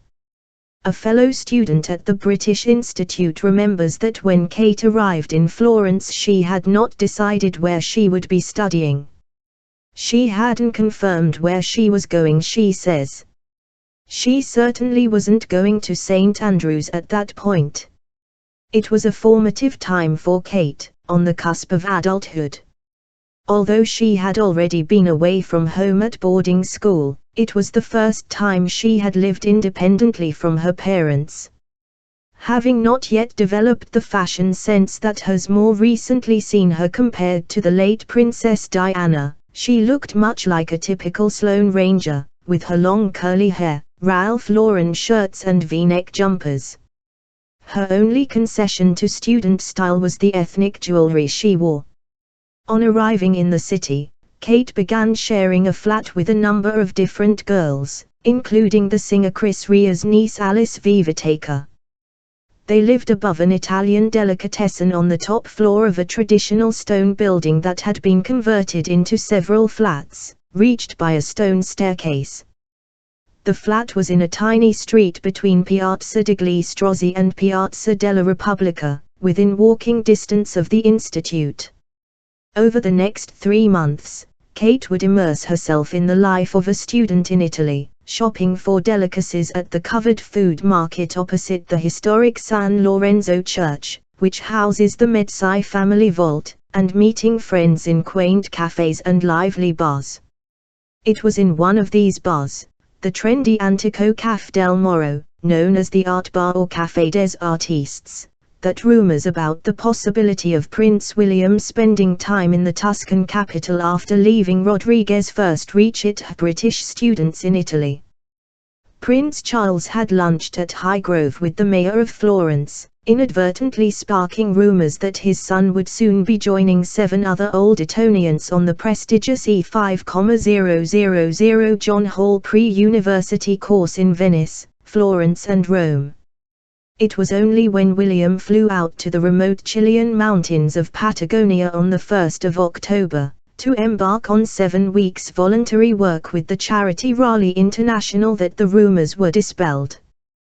That night in the Café des Artistes, a tiny bohemian backstreet bar run by two brothers who had become renowned for their spectacular cocktails, Kate was sipping a glass of wine when the conversation turned to speculation that the prince would be joining them in the city.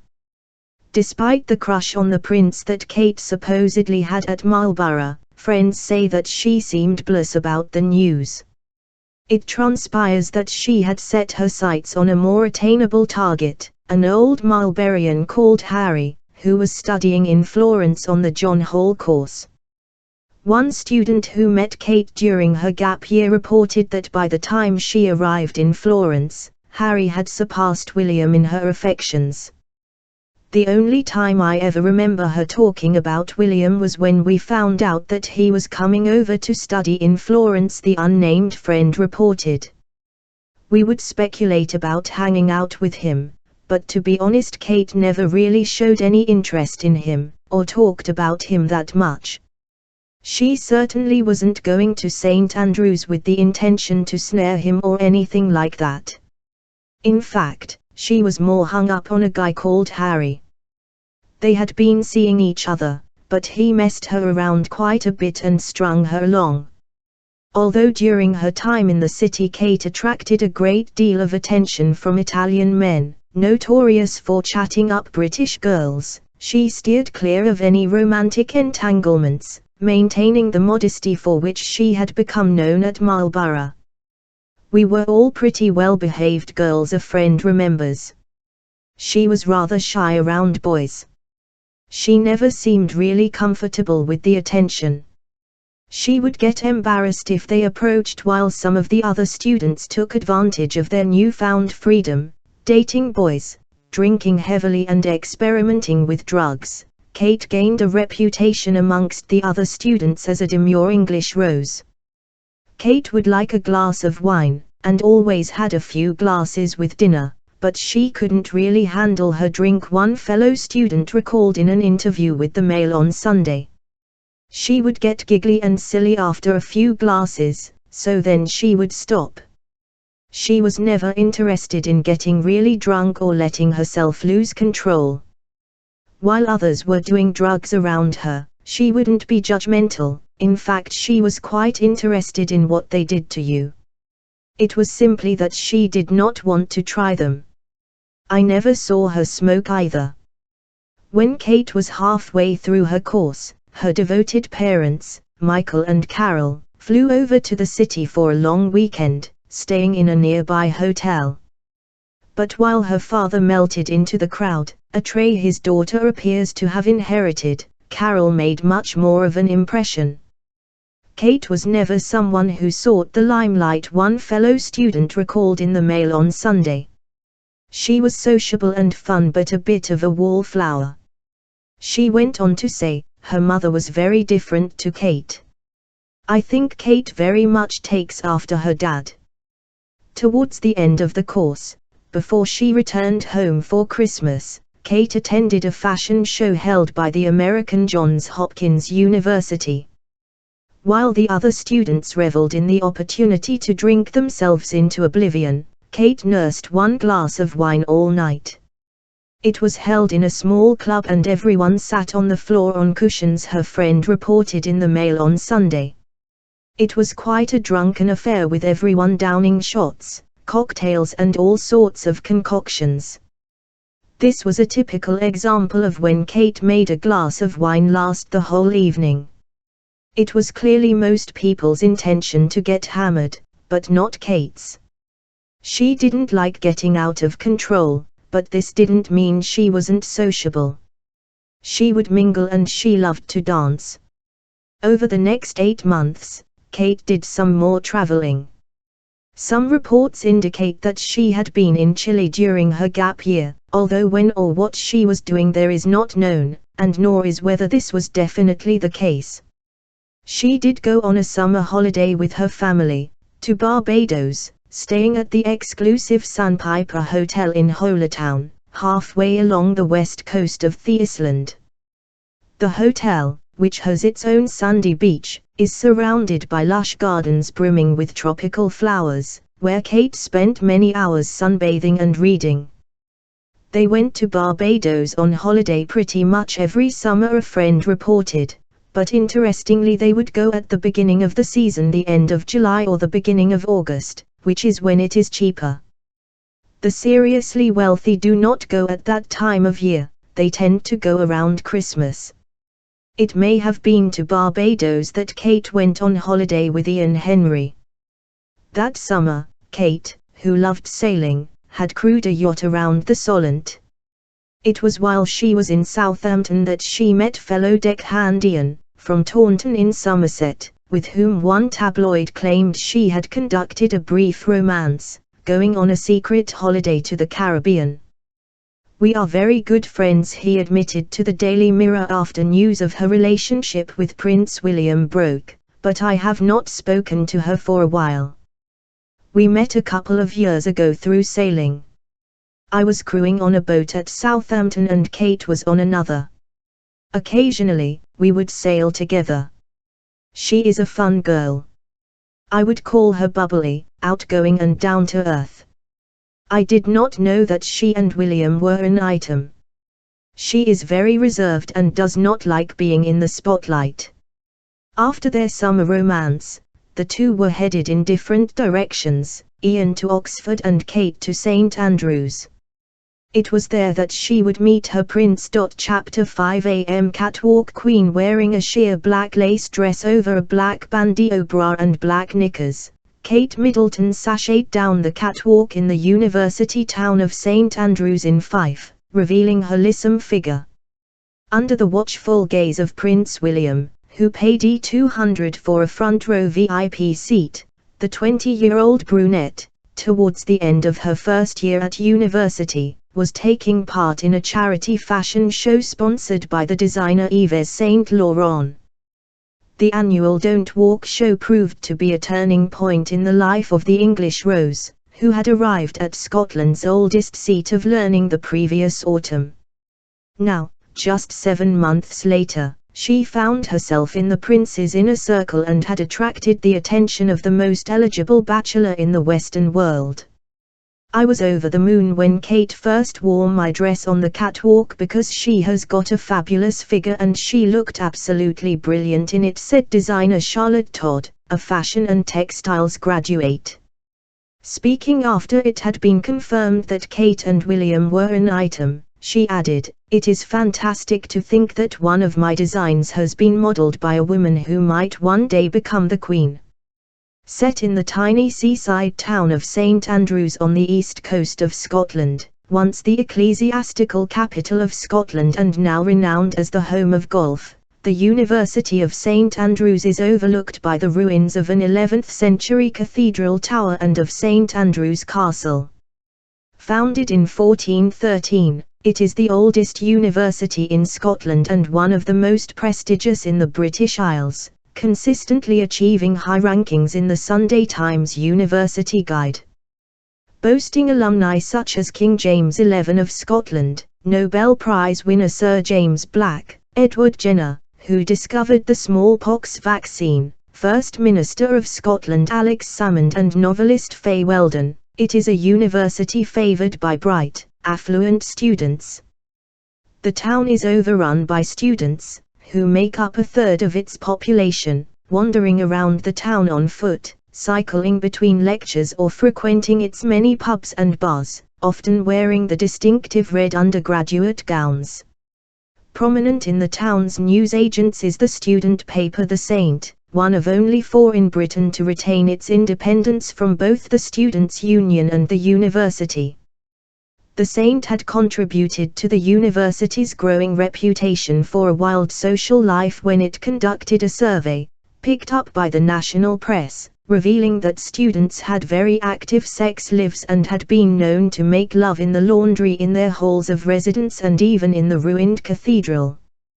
Kate almost certainly went up to St Andrews before the start of the Martin Mas semester on the 24th of September 2001 for Freshers' Week. She moved into St Salvator's Hall, deemed by most students to be the best hall of residence because it is set on the quadrangle in the heart of the old university buildings, for which she paid £2,000 for a year's rent. Although her room was modest, it was furnished with a wooden bed and desk and had a tiny basin. The rest of the hall of residence was more impressive, boasting a wood-paneled dining room and a common room with a stone fireplace, parquet floor, red rugs and comfortable armchairs. Outside the gates of St. Salvator's College, also on the quadrangle, the initials PH are spelled out in cobblestones, marking the spot where Protestant martyr Patrick Hamilton was burned at the stake.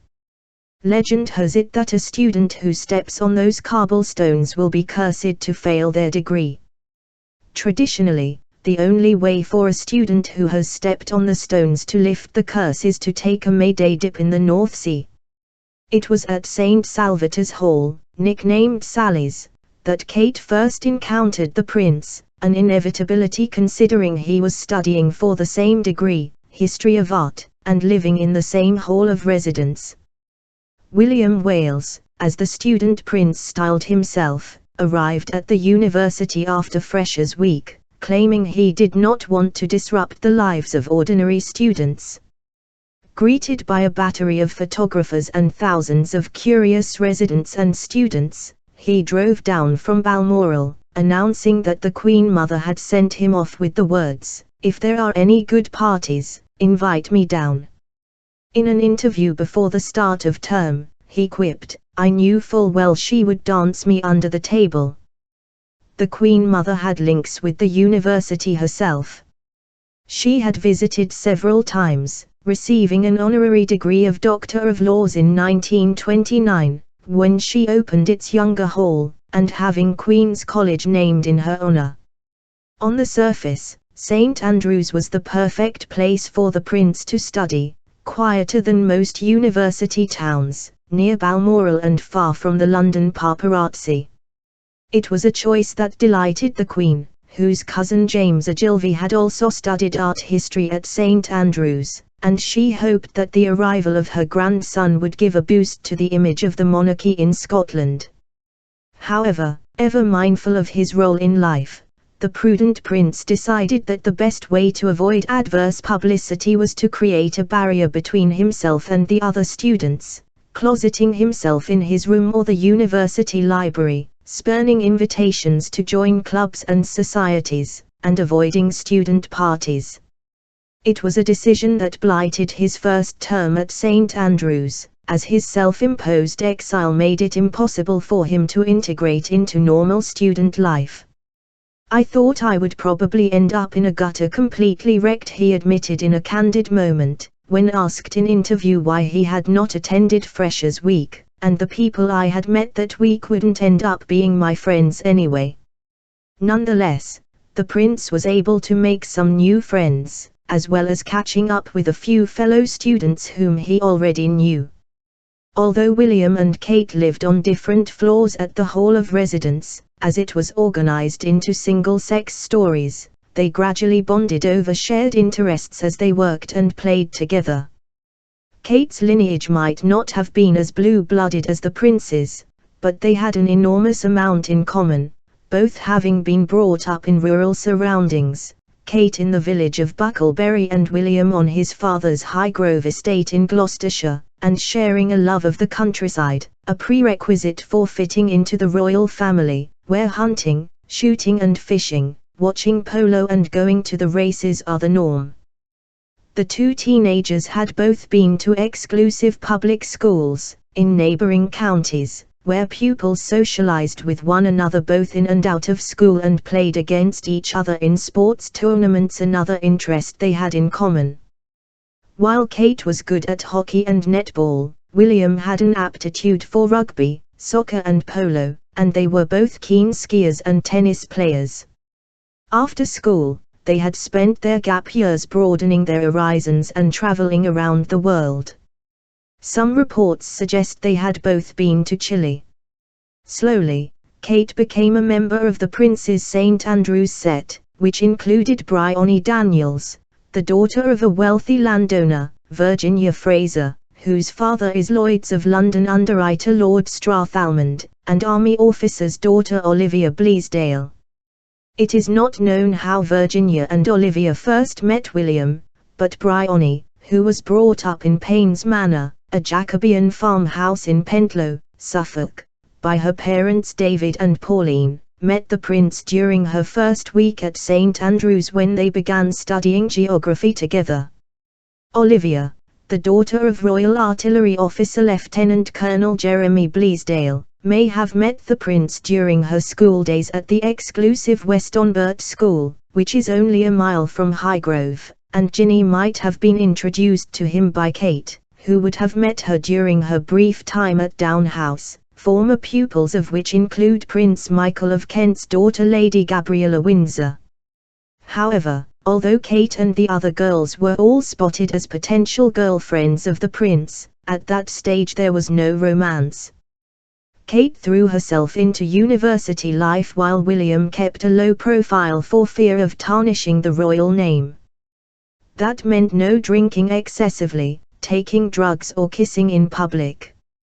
Despite his determination to keep a low profile, within weeks William was dating Carly Massa Birch, a pretty, fresh-faced brunette who worked as an actress after graduating, appearing in a few stage and radio plays.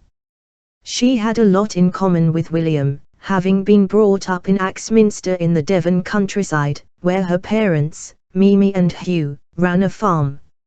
She, William and Kate were close friends, remaining so even after the relationship between Carly and Will disintegrated and he began seeing Kate.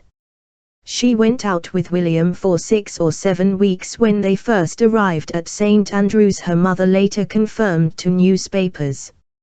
All three of them are best friends. She really wants Kate to marry Will so that she can be sure of going to the wedding. If he falls for someone else, she's worried that she might miss out.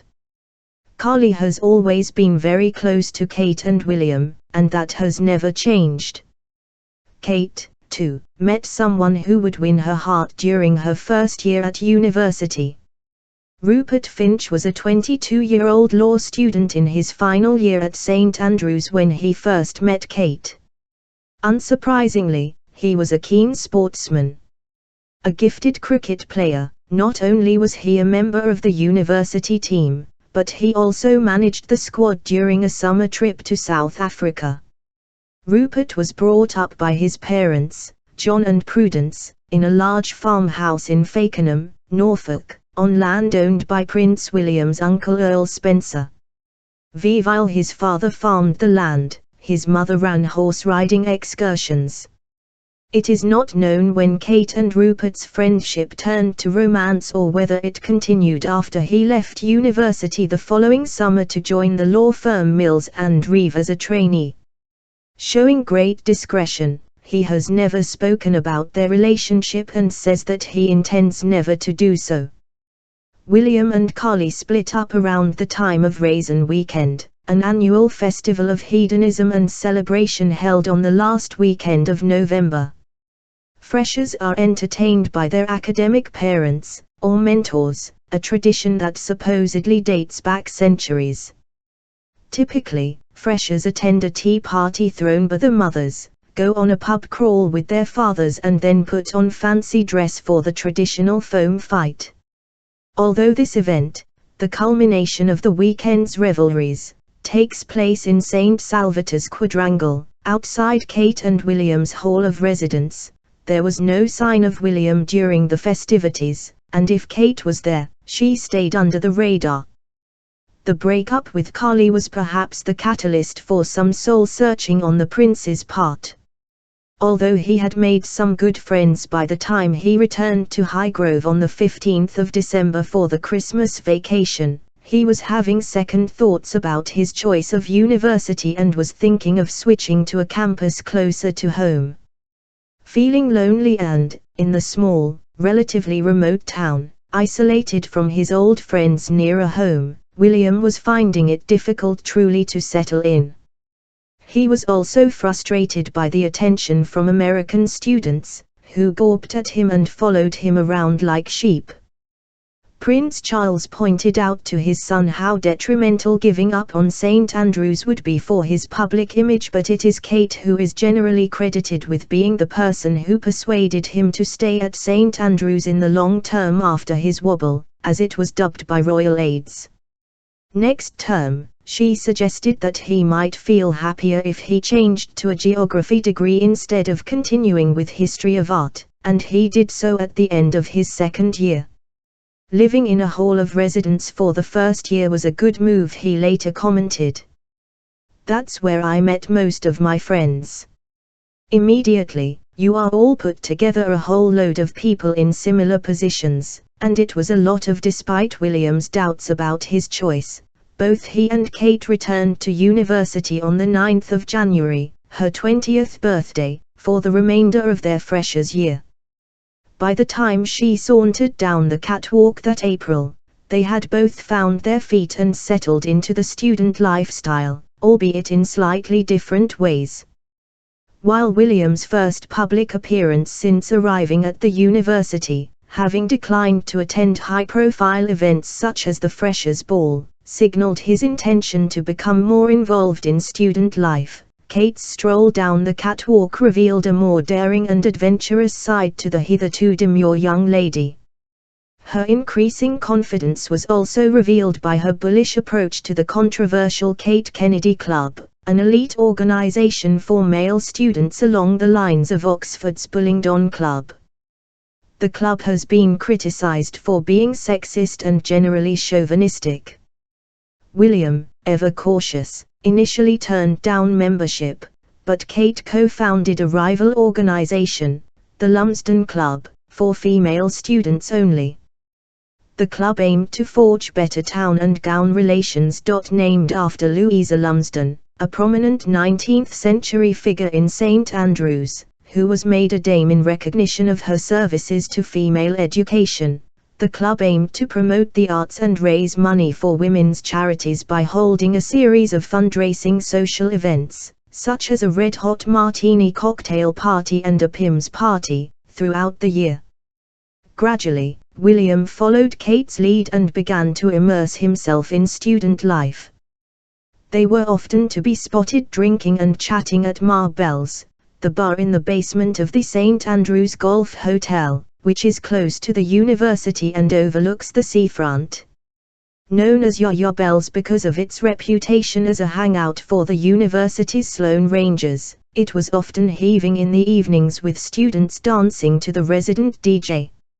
Other favorite haunts were the Gin House, a few streets away in South Street, and Bruns, which was close to the halls of residence in North Street. Occasionally, he and his friends would head to the Beyer Theatre in Abbey Street, on the other side of town, which was the perfect haven for an anonymous night out.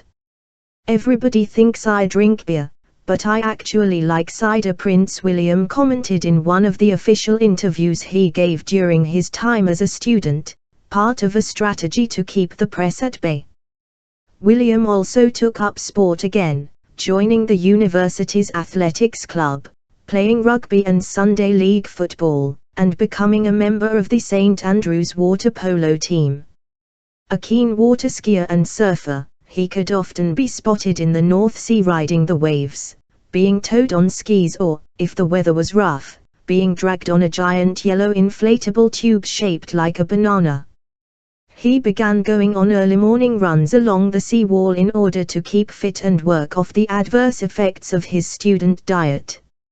Not only had he developed a fondness for takeaways and fast food, but he was regularly spotted buying treats from the Burns Sweet Shop in Market Street or Pick n Mix in Woolworths.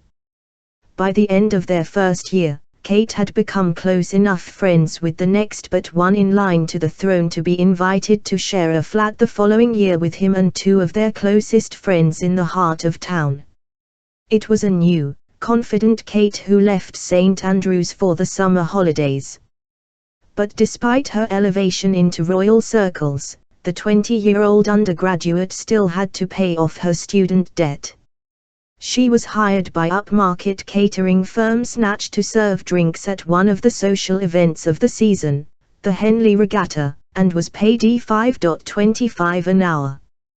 "Kate's a superb barmaid," owner Rory Lang told newspapers. "We hired her at the Henley Regatta and hopefully she'll be coming down to Cowes to work at our snatch bar here. As we only employ former public school pupils, she fits our profile brilliantly. She's a pretty girl, so she takes home plenty in tips." That summer, Kate revealed a unique ability to balance two very different aspects of her life, those of royal playmate and hard-up student, showing the combination of sophistication and girl-next-door ordinariness that would be the making of her. Chapter IG. A royal flatmate, Kate Middleton looked the belle of the ball in a stunning flapper-style dress as she stood in a marquee in the grounds of her parents' grand red brick house at a party to celebrate her 21st birthday.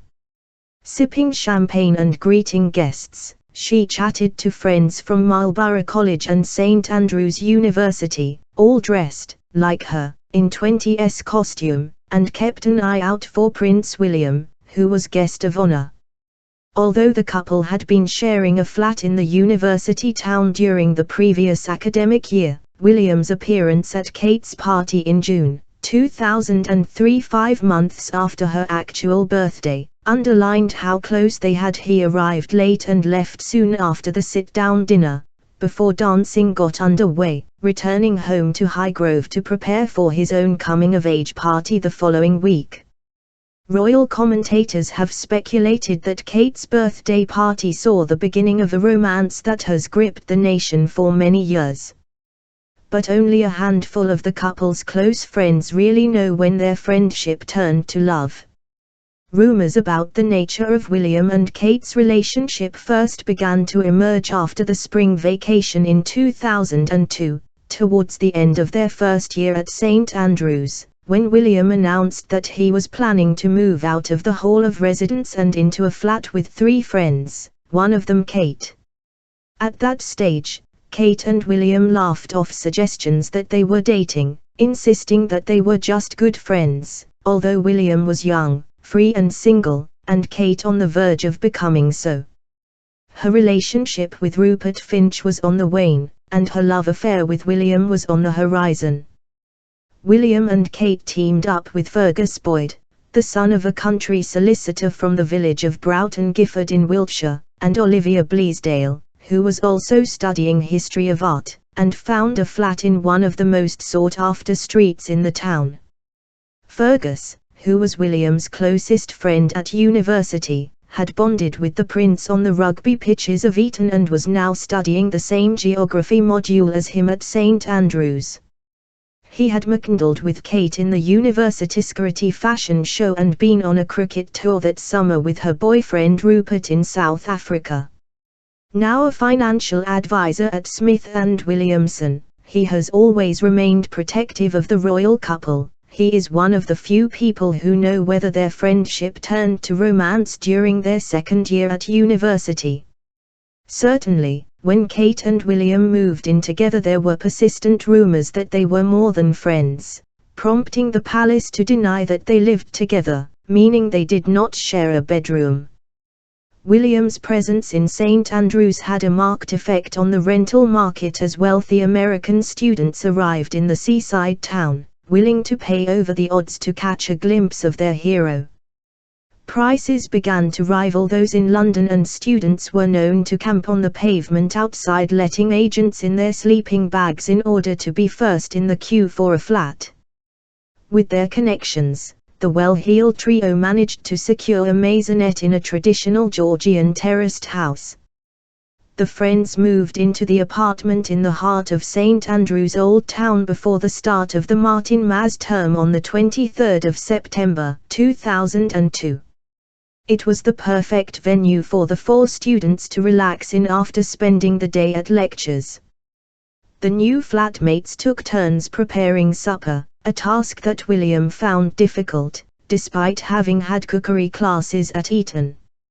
"I cook quite regularly for them and they cook for me," he said, in an interview at the end of the academic year, "although we haven't had a house supper for quite a while because everyone's been doing exams and working quite hard." I've got some very good cooks in my house, but I'm absolutely useless, as my paella experience, which was filmed at Eton a while ago, proved. We tend to have chicken, curries and pasta.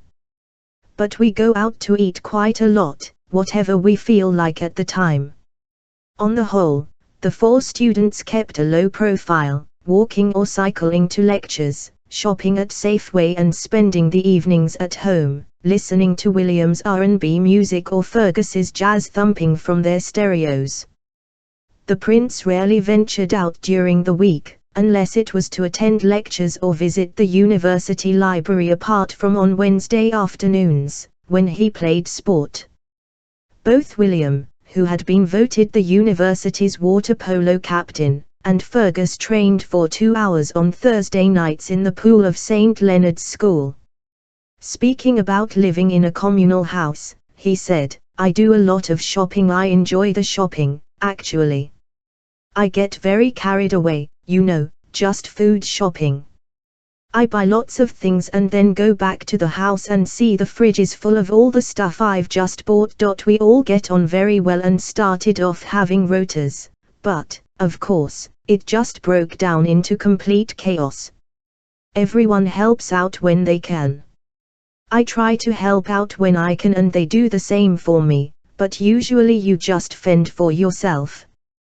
The only signs of the town's most famous resident and his flatmates were the round-the-clock presence of a blacked-out people carrier outside the property, police patrols up and down the street and increased security cameras overlooking the flat, leading locals to describe it as the second most protected street after Downing Street.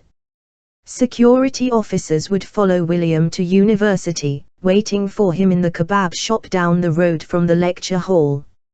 Not long after Kate moved in with William, in late November 2002, her parents a flat in the heart of Chelsea. The timing may simply have been coincidental, but it meant that their daughter had a base in London for society parties.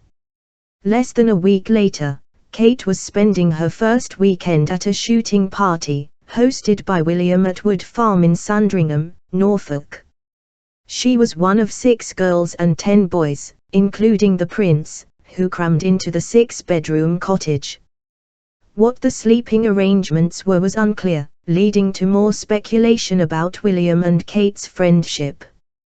That weekend, guests included Olivia Bleasdale and Virginia Fraser, who lived in the same street as Kate and William during term time, and Natalie Hicks-Lobeck, called Nats by her friends, an army officer's daughter who was studying at Bristol University. There had been speculation at various points linking each of the girls romantically to the prince. A mile down the road, at Sandringham House, William's father was hosting an altogether more sedate event in the Queen's Edwardian mansion. Prince Charles's guests included the Queen of Denmark, who left early because she was suffering from back pain, the Queen's godson Sir Nicholas Bacon, a barrister who owns thousands of acres of land in Norfolk and shares with Charles an interest in gardening, Conservative MP Nicholas Soames, Jolyon Connell, editor of News Digest The Week, and landowner Lord Cavendish. There is no suggestion that Kate, or indeed any of William's guests that weekend, met Prince Charles, although he did arrange for the catering staff at Sandringham to organize a deluxe takeaway service for his son's guests. It would not be long, though, before she was introduced to her flatmate's father. 5 months later, on the 3rd of May, 2003, the relationship between William and Kate appeared to have stepped up a pace when they attended the annual May Ball organized by the notorious Kate Kennedy Club, of which William was now a member. Having splashed out on VIP tickets for the charity event, they spent the majority of the ball, held at Kinkell Farm in the Fife countryside, huddled in a corner with their closest friends, sparking rumors that they only had eyes for each other. A few weeks later, Kate went to watch William playing in a rugby sevens tournament sponsored by the Gin House. Cheering on his team, rival pub the Westport Bar, from the sidelines, Kate seemed more like a girlfriend in waiting than a flatmate. During breaks in the game, when William was not playing, the couple lay side by side in the spring sunshine, deep in conversation, and appeared so comfortable in each other's company that they yet again created speculation that their relationship had moved on to a different level. Following the match, after which the runners-up, William and his team, took home a consolation prize of 3 crates of lager, they headed for the Westport bar, where they downed shots and partied. Known for his generosity, William often bought a round for everyone. Within a month, the Candlemas semester was drawing to a close, ending Kate and William's second year at the prestigious university. Having finished their exams, the two moved out of their flat, looking forward to the long summer ahead. But they would not be apart for long. Although Kate had turned 21 at the beginning of the year, both she and William celebrated their birthdays during that idyllic summer in 2003. But while Kate's birthday party was a private affair, attended by the prince and her closest friends, William's celebration a few weeks later was, naturally, a grander and more public event, attended by most of the royal family as well as a smattering of celebrities. Organised by the Prince of Wales's valet Michael Fawcett, it was held on the 21st of June, 2003, William's actual birthday, at Windsor Castle. The oldest and largest occupied castle in the world was converted into an African jungle, with 2 giant model elephants towering over guests, their trunks intertwined to form an archway to the dance floor. Animal skins decorated the walls, a giant giraffe's head took pride of place over the long golden bar, which snaked the length of the room, and a tribal mask stood out from the opposite wall. 300 guests, all in fancy dress, danced to the sounds of the band Shakarimba, a 6-piece group from Botswana, and William got into the vibe by jumping on stage and playing the drums. Guests included his uncles Earl Spencer and Prince Andrew, who were both dressed as big game hunters in safari outfits, comedian Rowan Atkinson and polo player Luke Tomlinson. William's grandmother looked stunning as the Queen of Swaziland, in a white gown, tribal headdress and giant fur wrap, while his father wore a safari suit and hunting hat, and his cousins Beatrice and Eugenie dressed in matching leopard skin costumes. The St. Andrew's set arrived in a battered white van decorated with balloons and tinsel. But Kate's appearance barely merited a mention in the media, being overshadowed by 2 events. The first was the arrest of intruder Aaron Barshak, a self-styled comedy terrorist, who managed, dressed as Osama bin Laden, to gatecrash the party and stumble onto the stage in the Great Hall, grabbing the microphone from the prince, who was thanking the Queen and Prince Charles for his party. While William maintained his calm, Barshak was hauled out of the hall and arrested, although he was not prosecuted. The second was the attendance of Jessica Jukka Craig, the daughter of a wealthy conservationist, and generally believed at the time to have William's first serious girlfriend. He had grown close to Jukka when he visited her family's 45,000-acre wildlife reserve in the foothills of Kenya during his gap year, 2 years earlier. There were even reports that they had had a pretend engagement, but only they know whether they still had feelings for one another when she flew into Britain for his Out of Africa party. Either way, the prince seemed at pains to quash rumors about their involvement and prove he was single, releasing a public statement, approved by Prince Charles, denying any romance with Jukka, the first and only time that such a step has been taken. The statement was generally deemed to be a shot across the bows intended to stem the intense media speculation that surrounded their relationship, which intensified when her boyfriend, Henry Rockner, received only a last-minute invitation to the party. But not only did William deny having a relationship with Jukka, he denied having a girlfriend at all. In an interview to mark his birthday, he said, there's been a lot of speculation about every single girl I'm with, and it actually does quite irritate me after a while, more so because it's a complete pain for the girls.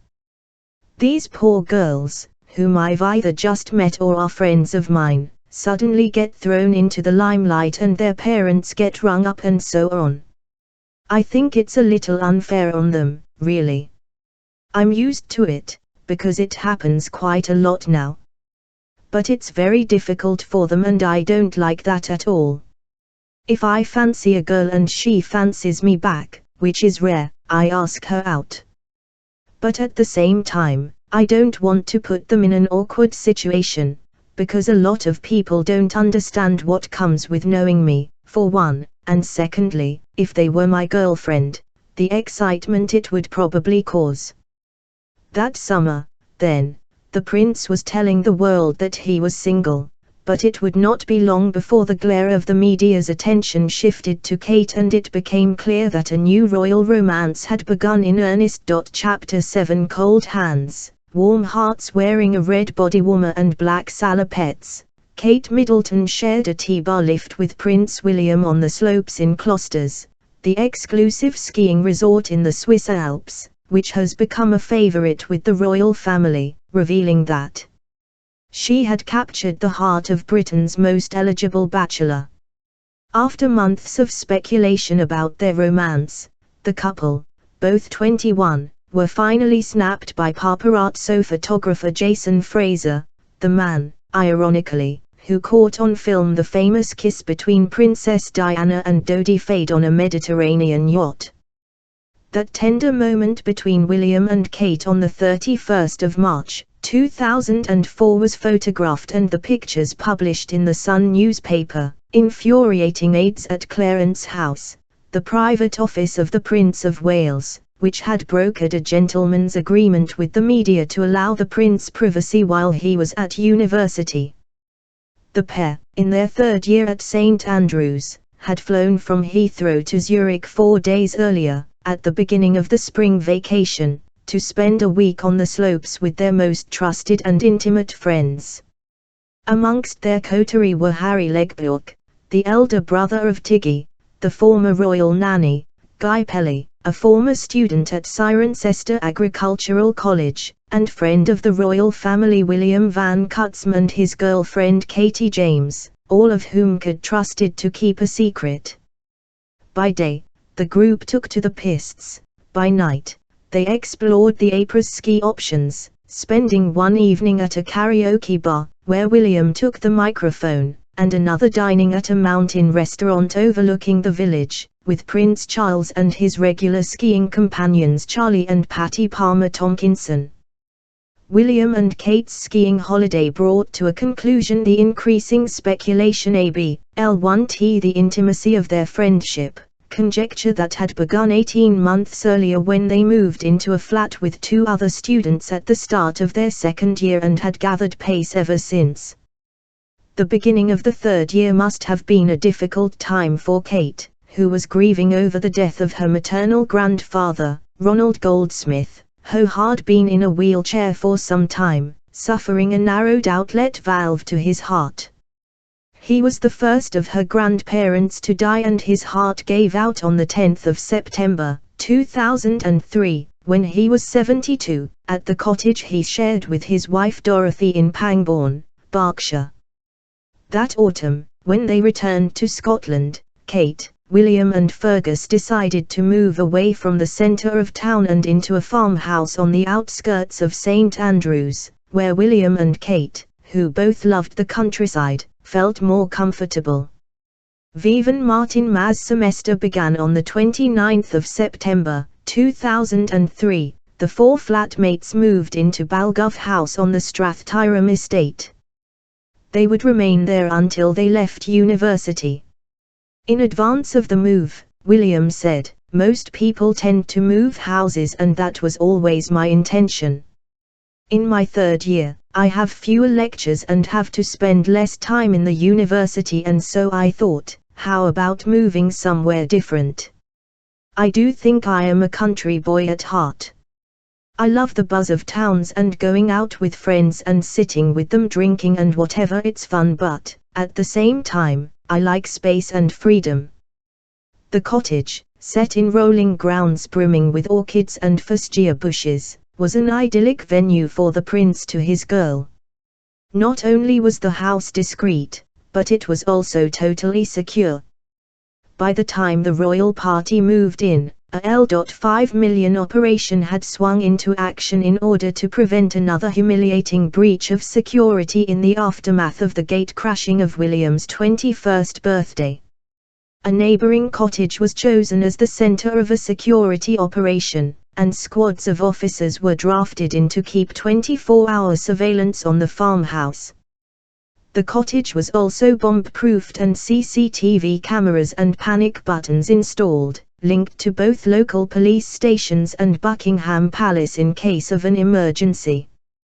The increased privacy and freedom of their new, more rural home gave William and Kate the opportunity to begin their burgeoning relationship away from prying eyes, a rarity for members of the royal family, especially the young prince.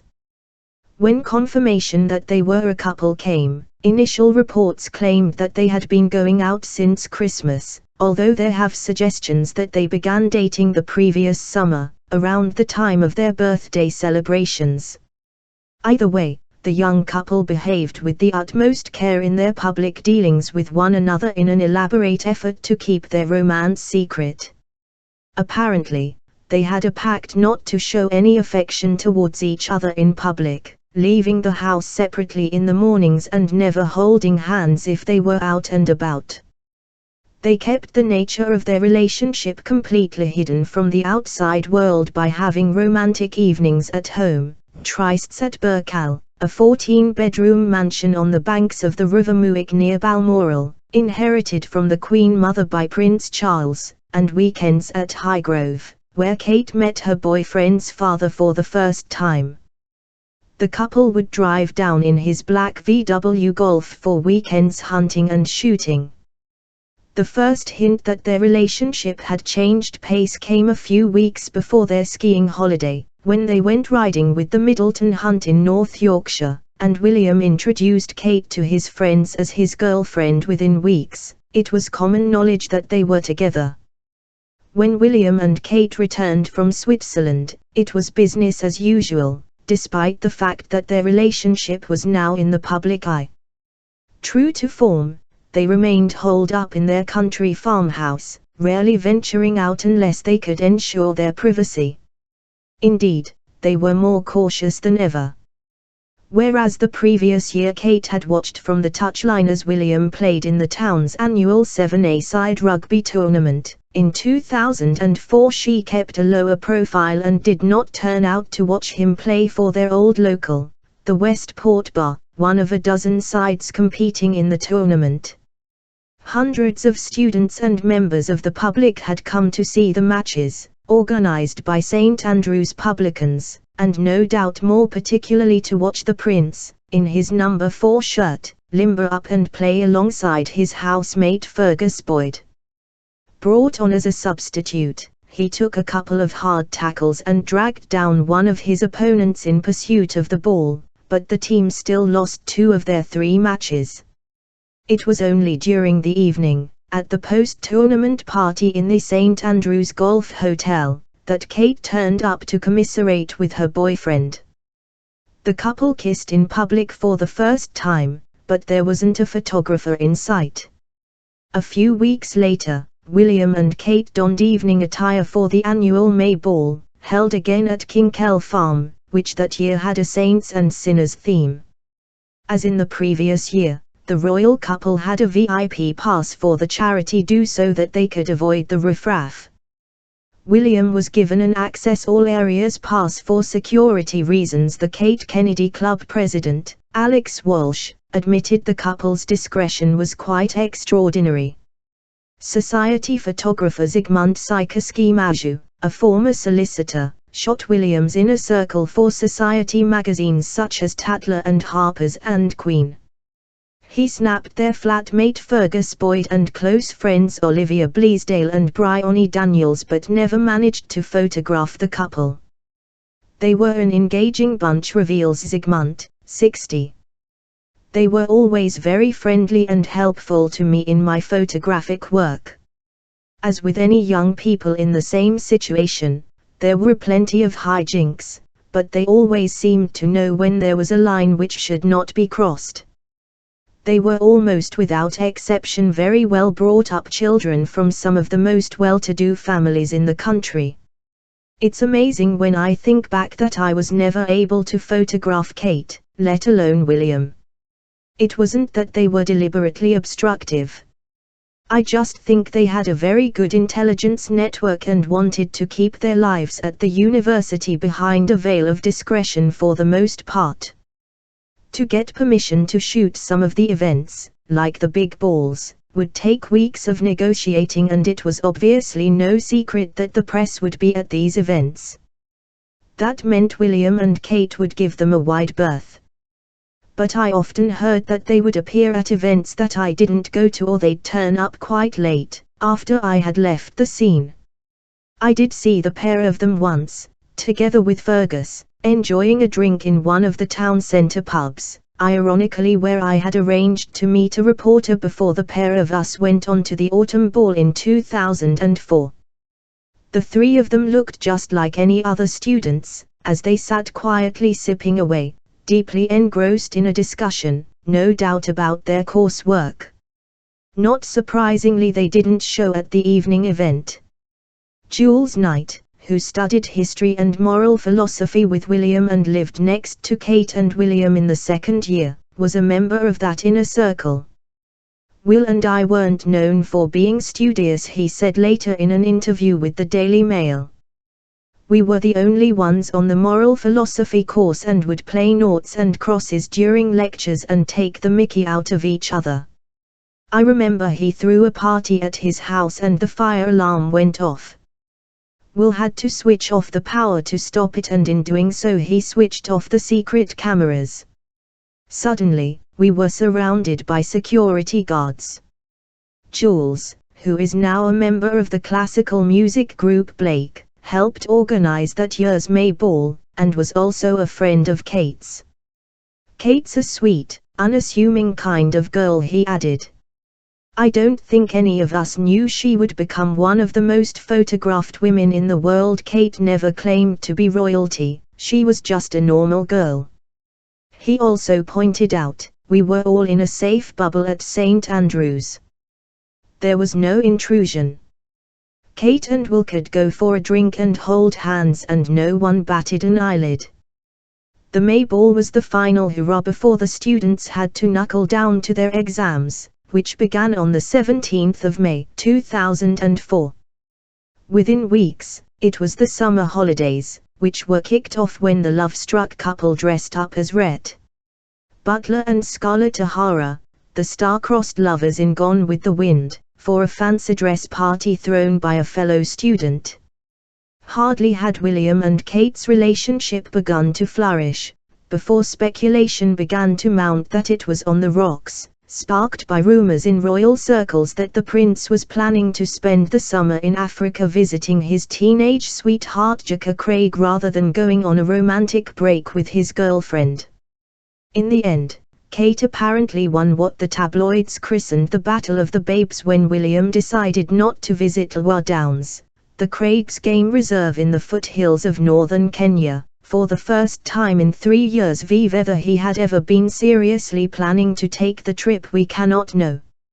Certainly, William, like his father, usually does what he wants and would be unlikely to change his mind due to pressure from either the media or his girlfriend. Towards the end of July, William and Kate flew out in a party of 8 friends to the sun-kissed island of Rodriguez. Known as the Cinderella of the Mascayan Islands, the tiny, peaceful volcanic island is surrounded by beautiful coral reefs and charming lagoons. Only 11 miles by 5 miles across, it has many deserted beaches and forests that are home to the rare golden bat. The prince had first visited it during his gap year. Now, 4 years later, he returned with the girl who had captured his heart. The couple stayed in a 25-a-night guest house, where they retired early and got up early.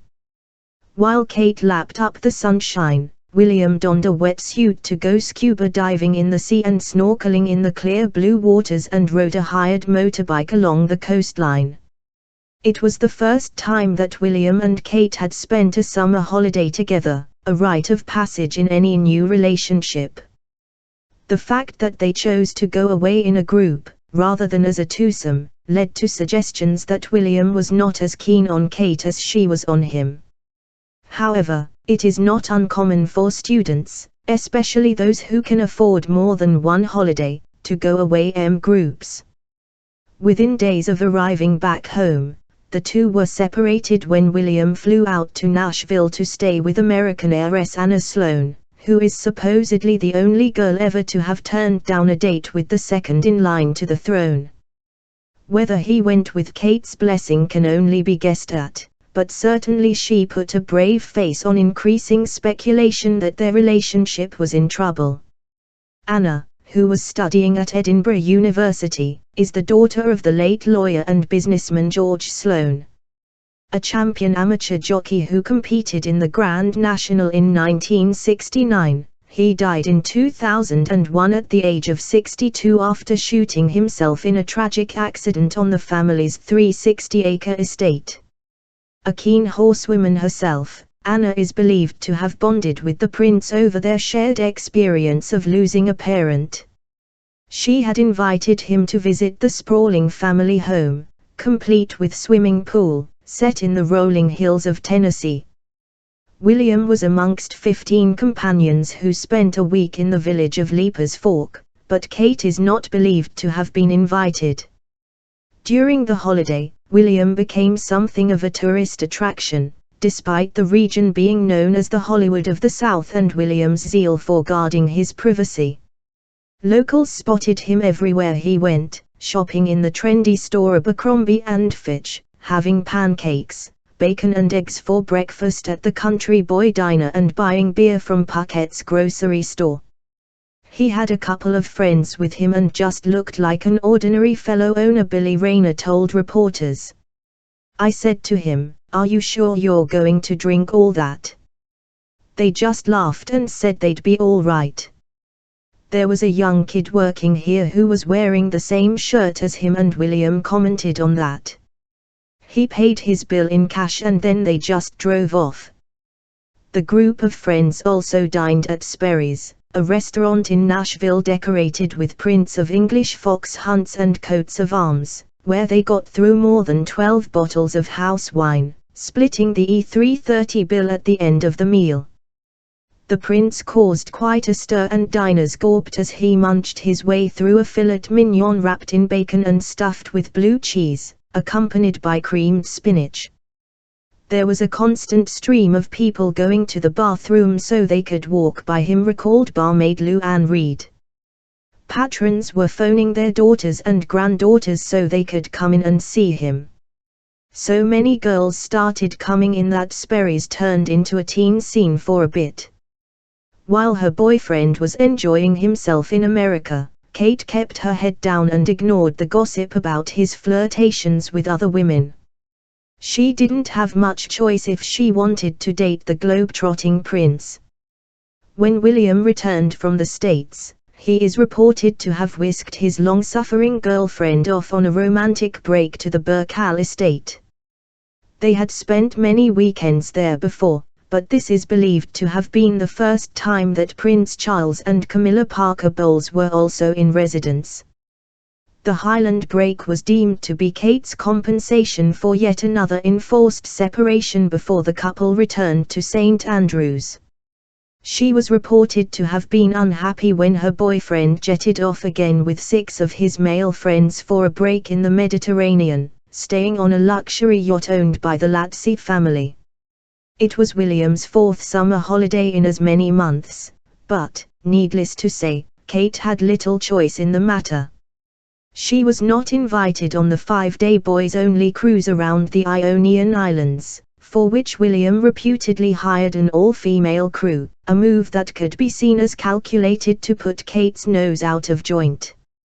However, the prince may simply have been creating a smokescreen, being careful to keep his relationship with Kate out of the public eye. Chapter 18 Graduates at last sitting casually on Prince William's knee during lunch on holiday in Closters, Kate Middleton could not have found a more effective way of dispelling rumors that their romance was foundering.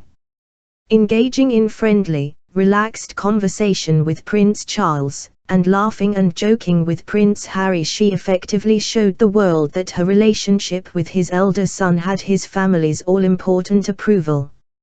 It was the 30th of March, 2005, almost a year since Kate and William had inadvertently allowed themselves to be photographed together on a ski lift in the Swiss resort, exposing their love affair to public scrutiny for the first time. Now, after a mountain of speculation about their future had accumulated, the publicity-shy couple were being openly affectionate, proving at a stroke that their relationship was still on course. Kate's presence on the family holiday seemed to be a sign that their relationship was becoming more serious, and the strongest indication yet that they were not planning to go their separate ways after university. The pretty Swiss village of Closters, 5 miles from Davos and an hour and a half's drive from Zurich Airport, is the ski resort of choice for the royal family. Its main cable car, which runs to the top of Gosh na Grat, has been christened the Prince of Wales. Charles has been skiing at the resort since his marriage to Princess Diana in 1981. The resort holds sad memories for the royal family. It was there that the Queen's equerry Major Hugh Lindsay lost his life in March 1988, after being buried by an avalanche. On that holiday, Prince Charles was also accompanied by Charles Palmer Tomkinson, a former Olympic skier who had coached him in his younger days, and his wife Patty, who was airlifted to hospital in Davos with Major Lindsay after sustaining leg injuries. On this trip, though, Charles was surely looking to the future rather than the past, as he spent his final week as a bachelor skiing with his 2 sons, having chosen to visit the resort before his marriage to Camilla Parker Bowles.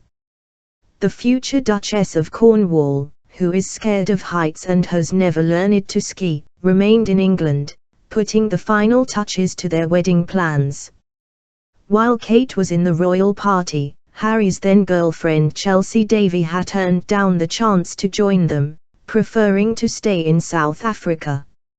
In her place, Harry invited close friend Guy Pelly, who had been unfairly pilloried in the past for supposedly leading the young royal astray. On the first day of the trip, Kate, then 23, proved just how comfortable she was with the royal family, sitting next to Prince Charles at lunch, chatting happily with him throughout the day and sharing a cable car carriage with him. It was the first time the history of art student had been photographed with the heir to the throne, but she seemed to take it all in her stride, showing a maturity beyond her years despite their obvious ease in each other's company. Kate and William, who had made great efforts to hide their romance during their 3rd year at university, tried to keep their distance in public. At one point, William was seen walking some distance ahead of his girlfriend, who followed with other members of their party, the couple perhaps deliberately avoiding spending every minute together in front of the press and paparazzi. That night, the group spent the evening at the Casa Antica, Princess Diana's favorite nightclub. It was there that the Princess of Wales had earned the nickname the Disco Queen of Closters. While William and Harry drank bottles of beer and danced, their exhibitionist friend Guy stripped down to his silk boxer shorts and ran around the room. The atmosphere was so relaxed that William gave an impromptu interview to the royal correspondent of The Sun, uttering words that haunted him for many years afterwards. When asked about marriage to his girlfriend, the blushing prince retorted, "Look, I'm only 22, for God's sake. I'm too young to marry at my age. I don't want to get married until I'm at least 28 or maybe 30. However, both William's and Guy's actions were overshadowed the following day by a photocall on the slopes during which Prince Charles showed that he could be every bit as gaffe-prone as his father. Without realizing that he could heard through the microphones at their feet in the snow, he moaned to his sons, "I hate doing this," before insulting the BBC's royal correspondent Nicholas Witchell, saying, "I can't bear that man. I mean, he's so awful, he really is." His comments proved a PR nightmare for the prince's aides. The forthcoming wedding had already been dogged by a series of criticisms and controversies over the choice of venue, the legality of the civil ceremony, the decision by the Queen not to attend, and the role of Camilla when Charles succeeded as king. They had called a press conference in order to redress the balance of adverse publicity, and Witchell had asked an innocuous question about how the princes felt about the marriage. Unfortunately, William's reply, "Very happy, very pleased. It will be a good day," was followed by his father's comments about the BBC reporter. The journalists who witnessed the heir to the throne's outburst attributed it to his irritation with the press in general over paparazzi photographs of Kate and William taken the day before, which he saw as a breach of their agreement to give the prince privacy during his university years. Charles is also believed to have a dislike of Witchell stemming from a broadcast in which he compared the Prince of Wales's extravagant holidays to those of his great-uncle Edward, Duke of Windsor, an obituary of Princess Margaret written by him, and a report on Prince Harry taking drugs. By the time Kate and William went on their skiing trip to Closters, 6 weeks before their final exams, the two St. Andrews undergraduates had endured endless speculation, both in the newspapers and on the internet, about their romance. But, ironically, whilst before their first trip to Closters everybody had wanted to know whether they were a couple, after it there was constant conjecture about whether they were breaking up. The rumors began when William went on 2 holidays without his girlfriend during their 3-month summer vacation and reached fever pitch on the 25th of September, 2004, 2 days before they were due to return to St. Andrews for their final year, when Kate failed to appear at the wedding of former debutante Davina Duckworth Chadd, 25, and Baronet's son and old Etonian Tom Barber, 31. Davina, a distant cousin of the prince's, who once posed for Country Life magazine's website in a revealing rubber dress, earning herself the nickname the Deb on the web, is the daughter of landowner Anthony Duckworth Chadd, former High Sheriff of Norfolk, and his wife Elizabeth. She was brought up with her 2 older brothers, James, later a Coldstream Guards officer and equerry to the Queen, and William, at their country seat Pinckney Hall in Norfolk. Her name was romantically linked to William's when she was invited on a 10-day Mediterranean cruise with the royals during the summer of 1999, alongside Kate's former Marlborough colleague Emilia d'Elanger. Davina, a history of art graduate, kept in touch with the princes after she left Bristol University and went to work at the West End Art Gallery owned by Lady Helen Taylor's husband Tim. Now she had invited William and Harry to her wedding, at St. Mary's Church in West Raynham, Norfolk. The 2 princes arrived in a minibus and were joined by their uncle Earl Spencer, a cousin of Davina's mother Elizabeth, who had chosen the boy's mother Princess Diana to be her own bridesmaid 35 years earlier. 5 weeks later, on the 6th of November, there was yet more conjecture over the state of Kate and William's relationship when Kate failed to arrive on the prince's arm at the society wedding of the year, between Prince Charles's godson Edward Van Cutsem, 31, and the Duke of Westminster's daughter Lady Tamara Grosvenor, 23. Unfortunately for Kate and William, the prince's old flame Jacques Craig, by then a student at London's University College, was spotted slipping into Chester Cathedral in a striking brown suede coat scattered with turquoise ribbons, which she teamed with an Australian-style bush hat.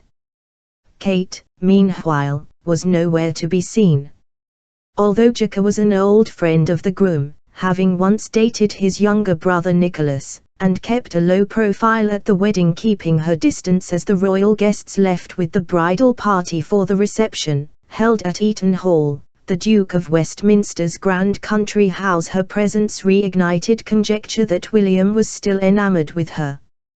What onlookers failed to realize, however, was that protocol would in any case have prevented Kate from arriving with her royal beau, and the numbers might have prohibited inviting her. The etiquette of the seating plan for the society wedding, attended by the Queen and Prince Philip, had already proved a headache for Natalia, Duchess of Westminster, who compared it to wading through treacle.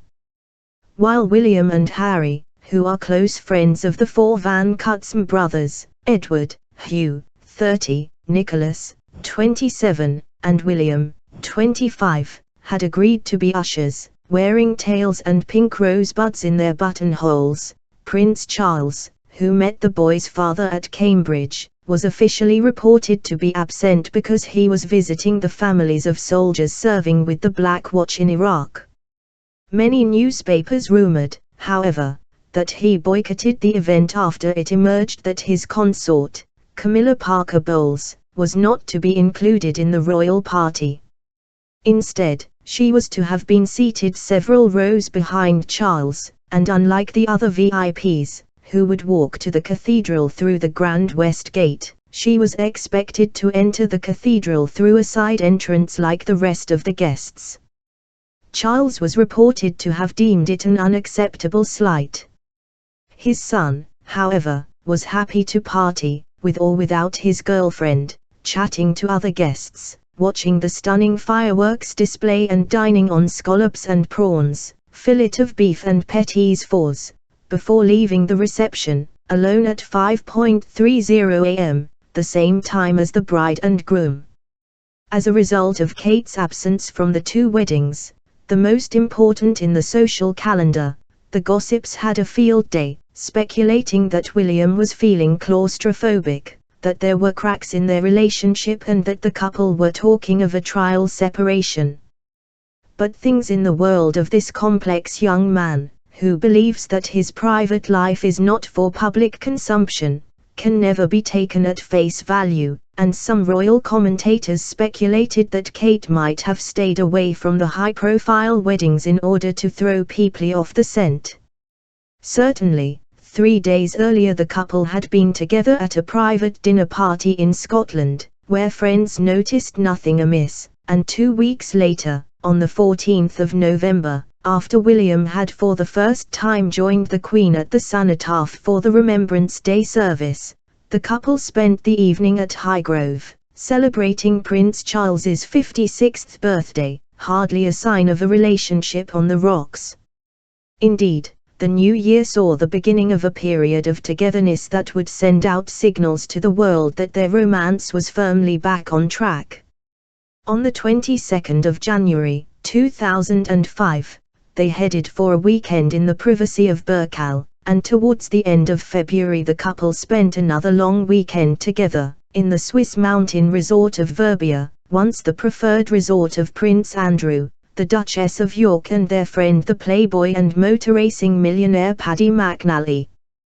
They rented a chalet with 6 friends, skiing during the daytime, dining out in the evenings and watching the Carling Cup final in the local pub. On the Saturday night, they paid a visit to the renowned Farm nightclub, where during its flashy heyday the bar was lined with expensive bottles of vodka, each marked with the name of a regular. Although they largely avoided overt displays of affection in public, the two students barely left each other's side, skiing together and stealing the odd kiss when they thought nobody was looking. Kate's gallant boyfriend even carried her skis over his shoulders for her. The royal couple showed the same modesty a month later, the night before they flew to Closters, when they joined Prince Harry and some other friends at the Sugar Hut nightclub in Fulham, southwest London, billed as a romantic hotspot for lovers and located in a dimly lit converted church in the North End Road. In those days, the club, with its award-winning Thai restaurant and bar, where guests lounged on lavish beds and sipped cocktails, was a favorite haunt of celebrities and the royals, although it no longer has the same cachet.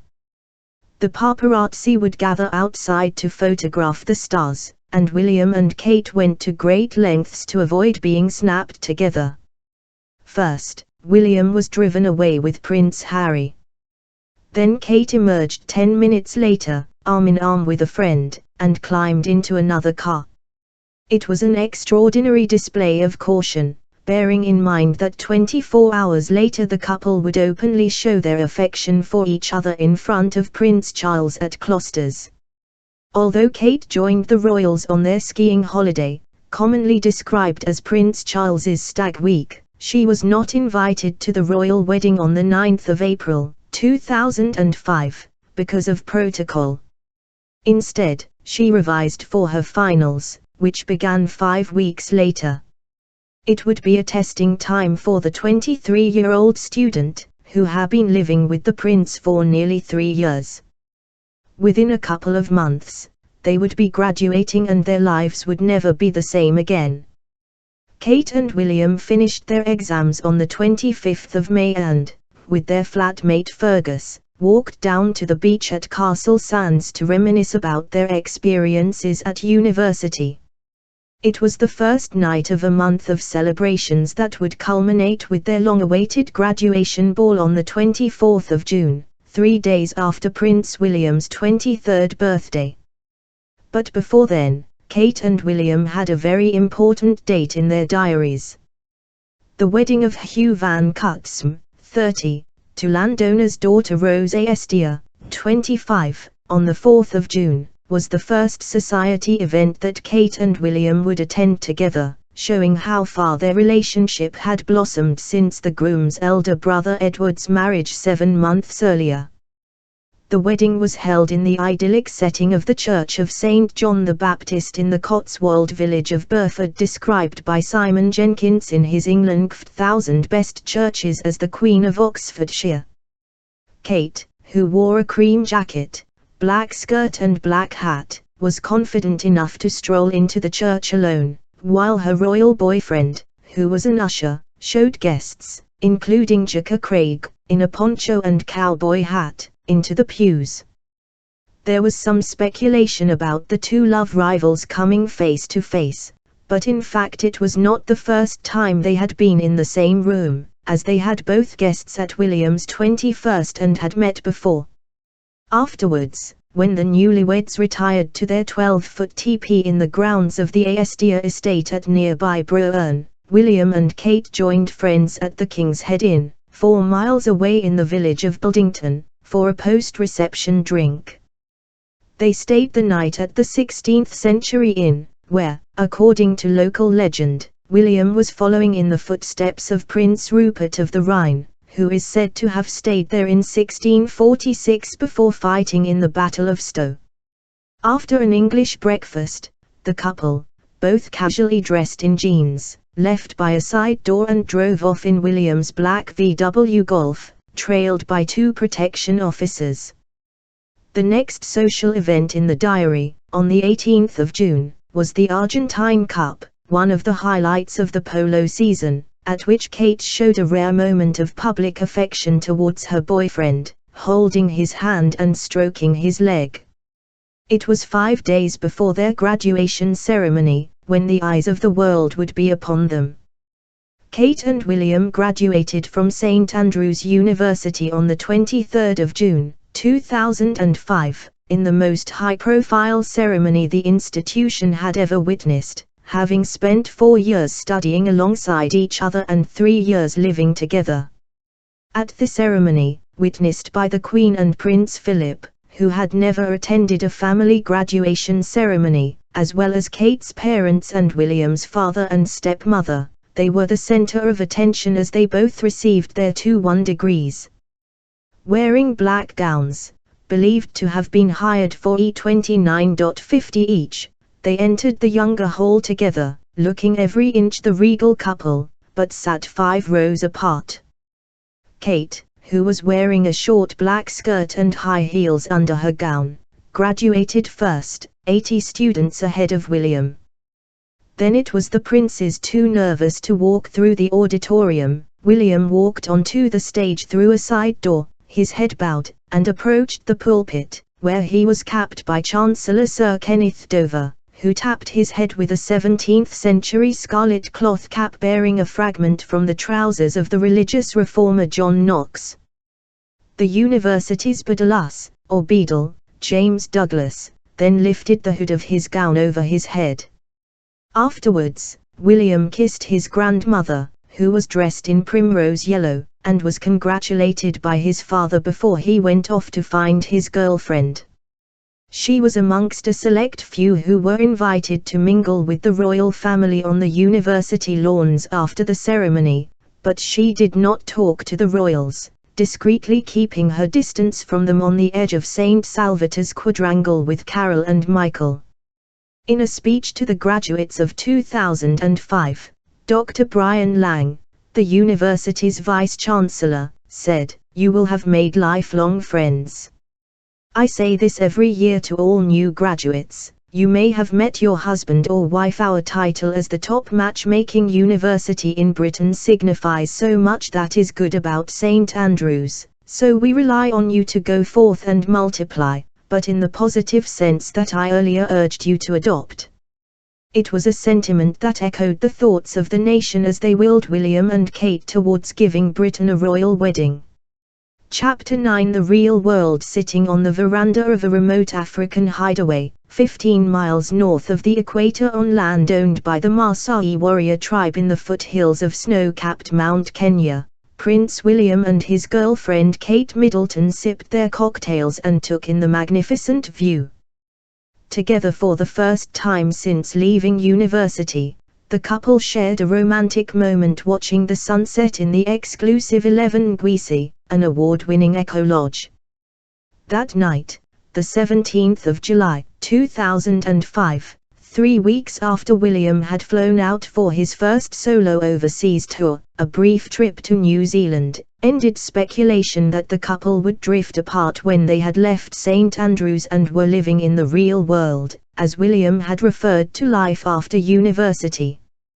Kate was in a party of William's closest friends, including old Etonian Thomas van Strobenzee, the nephew of Princess Diana's childhood friend Willie, who had known the prince since their days at La Grove, the exclusive prep school in Berkshire. The group joined William towards the start of his time at the Lwa Wildlife Conservancy, run by Jaka Craig's parents, where he was spending a month helping out. That morning, while William had been working on the estate, his friends had trekked for hours, exploring the bush as they made their way to the lodge, perched 5,600 feet up the Mukogodo Hills, on the edge of the Ngurundere River, looking down over northern Kenya. William and Jaka joined the group before nightfall for cocktails and a barbecue. It was the third time that William had been to stay on the estate, but it was the first time he had taken Kate to visit the country he had fallen in love with during his gap year in 2001. The fact that he had invited his girlfriend to stay at Lwa Downs finally put an end to conjecture about his feelings for his childhood sweetheart. Both he and Kate were now friends with Jaka and her new boyfriend, financier Hugh Crossley, the son of a Norfolk landowner whom she had been dating since he had recuperated at her family's ranch following a climbing accident on Mount Kenya. Jaka is descended from a wealthy British family who emigrated to Kenya after the First World War, settling on a cattle ranch in Lwa Downs in 1922, where eventually they began offering tourists luxury safari holidays. Keen conservationists, the Craig family set up the Ngurursuga Rhino Sanctuary in 1983 to protect the black rhino from poachers. This would evolve into the Lwa Wildlife Conservancy, a not-for-profit wildlife sanctuary. Housed inside a 70-mile solar-powered electric fence, it is patrolled by armed rangers and teams with rare species, including the highly endangered Grevy's zebra. Jaka's parents, Ian and Jane, who played host to the prince during his gap year and whom he regards as a second family, and her uncle William and Aunt Emma live in the grounds of the ranch, enjoying a colonial lifestyle fit for a prince. Under the name Lwa Wilderness Trails, they rent out 8 luxury cottages, complete with fireplaces and verandas, in the gardens of their home. Guests can use a saltwater swimming pool, a clay tennis court and riding stables. They can choose to go on drives around the estate, bushwalks with a professional tracker, jogs with a Maasai warrior, or horse or camel rides. William, however, was not there just for a holiday but to learn about conservation from Jacques' family. The prince spent the majority of his African trip working on the ranch, but also took the opportunity for a long-awaited post-graduation holiday with his friends. He spent around $2,000 to hire the lodge for his friends to stay in, complete with a glorious swimming pool that looks as if it is overflowing into the wilderness below. Kate and William's cottage had its own balcony and a double bed on casters, meaning that the royal lovebirds could sleep outside, protected by a mosquito net, under the stars. It would have been a wonderful experience for the group, who were spoiled for choice of what to do. They could have followed the river with local guides, toured the estate in a 4x4 looking for game, visited the baboon and the black rhinos, or simply relaxed at the lodge. For Kate and William, the African break was the first chance they had had to spend time together since leaving St. Andrews, and they must have wanted to enjoy every minute, away from the stresses and strains of their lives in Britain and the storm of speculation over their future. Kate and William had left the sanctuary of the small university town on Friday, the 25th of June, 2005, after their graduation ball, knowing that their lives would never be the same again. They would no longer have the freedom they had enjoyed over the previous 3 years. It was a pivotal time for the young prince and his girlfriend, who both had to think hard about what they intended to do now that they had completed their degrees. But before they addressed themselves to that task, there was one more night of carefree, student-style partying to enjoy, at the Upper Crust Private Members Club Buyis, a favorite haunt of the young royals, socialites and aristocrats, as well as the odd sports personality, Eurotrash banker and Hollywood star. It is there that Starsky and Hutch stars Ben Stiller and Owen Wilson were smuggled out of a fire exit to avoid the paparazzi, only to be spotted when their driver was nowhere to found, and there too that England cricketers including Freddie Flintoff and Kevin Peterson ended their 32-hour drinking marathon after the Ashes win in 2005. But its most famous clientele are William and Harry, who are drawn in by its exclusivity and discretion. It is located in Thurlow Street, South Kensington, just a few doors from the flat where Princess Diana lived before her marriage. One doesn't get behind the Buyis rope unless one has serious connections, which gives it the advantage of being a wag and soap star-free zone. The doormen never tip off the paparazzi. They have to cruise around until they spot the royal protection officers and the princes can retreat to the exclusive brown room for their own private party. At the club, the motto is rules are broken and the signature drink is the crack baby, a cocktail of vodka, passion fruit juice, chambered and champagne that arrives in a test tube. Kate has gained a reputation at the club for her demure behavior. She drinks modestly and always touches up her makeup in the lavatories before leaving the venue and facing the waiting paparazzi. Jake Parkinson Smith, the grandson of the flamboyant fashion photographer Norman Parkinson, ran the club in 2005. He has since been sacked and reinstated after accepting a caution for possessing cocaine. The princes are very ordinary, nice guys, he said once in a rare moment of indiscretion. They remind me a lot of my friends. They feel very safe because their pals come Guy Pelly, Freddie Windsor. It's the English aristo set. They all know each other, they all went to Eton together and all play polo together, so it's all very comfortable and happy. William and Kate, with Guy Pelly, turned up at the club in the early hours of Monday, the 28th of June, 2 days after leaving their graduation ball, and headed straight onto the tiny dance floor beside the neon orange bar.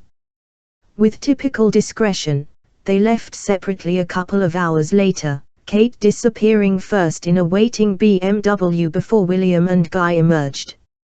Within hours, Kate was back at home while the prince was heading to New Zealand with his recently appointed private secretary, Jamie Lowther Pinkerton, a former SAS officer, and Thomas Van Strobenzee. The trio arrived at Wellington Airport on a scheduled flight and were greeted by New Zealand Prime Minister Helen Clark. William had first been to the South Pacific country with his parents when he was just 9 months old, and he was now there 22 years later on an official visit to commemorate the 60th anniversary of the end of the Second World War. Representing the Queen, he met war veterans and laid 2 wreaths at the National War Memorial in Wellington on the 3rd of July and at the Cenotaph in Auckland a week later. He also spent time with the British Lions, who were on tour in the country, watching them lose to the All Blacks before flying out to Africa for his reunion with Kate. Kate Middleton returned from Africa facing one of the hardest challenges of her life: how to adjust to life outside the confines of university and create a role for herself while dating the heir to the throne. William had his life mapped out, although he did not like to admit it. Kate had nothing in her diary bar a few social engagements. Not only did she face the logistical nightmare of trying to find a suitable job for a princess in waiting, but she had to conduct herself with decorum outside the protection of the firm. It was an extraordinarily difficult path for the 23-year-old to negotiate, one that her fellow graduates would never have to experience, but which she managed with typical aplomb. In keeping with her reputation for decorum, she spent most of her time sheltered in the bosom of her family, to whom she is very close. Her sister Pippa, who had just turned 21, was midway through her English degree at Edinburgh, and her brother James, 18, had just left Marlborough. She kept her head down, smiled for photographers and ignored the tittle-tattle implying that her relationship with the prince would never last the course. Such was Kate's discretion while William was on the other side of the globe that she was rarely seen out and about, unless it was for everyday activities such as shopping in her local Waitrose or browsing with her mother in Peter Jones, the department store that has become a haven for Sloane Rangers and the Chelsea set. Her one trip out, to the Festival of British Eventing, sparked yet more speculation, this time about an imminent engagement, because the horse trials were held on Princess Anne's country estate, Gatcombe Park. However, Kate's appearance, in the Stetson she had worn on safari in Africa, could hardly be deemed especially significant, as the event was open to the public and was a favorite with her country set.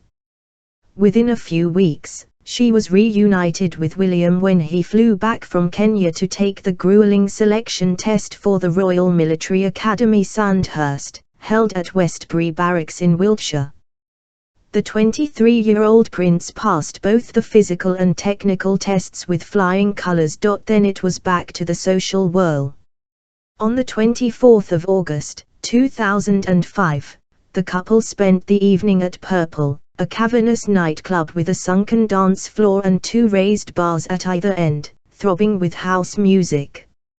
Although the club, which has since closed, did not have the exclusivity of Buyas, it had the distinct advantage for the royals of being hidden away in private grounds at Chelsea Football Club, a stumbling block for the paparazzi.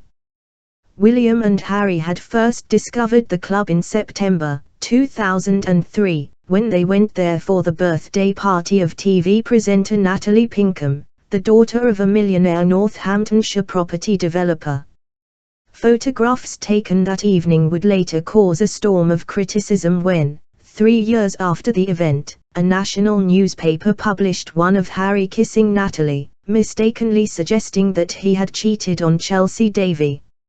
In 2005, it was Kate and William who attracted some attention, although not quite the same level of controversy. They began their evening with friends at the Collection, a striking bar and restaurant housed in an old warehouse in Chelsea's fashionable Brompton Triangle. The building had previously home to a Porsche garage, a Conran furniture shop and a Catherine Hamnet boutique, and the restaurant was renowned for its entrance, an 80-foot catwalk, designed by the architect Sir Norman Foster, and its long bar. As well as hosting parties for the British Fashion Awards, the exclusive jeweler Cartier and the singers Beyoncé and Prince, it had become a favorite haunt for celebrities and royals. After having a few drinks, William stuck to red wine while Kate sipped margaritas. It was on to purple, where the couple, for once, let their hair down. After spending some time in the VIP room, they took to the dance floor, where William drank sambuca, chatted with the DJ and requested a few tracks for his girlfriend, including Shakedown by rapper DMX, dance hit I Like the Way You Move by Body Rockers and Star Sailors Fall to the Floor. The couple finally emerged at 1:30 a.m. looking slightly the worse for wear. But their carefree student behavior could not last much longer. Over the next month, Kate put on a brave face as her boyfriend flitted all over the country, preparing for life as a working royal. His next public engagement, on the 3rd of September, was with the Queen and Prince Philip at the Highland Games in Braemar, a quaint village in Aberdeenshire. William sat in the royal box, chatting with his grandparents as they watched a tug-of-war competition, Highland dancing and a veterans parade, and listened to the pipes and drums of the 1st Battalion, the Highlanders and the Gordon Highlanders Regimental Association. Meanwhile, in contrast, his girlfriend busied herself by going shopping on Kensington High Street, where she was spotted popping into Topshop and Miss 64 weeks later. On the 30th of September, William left Kate alone again to celebrate his friend Oliver Hicks' record-breaking solo voyage across the Atlantic at the Chain Locker pub in Falmouth. The old Harrovian, 23, had spent the previous 124 days out at sea in a 23-foot boat, traveling 4,040 miles from North America to the Isles of Scilly, and the first person to row solo eastwards across the Atlantic, as well as the youngest person to complete a solo row across an ocean. "There was masses of scrummage on the when I rowed in," said Oliver. "Richard Branson, one of my sponsors, shook my hand and sprayed me with champagne. Willie came along and pulled my hat down over my eyes, and then they carried me off to the pub." But, according to Oliver, the only reason that Kate did not turn up with her prince was because William wanted to protect her from the scrum. "They are together," he told the press. "I spent the weekend with them. The reason they never confirm their relationship is because they don't want to make it open season for people to ask questions." Indeed, the following night Kate was at William's side for a black tie charity ball organized by the Institute of Cancer Research for 400 socialites at the Banqueting House in Whitehall. But yet again the couple faced a barrage of speculation, this time because they sat at separate tables for the EATA head event, despite the fact that at such a function this would be considered normal etiquette, not a sign of a disintegrating relationship. The prince was also criticized for ignoring Kate, only dancing with her once, and flirting with other girls, but in society circles it is deemed polite to work the room, albeit perhaps in a more thoughtful manner. In any case, their time together was short-lived. 3 days later, William would start the first of 3 work experience placements chosen to prepare him for his duties, and Kate would discover just how challenging and contradictory her own role as the girlfriend of a future king could be. William's first job as a working royal began on the 4th of October, 2005, when he arrived at Chatsworth, seat of the Duke and Duchess of Devonshire and one of Britain's grandest stately homes. He spent the next 2 weeks in the Peak District learning how to run the 35,000-acre estate, even working behind the scenes in its award-winning butcher's shop, Wearing a traditional apron and straw boater, he joined the other backroom workers weighing the heavy cuts of meat. But he and his 2 police detectives lived in more luxurious surroundings than his fellow workers, staying in a 16th-century hunting tower overlooking Capability Brown's stunning park. Originally built as a summer banqueting house from which ladies could watch their gentlemen hunting, the 400-feet turret with its narrow spiral staircase had been restored earlier that year to accommodate paying guests, although William was let off the £900 rent. It was a plum first job for the prince, who has inherited his father's love of the environment and has always harbored a desire to be a gentleman farmer. In the visitor's book, which he signed Will, Gloucestershire, he wrote, "A wonderful place to stay, but don't try to tackle the stairs once you have a drink." After discarding his green wellies, William donned a pinstriped suit for the next stage in his work experience, shadowing bankers at HSBC. He spent a week working with the bank's Charities Investment Services team in St. James's Street, just around the corner from Clarence House, before commuting to its investment arm in Canary Wharf.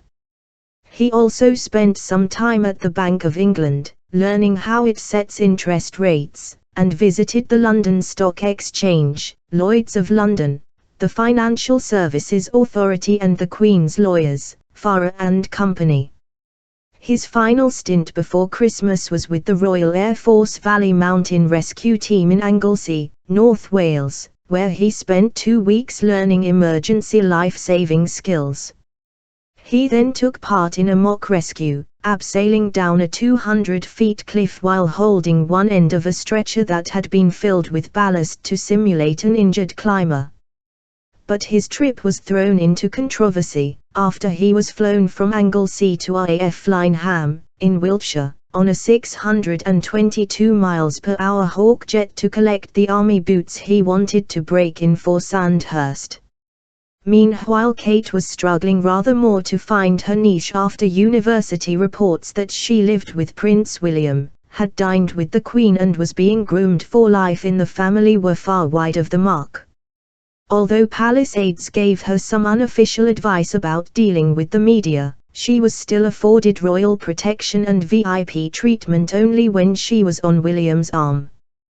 The rest of the time, she had to fend for herself, walking a precarious line between life as a royal and life on the outside. While William was away, Kate flitted between her parents' wisteria-clad home in Berkshire and their flat in Chelsea, southwest London, showing little sign of getting a full-time job. In fact, she was working behind the scenes trying to set up her own internet company designing and selling children's clothes, an idea eventually rejected as she found it too hard to get the business off the ground. However, that work left her plenty of spare time to go to the gym and go shopping, gradually earning her a reputation for being nothing but a princess in waiting. It was during one of those shopping trips, with her mother Carol, that Kate first encountered a designer who would help bring her out of her shell. Until then, like most well-brought-up home counties girls, Kate favored the wardrobe of the modern Sloane, wearing boot-cut jeans, cowboy boots, country tweeds, floral skirts and dresses, and kitten heels. But after she met Catherine Hooker, a former film set designer whose clients include models Jerry Hall and her daughter Lizzie Jagger, at the Spirit of Christmas Fair in Olympia, she underwent a subtle transformation. Although she did not become a fashion icon overnight, she began to look slightly more polished. "Kate saw my stand, and approached me," Catherine said later. She has been in and out of the shop since then, sometimes with her mother and sometimes just on her own. She is very self-assured, very down-to-earth and normal. However, while Kate was in some ways growing more confident, she still had a long way to go.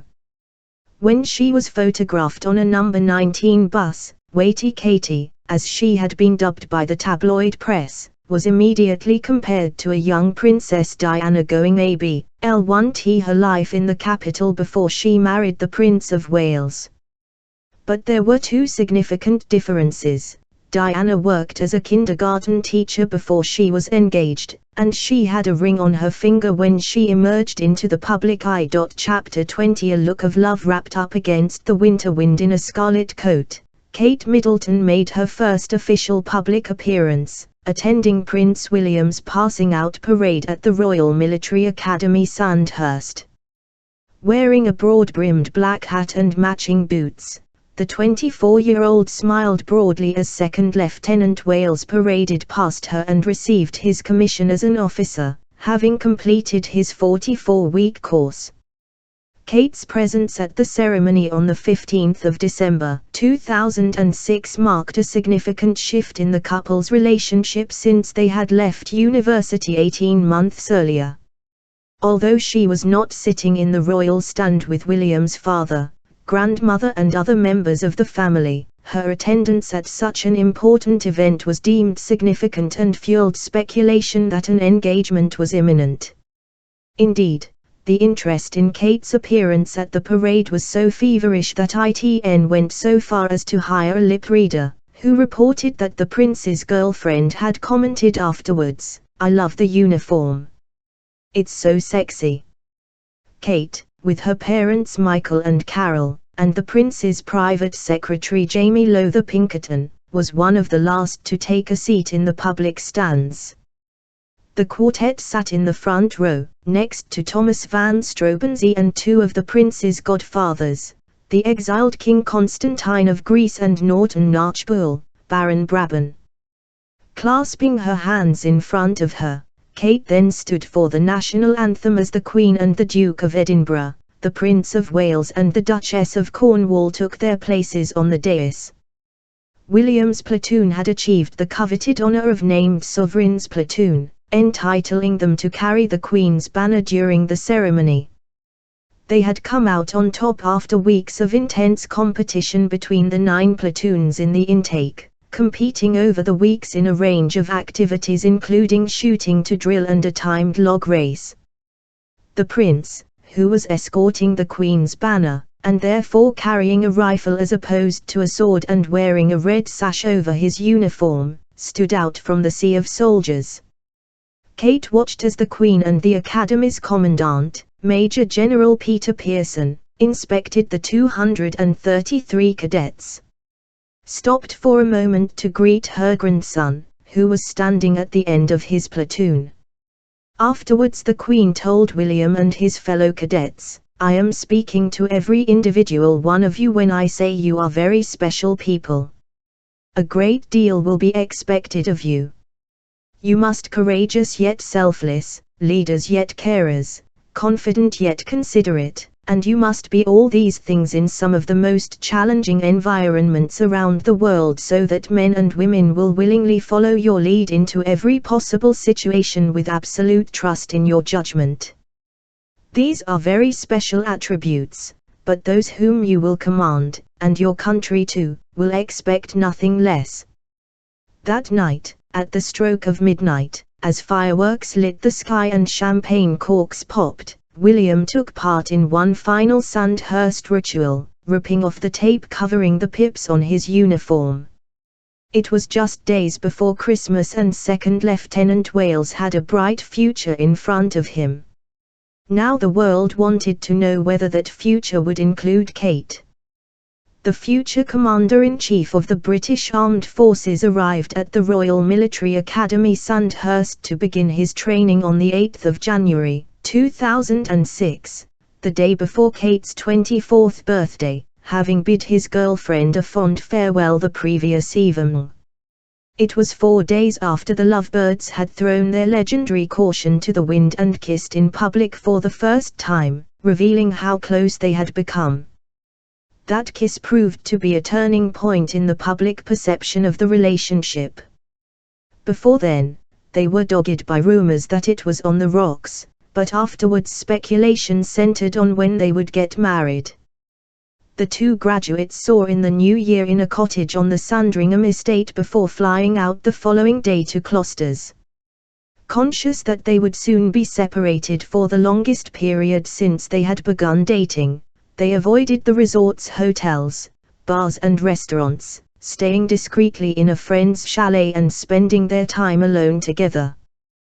The public display of affection came during an off-guard moment on their third day, after they had spent the morning tackling the black runs. As they made their way off-piste down Cassana Alp, they stopped momentarily for a touching embrace. The following day they flew home for William to prepare for his military cadetship. But Kate had a surprise in store for him, a farewell party.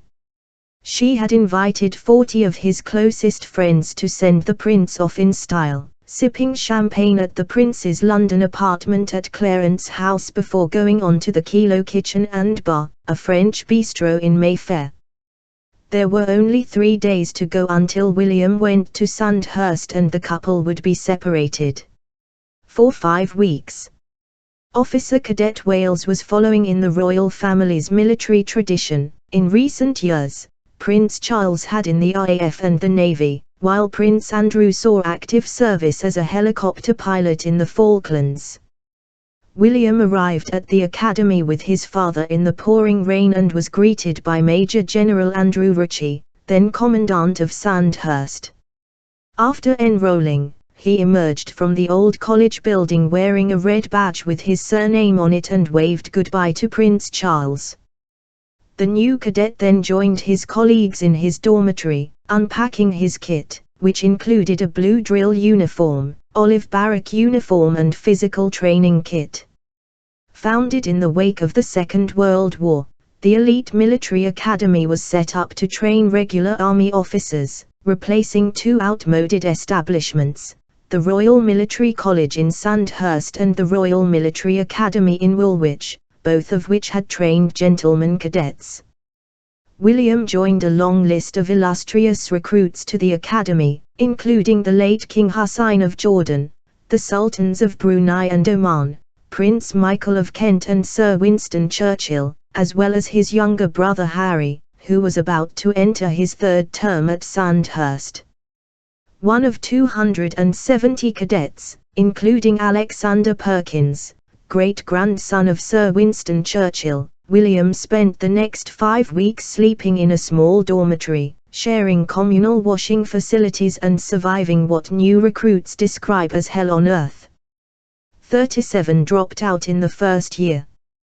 Banned from leaving the base and allowed only limited use of the telephone, the cadets, who were expected to do their own laundry, iron their shirts and polish their black military boots, rose each day at dawn for a series of intensive drills and endless inspections.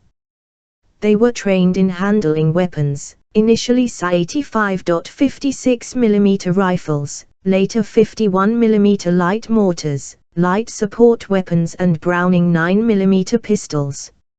Insisting that the second in line to the throne would not be granted any special privileges, Major General Ritchie said, "I can assure you that he will be treated the same as every other cadet. Everyone is judged on merit. There are no exceptions made. He will be up early tomorrow morning and will then get stuck into military training. The fitness regime and tactics will begin in earnest. They need to know what it's like to be tired and to be hungry, to lead their soldiers in demanding situations around the world." Kate and William were reunited the weekend before Valentine's Day, when they met up at Prince Charles's Highgrove estate, but unfortunately their romantic getaway was spoiled by a drugs scandal at one of their regular haunts. The young couple were drinking with William's cousins Zara and Peter Phillips and the prince's close friend Guy Pelly in the Tunnel House Inn, a rural pub nestled in the Cotswold village of Coates, when Pelly, a former student at Cirencester Agricultural College, was secretly filmed smoking cannabis. Pelly, who had previously been falsely accused of introducing Prince Harry to the drug, claimed he had been deliberately set up, having been passed what he thought was a cigarette by a pretty girl. There was no suggestion that either Kate or William had taken drugs, but questions were raised over the company they kept. They left Gloucestershire on Sunday evening, William returning to Sandhurst for kit inspection the following day, and Kate going back to the sanctuary of her parents' home. A month later, on the 17th of March, Kate showed just how serious their relationship had grown when she turned up at the Cheltenham Gold Cup for one of the highlights of the racing calendar without Prince William, who was confined to barracks at Sandhurst. Wearing a Catherine Hooker coat, controversially accessorized with a mink hat, she was slowly beginning to look like a royal princess. After spending the morning wandering around the paddock looking at the form of the race horses, she joined Prince Charles and the Duchess of Cornwall for a family lunch in the royal box.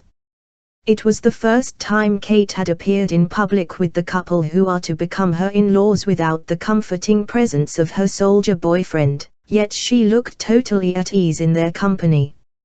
After lunch, she joined Camilla's children, Tom, with his wife Sarah, and Laura, with her fiancé Harry Lopes, as they watched the afternoon's racing and saw their mother presenting the Gold Cup for the first time to the winner, War of Attrition, ridden by Conor Dwyer.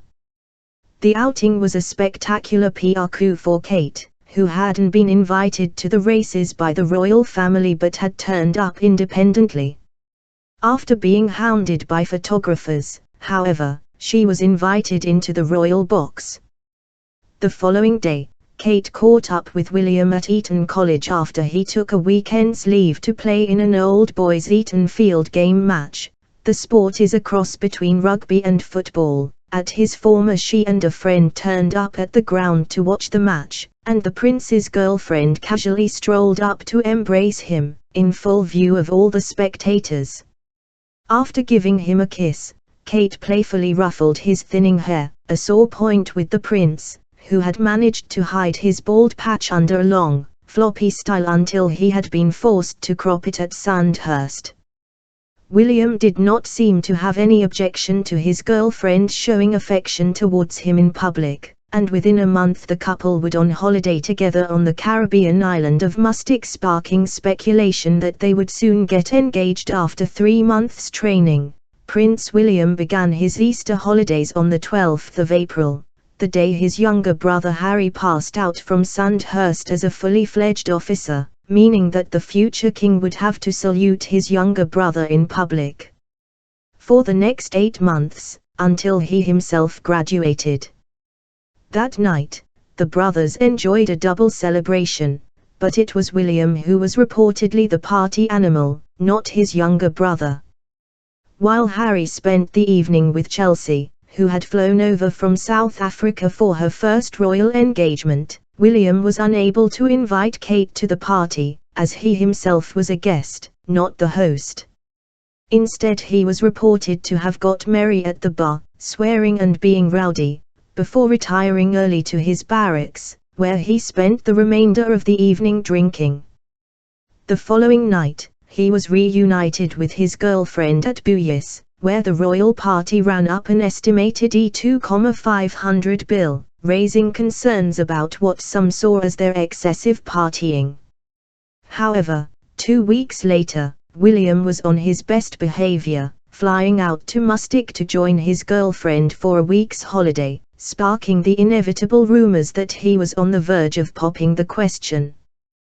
The tiny 1,400-acre island on the northern tip of the Grenadines, 18 miles south of St. Vincent, has been a favorite royal hideaway since Princess Margaret first traveled to the island during the 60s. Colin Tennant, now Lord Glenconner, had given her a plot of land on her marriage to Lord Snowdon. Margaret commissioned the legendary theatrical designer Oliver Messel to create a lavish villa, Les Jolies. It was there that the princess had a notorious affair with garden designer Roddy Llewellyn, who was 17 years younger than her, and it is there that her son Viscount Linley proposed to Serena Stanhope. Since the 60s, the island has become a playground for the seriously rich and famous. Rock legends Mick Jagger and David Bowie both have homes there, and Noel Gallagher and Kate Moss are regulars at its legendary night spot Basil's Bar. Prince William and his girlfriend stayed in a villa belonging to the multimillionaire owners of the Jigsaw and Co fashion chains, Belle and John Robinson, who live with their 5 children in a former hunting lodge, once owned by Sir Walter Raleigh, in the Wiltshire countryside. They count actors Natasha McElhone and Richard E. Grant as personal friends. The Robinsons did not know the young lovebirds but lent their E8,000-a-week luxury mansion to them in return for a donation to the hospital on St. Vincent. The stone-built cliff-top villa, high above Macaroni Beach, had everything the couple could desire, with 5 bedrooms, a swimming pool, a maid, gardener and cook, not to mention spectacular views over the island's picture-perfect Caribbean beaches, azure sea and volcanic peaks. Kate arrived at the house on the 26th of April, flying from Heathrow, where she was given VIP treatment, to Barbados before taking a private jet to the island. William, who was on a sailing course at Sandhurst, flew out 2 days later.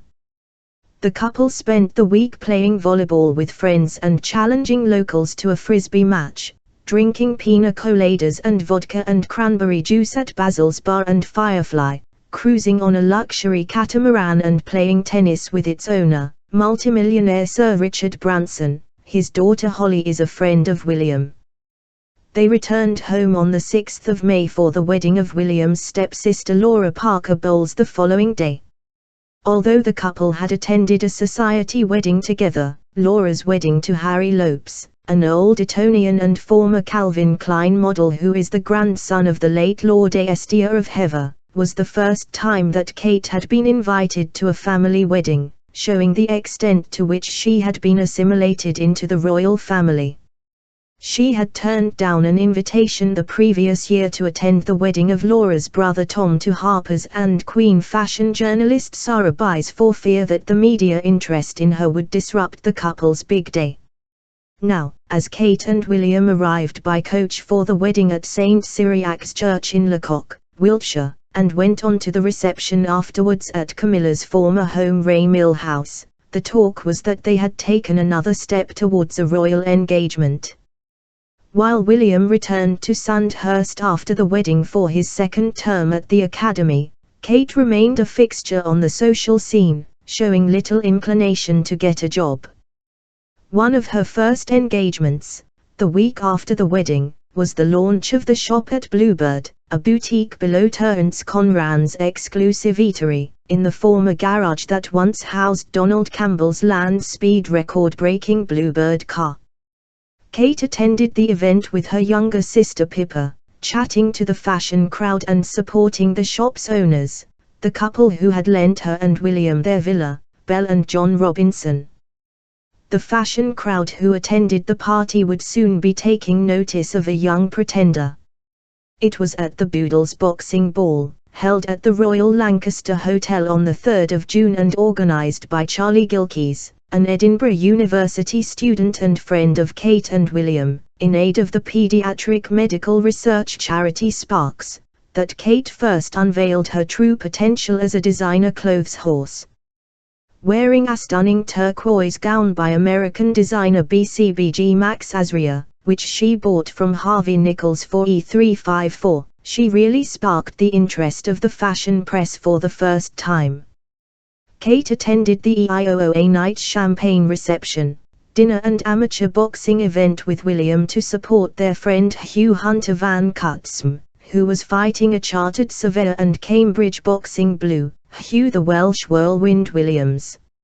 After that glamorous evening, William returned to Sandhurst and she was back to the Sweel Whirl alone.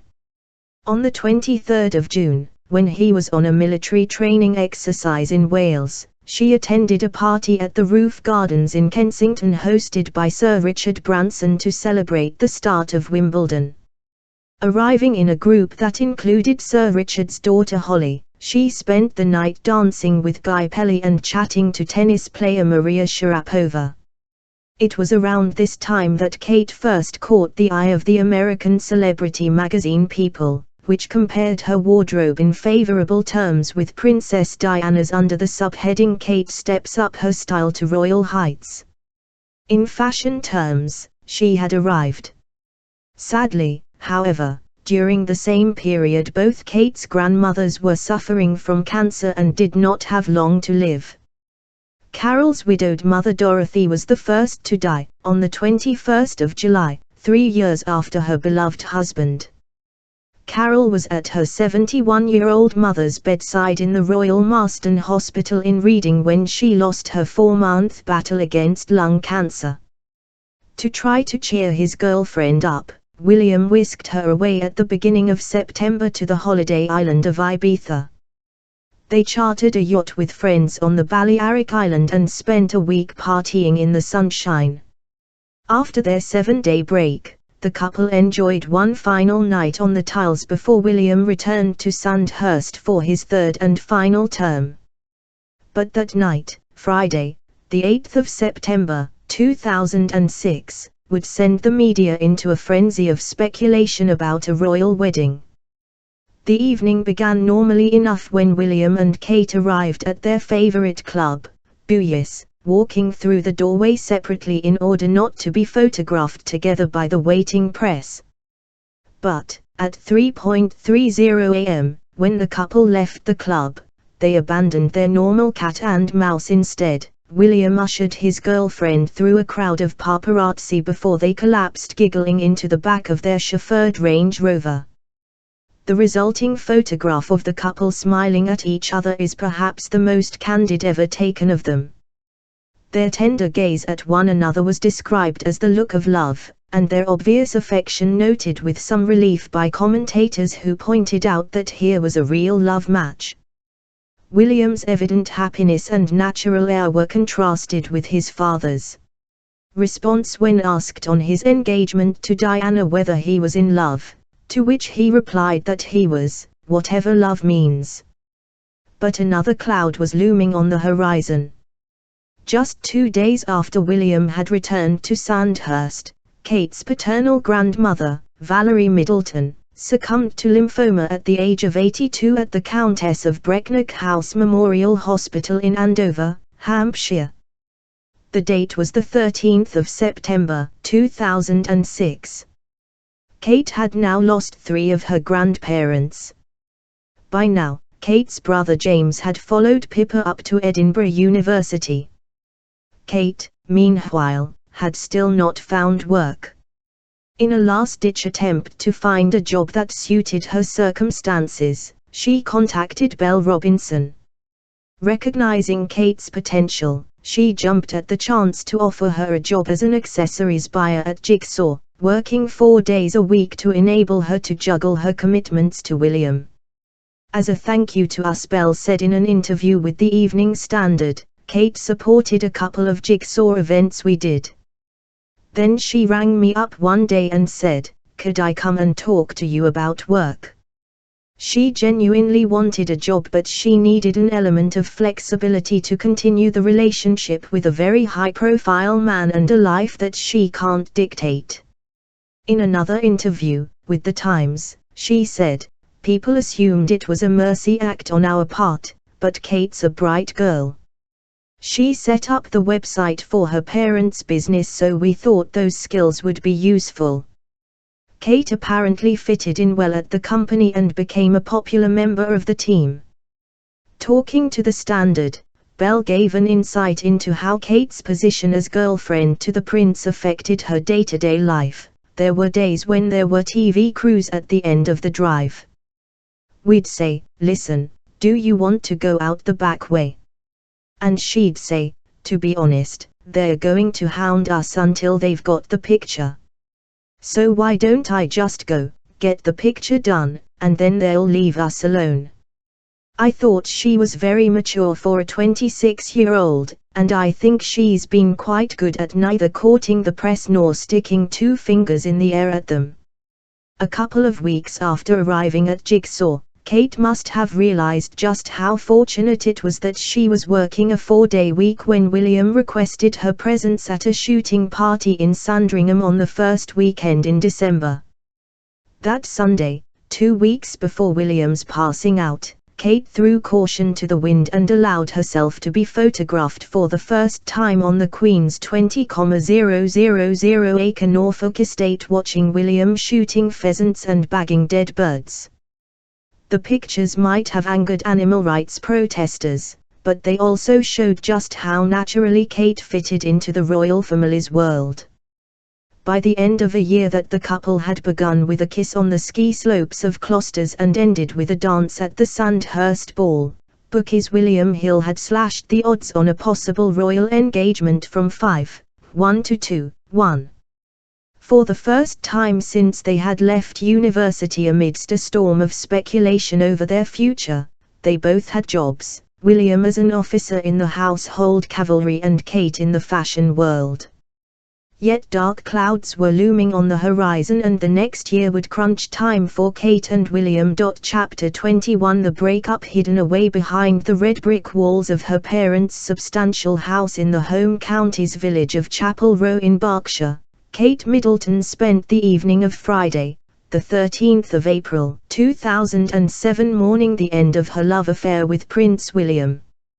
While her former boyfriend drowned his sorrows in the nightclub Mahiki, Mayfair's latest celebrity haunt, quaffing champagne and drinking its legendary treasure chest cocktails, Kate, then 25 years old, spent a quieter and more subdued evening with her family.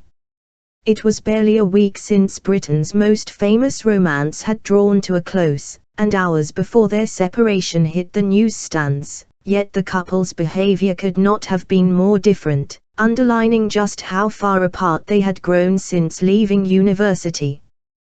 Whereas Kate was looking for more commitment from William, the 24-year-old army officer, who had just left Sandhurst, was not ready to settle down. News of the couple's split came as a shock to the public, who had been following every twist and turn in their relationship since they had begun dating at St Andrews University 4 years earlier. An engagement announcement had been widely expected and few had noticed signs that the relationship was on its way out. It had all seemed so different 4 months earlier in mid-December, when Kate and her parents had been invited to watch the prince pass out from the Royal Military Academy Sandhurst, a ceremony that must have been heartwarming for the Middletons, who had grown close to their daughter's boyfriend. A regular visitor to their home, William would drive the 33-mile journey around the M25 to visit his girlfriend after training exercises and must have relished the time he spent with her tight-knit family, something he had missed out on to an extent during his own childhood. But everything changed the moment he left Sandhurst and embarked on the next stage of his army career. For those who looked closely, the cracks began appearing over the festive season, when Kate's parents decided to rent a £4,800 mansion in Scotland for their extended family. Despite speculation that she might be, Kate had not been invited to spend Christmas with the royal family at Sandringham. Only fiancés are afforded that honor, not girlfriends. Instead, the Middletons decided to invite William to spend Hogmanay with them at the Georgian mansion Jordanstone House on the outskirts of Alyth in Perthshire. Set in rambling grounds, the 18th-century mansion, which had belonged to the Conservative politician Sir James Duncan and his second wife Lady Beatrice, an actress known in her heyday for being the voice of Larry the Lamb in the Children's Hour series Toy Town, was certainly fit for a prince. Crammed with antiques and old masters, the house still has its original 2 staircases, one for staff, a vast kitchen and laundry downstairs, a library of rare books and wood-paneled reception rooms with vast fireplaces upstairs, and 13 bedrooms furnished with 4-poster beds. But William, who spent Christmas at Sandringham, 400 miles away, failed to make an appearance. It would not be until the following weekend that Kate was reunited with her boyfriend, at Highgrove, but even then it was more of a farewell party for William than a birthday celebration for Kate. The future king was about to follow his younger brother into the Blues and Royals, a regiment with one of the longest histories of any in the British Army. He would wholeheartedly embrace his new role, teasing Harry that he would rise faster through the ranks because he had a university degree. One of two regiments that make up the Household Cavalry, the other is the Life Guards. The Blues and Royals were formed in 1969 when the Royal Horse Guards, known as the Blues for the color of their tunics, and the Royal Dragoons, both of whom could trace their origins back to the 17th century, were amalgamated. The only mounted cavalry unit in the British Army, the regiment has the unique role of guarding the Queen on ceremonial occasions as well as serving around the world. Its regimental emblem, an eagle worn on the left sleeve of the blue tunic, commemorates the occasion on which it seized an eagle standard from one of Napoleon's infantry battalions at Waterloo. Now stationed at Combermere Barracks in Windsor, its colonel of the regiment is the Princess Royal. Kate was working at Jigsaw on the morning of the 8th of January, 2007, when 2nd Lieutenant Wales reported for duty. Little did she realize how much their lives would change in just a few months, stepping alone out of her front door 24 hours later to go to work on her 25th birthday, wearing a E40 black and white dress from Topshop, which subsequently sold out within days. She was greeted by a barrage of photographers fired up by the conviction that she and her royal boyfriend would soon be announcing their engagement. For the first time, she showed that the pressure was getting to her and she scowled. The unprecedented paparazzi turnout provoked comparisons with the treatment of Princess Diana in the final years of her life and led the royal family to swing into action. VS01 Kate's lawyers Harbertell and Lewis, who also count Prince Charles among their clients, tried to work out a compromise with the media. Prince William authorized his press officer to make a statement on his behalf. Prince William is very unhappy at the paparazzi harassment of his girlfriend, he said. He wants more than anything for it to stop. Miss Middleton should, like any other private individual, be able to go about her everyday business without this kind of intrusion. The situation is proving unbearable for all those concerned. It was a terrible day for Kate to have to face the overwhelming attention. Now working in London, she could no longer escape the limelight by retreating to the sanctuary of her parents' home, and she had to leave her flat each morning to go to work. Without William by her side, there was little that the royal family could do to help her, as she was not entitled to Scotland Yard protection until they became engaged. The pressure would soon prove too much. At first, William remained the gallant boyfriend, driving up to London to visit his girlfriend and party in the capital, and Kate put on a brave front, donning a stunning E800 silver dress by BCBG Max Azria to attend a party at Mahiki with the prince on the 1st of February.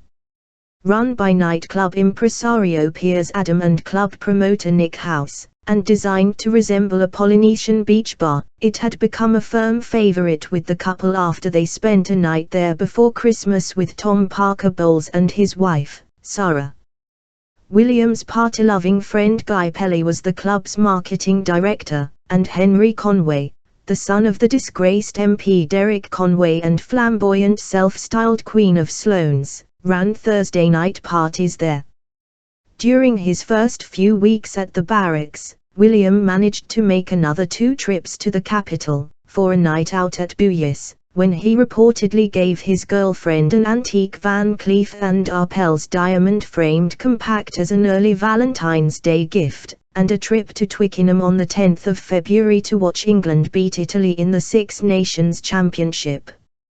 He and Kate cheered on rugby hero Johnny Wilkinson's record-breaking comeback. He scored 15 points in the team's 20-7 victory. However, William's nights out with his girlfriend gradually dwindled as he threw himself into the life of a household cavalry officer, enjoying the feeling of being young, free and single. Torn between spending time with his girlfriend and partying with his fellow officers, it seemed there was no contest. It was a testing period for their relationship. Kate put on a brave face, clubbing with her girlfriends at Mamalangi on Monday, the 26th of February, but the writing was on the wall for the relationship as she slowly tired of having an absent boyfriend. On the 4th of March, in a last-ditch attempt to shore up their romance, William whisked Kate off on a make-or-break holiday to Zermatt, a village at the base of the Matterhorn in the Swiss Alps, where they stayed in an exclusive L500-a-week chalet. But instead of going alone with Kate, he invited some friends along, including Thomas van Strobensee and Guy Pelly, the man often described as the prince's court jester. From the outside, it appeared as if William and Kate, who missed out on a family holiday in Barbados in order to spend quality time with her boyfriend, were on the verge of an engagement announcement, staying in their chalet while their friends hit the nightclubs, and embracing and kissing on the slopes. In reality, however, things were far from rosy, and an engagement must surely have been the last thing on their minds. Their last public appearance together was on the 13th of March, 2007, the opening day of the National Hunt Festival in Cheltenham, which had been a favourite with the late Queen Mother, who rarely missed a festival, attending latterly in a buggy painted in her racing colours.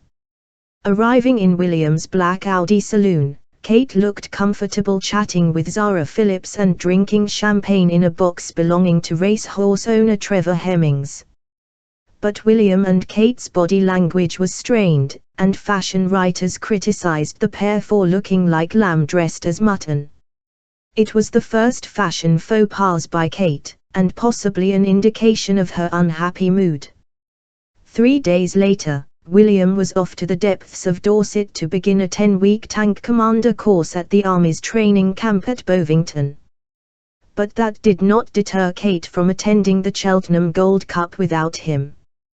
Wearing a sky blue jacket, brown skirt and matching beret, she looked much more relaxed and more fashionable than on her previous visit with her prince. Met on arrival by 2 plainclothes police officers, she was escorted to the royal enclosure for a lunch hosted by the Queen's Master of the Horse, Lord Vestey.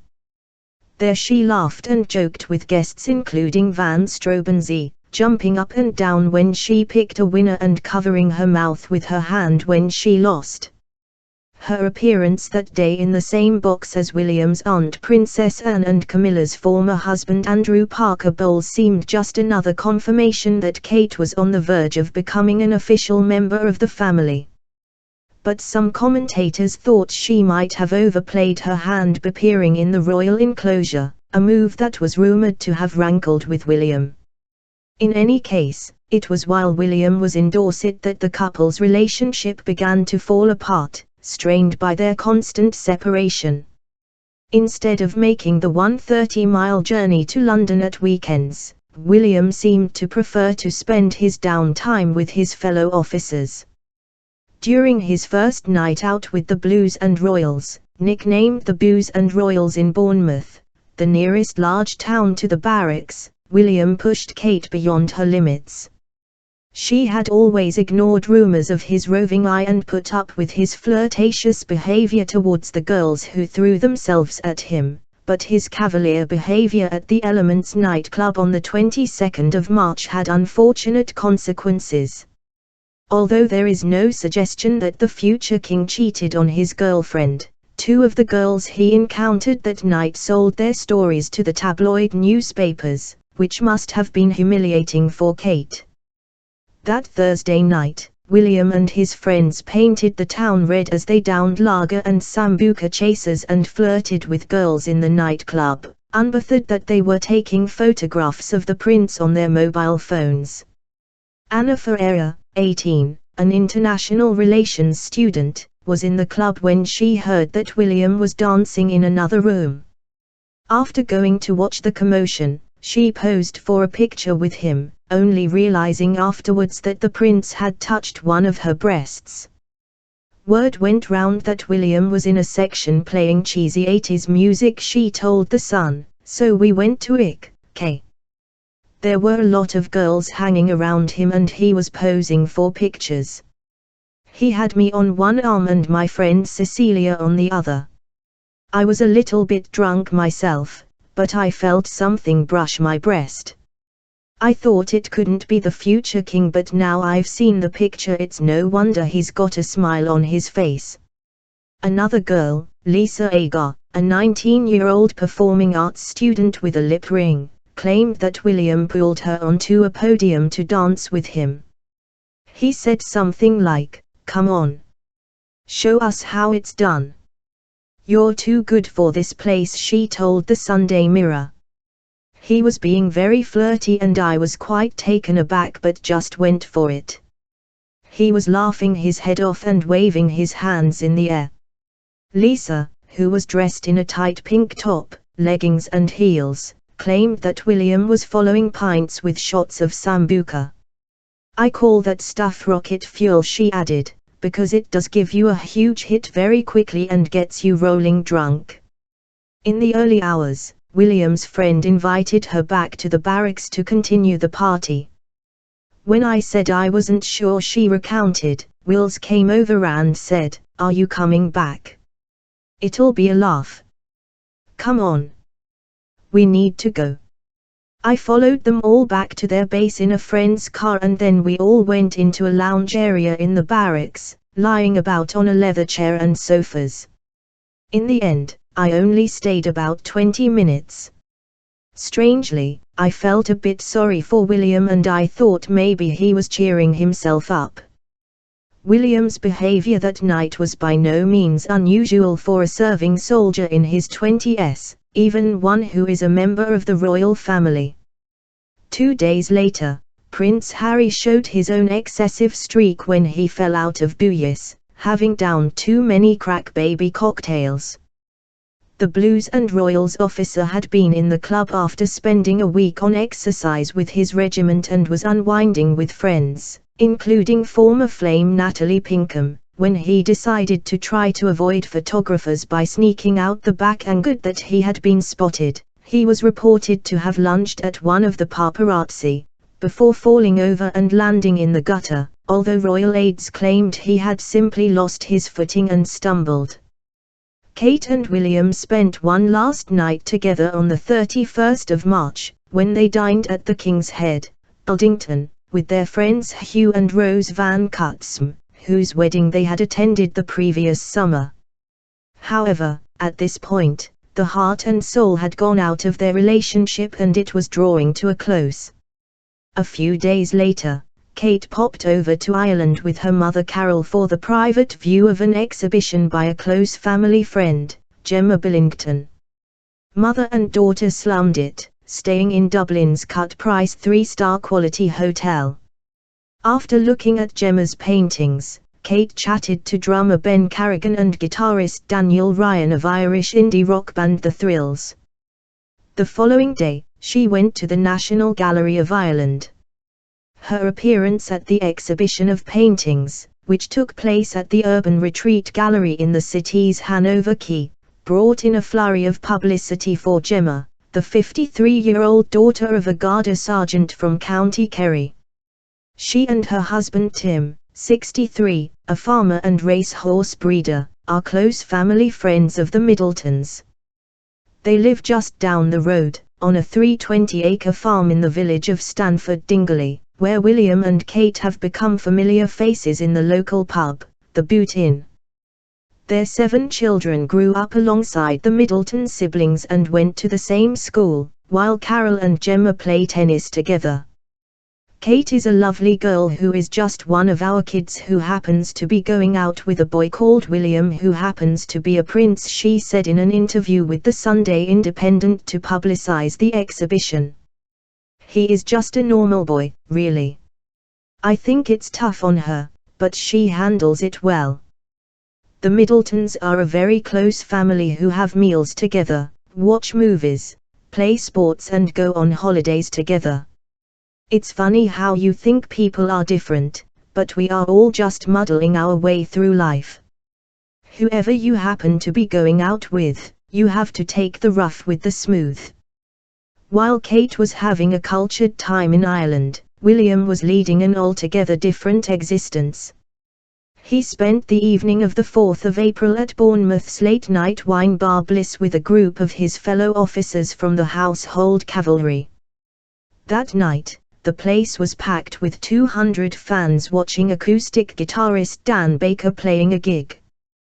But halfway through the 2-hour set, one of William's rowdy friends leapt on stage, saying, "Please stop playing these crap songs.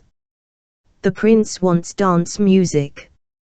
The singer, who halted the gig for 10 minutes until the officers had left the room, told a newspaper, "I was staggered when this drunken man scaled the stage and ran up to me mid-song. It was the rudest thing I've ever experienced. This gig was the pinnacle of my career. I've practiced for years in the hope of a chance to perform like this." Meanwhile, for William and Kate, it was the beginning of the end. The couple's final showdown came when they met up a few days later over the Easter weekend. William had turned down an invitation to spend the holiday with Kate's family, but the couple managed to get together for a face-to-face conversation and realized they wanted different things out of life. While Kate was looking for some form of commitment from her boyfriend, William felt he was pressurized to propose. It seemed as if there was only one way forward, but Kate still hoped that William would change his mind. At midday the following Wednesday, any hopes she might have had of a reconciliation were dashed. It was reported that she had a lengthy conversation with William on her mobile, after which she left work early and disappeared for the rest of the week. Meanwhile, William was said to have phoned the Queen at Windsor Castle, shortly before she left to visit the Earl of Carnarvon at Highclere Castle, to tell her that his and Kate's relationship had drawn to a close. By the time William turned up at Mahike on Friday the 13th, news of the couple's breakup had not yet emerged. But the Prince was aware that he would be on the front pages the following morning, and it seemed he was going to ensure he was seen to be having a good time. Arriving with friends at 11:30 p.m., he was shown to a private table next to the dance floor, where the party downed 450 bottles of 1998 Dom Perignon champagne before working their way through the cocktail menu, called the Mahike Trail because it is devised around a treasure map. If guests finish all 18 concoctions, they are rewarded with the club's infamous treasure chest, a mixture of brandy and peach liqueur, lime, sugar and champagne. At one point during the evening, William is supposed to have yelled, "I'm free," before performing his own version of the robot dance goal celebration that Liverpool striker Peter Crouch had shown him during a World Cup training session. As the opening chords of the Rolling Stones' "You Can't Always Get What You Want" rang out, his friends dragged him onto the dance floor. But the Prince's high spirits slowly turned maudlin, and at 3:30 a.m. he staggered out of the VIP exit to the club and got into his chauffeur-driven car. A Royal Protection Squad officer settled the E4,700 bill and the Prince went home. Within hours, the world would find out that Britain's most eligible bachelor was back on the market, but for just how long? Chapter: The reconciliation. Arms entwined around each other, Prince William and Kate Middleton seemed oblivious to the world as they danced seductively to their favorite song, the Body Rockers' "I Like the Way You Move," throwing caution to the wind. The couple kissed passionately on the Perspex dance floor backstage at Wembley Stadium, leaving VIP guests at the concert for Diana without any doubt that they had rekindled their romance. After their floor show, they retired to a discreet corner of the room, lit by candles and scattered with rose petals, where they spent the remainder of the evening sitting on a white leather sofa, hidden by drapes, holding hands, whispering in each other's ears and sipping mojitos. That public display of affection, in the dwindling hours of the 1st of July, 2007, so out of character for the Prince, marked a new beginning for the young couple, who had broken up 12 weeks earlier over William's failure to commit.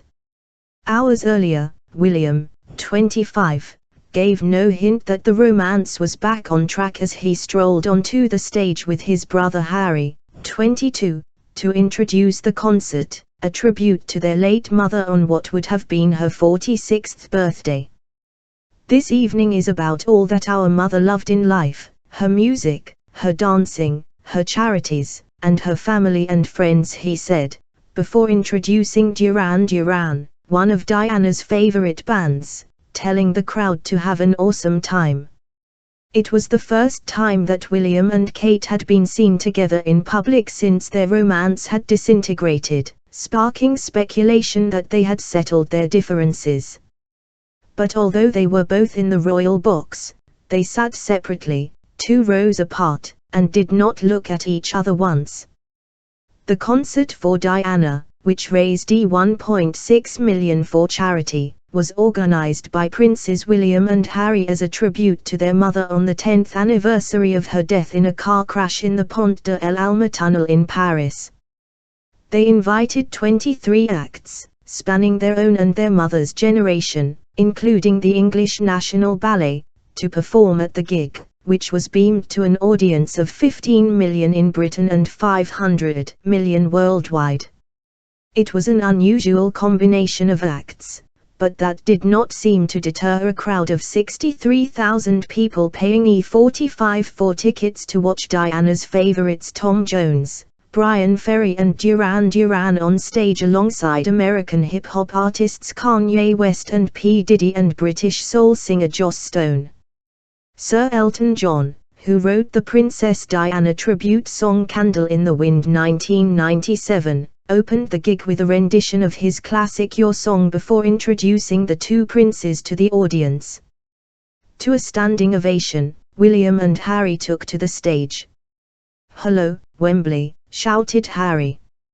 After paying tribute to their mother and introducing the next act, the princes took their places in the royal box alongside other royals of their generation, their cousins Beatrice and Eugenie, Zara Phillips and her boyfriend Mike Tindall, the England rugby player.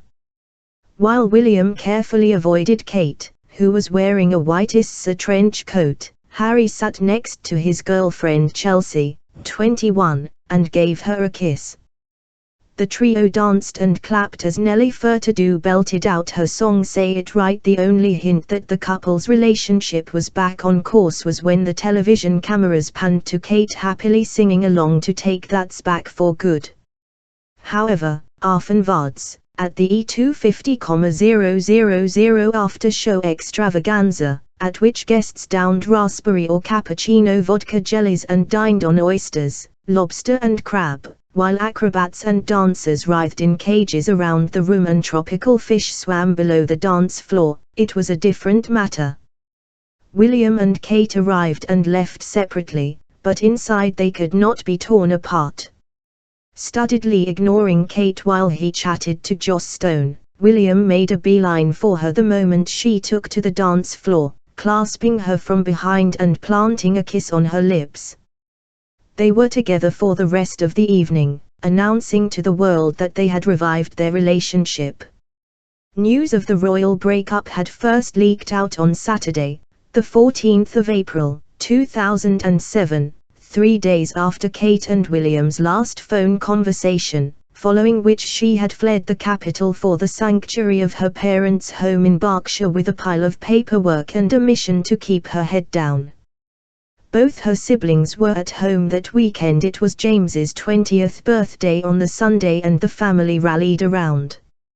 In an ironic twist, Pippa, 23, who was about to sit her finals at Edinburgh University, had separated from her own aristocratic boyfriend, J. Jardine Patterson, the wealthy heir of a Hong Kong banking family, because of his refusal to commit, and the 2 sisters comforted each other. But on James's birthday, the family awoke to a series of anonymous attacks in the Sunday newspapers suggesting that Kate would never be accepted by the royal family and William's aristocratic circle, because of her mother Carol's middle-class upbringing and lack of breeding. It was a cruel character assassination of a family that epitomizes Middle England and a woman who, like many others in the countryside, enjoys a game of tennis, riding her horse and walking the family's golden Labrador. Harking back to Nancy Mitford's 1954 essay The English Aristocracy, the reports suggested that William's upper-crust friends apparently sneered at her non-you meaning upper class, use of toilet and pardon, as opposed to lavatory and what, and cringed at her chewing gum during William's passing out ceremony at Sandhurst. It was later revealed that she was chewing a nicotine substitute, although, of course, to those who wished to criticize her for it, this was no excuse for the breach of etiquette. Another faux pas was supposedly greeting the Queen with the words "pleased to meet you" instead of "hello," but Carol had never been introduced to the monarch. Sensing a public relations disaster, the palace immediately distanced itself from the stories, blaming Fleet Street for the furor. But the royals have not always been above snobbery. The Queen's confidant Lord Charteris once memorably described the Duchess of York as vulgar, and that is that, and Prince Charles has been known to despair that people no longer know their place, so it is impossible to judge where the stories came from. In any case, Prince William was so horrified by the vitriol leveled at Carol that he telephoned his former girlfriend to reassure her that his friends were not behind the attack. That telephone conversation, 4 days after they had broken up, would be the first tentative step towards a reunion. Within 24 hours, when William had returned to his barracks in Bovington, Kate decided that she too had to brave the world. Her eyes hidden behind dark glasses, she finally emerged from the comforting walls of her parents' house at 10:15 a.m. to be driven up to London by James. Dressed in jeans, and wearing a brave face, she popped into her flat in Chelsea to pick up her tennis racket, a symbol that proved her life would not be grinding to a halt. The accessories buyer then dashed into her office in Kew, southwest London, to collect some paperwork before heading back to her parents' home. Her defiant appearance that day sent a message to the world that she refused to wallow in self-pity. Kate spent another few days in Berkshire, ignoring the crescendo of speculation over the breakup, nursing her broken heart and reading letters of support. She is estimated to have received more than 300 from as far afield as Australia, while the world waited to see what she would do next. The public relations supremo Max Clifford estimated that, as the only girlfriend ever to have lived with a future king, she could earn more than $5 million from her story, but Kate was far dignified to kiss and tell. By Thursday, after a week of compassionate leave, Kate felt confident enough to return to London and resume her old lifestyle, determined to show the prince just what he was missing. That evening, after spending the day at work, she met some friends at La Bucci, a restaurant in Fulham, before turning up at Mahike, where William had been drowning his sorrows 6 days before. It was a spectacular PR stunt, the first in a series of textbook maneuvers that could have been designed to attract the prince's attention and show him that she was quite capable of coping very well alone. Wearing a 45-minute dress from Lipsy with long boots, and flashing some thigh and cleavage, her appearance at the bar, where she drank a Jack Daniels and Coke with the club's marketing director and William's close friend Guy Pelly, could hardly have gone unnoticed. She spent most of the evening on the dance floor before leaving the club at 2:30 a.m. One of the men she danced with that night, architect Alex Shirley Smith, was smitten. She flicked her hair and looked over her shoulder at me, he told the Daily Mail afterwards. The next thing I knew she had twirled backwards towards me so her back was up against me.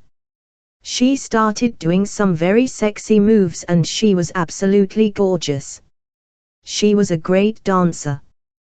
Then she was snatched away by a really drunk guy, who I think was one of her friends. He probably thought he was trying to rescue her, but as he pulled her away, she winked at me and I knew she was flirting.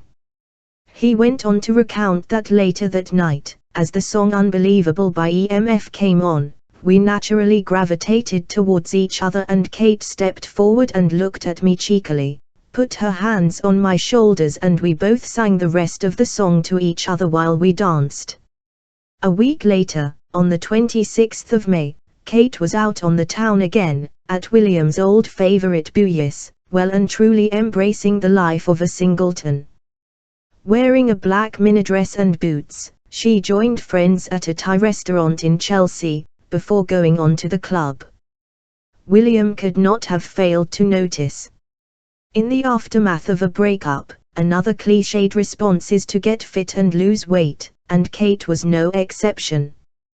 But instead of spending hours in the gym, she joined the Sisterhood, a female rowing crew who were planning to cross the English Channel in a dragon boat to raise money for charity.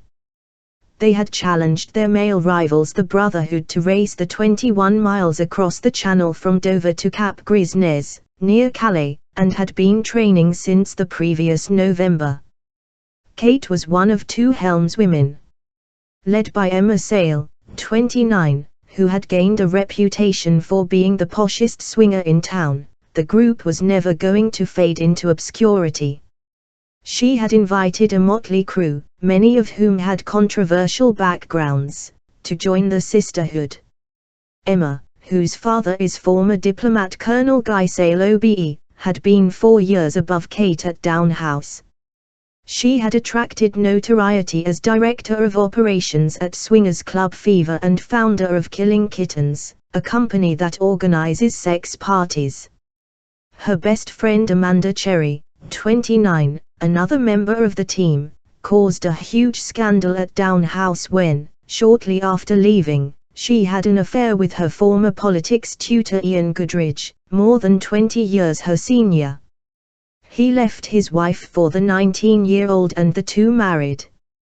Billing themselves as an elite group of female athletes, talented in many ways, toned to perfection, with killer looks, on a mission to keep boldly going where no girl has gone before, the Sisterhood's training sessions on the River Thames near Chiswick and Putney became a magnet for the paparazzi. Kate had been invited to join the group by Alicia Fox-Pitt, 26, the sister of Olympic three-day eventer William Fox-Pitt, and one of her oldest friends. Alicia's older sister Lorilla was also in the team. The Fox-Pitt sisters, who had been at Marlborough with Kate, had been brought up on the family estate, Knowlton Court, on the outskirts of Canterbury in the Kent countryside. Like their brother, they are both talented riders, but while Alicia juggles private tutoring with studying to become a vet, Lorilla is a keen kickboxer and aspiring actress. The fourth old Marlburian in the crew was Bean Soapwith, 26, who had studied archaeology at Oxford. A trainee stuntwoman, she had appeared in Jack Osbourne's television series Adrenaline Junkie.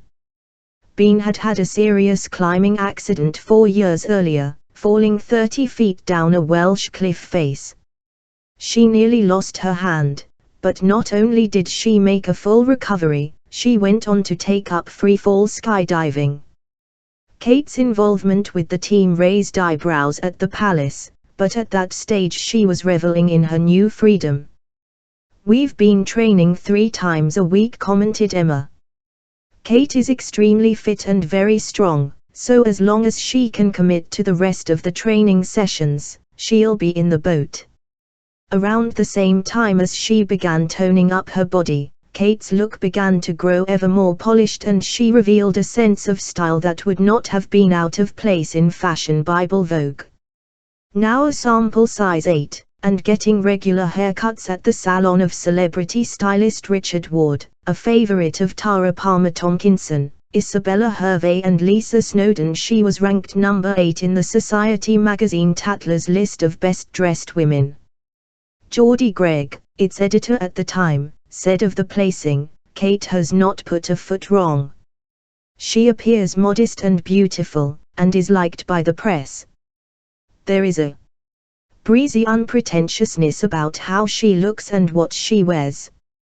The perfect princess in waiting.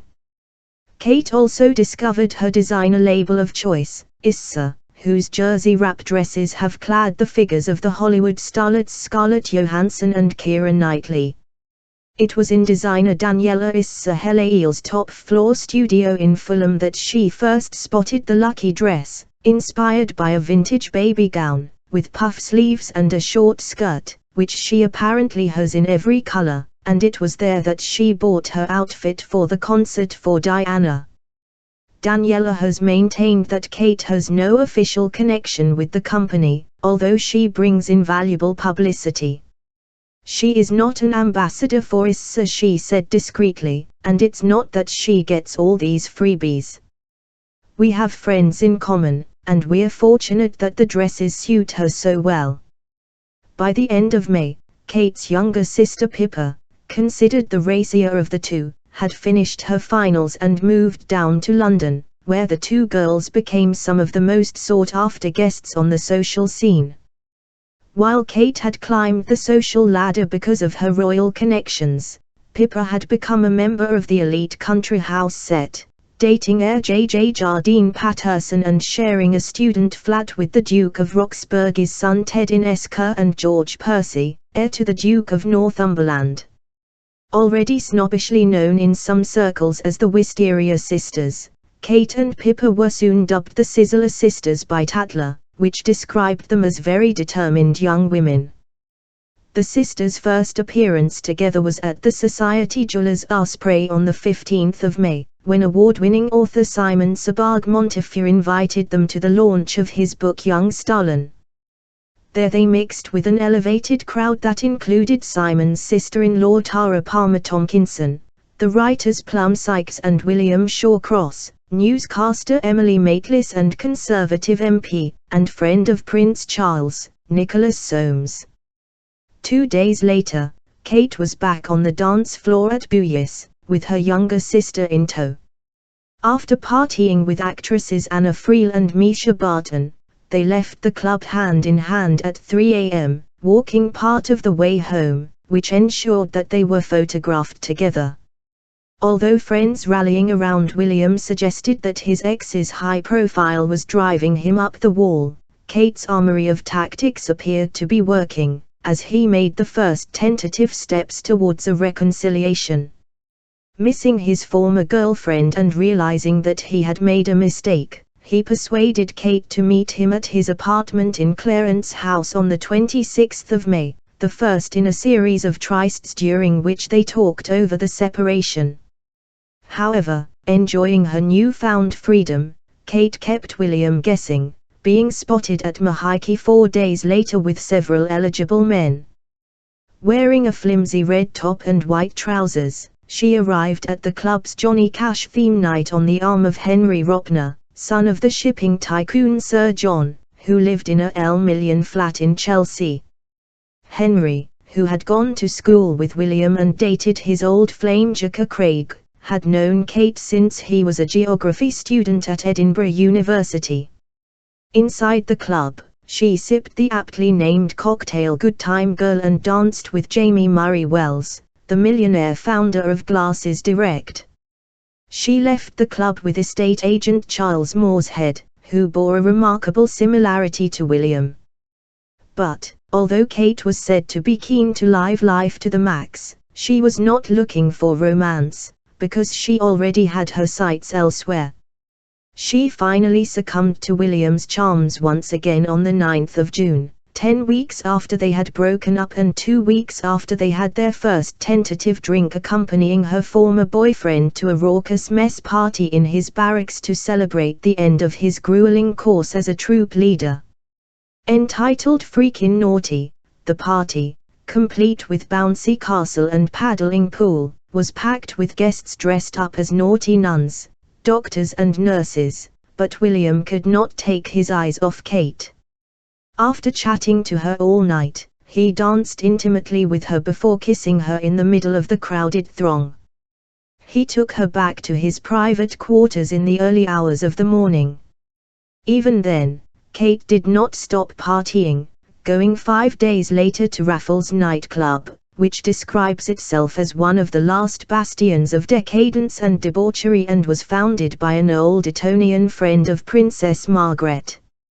3 days later, on the 17th of June, while William was at the Trooping of the Colour with his family, Kate flew out to Ibiza for a holiday from the social whirl.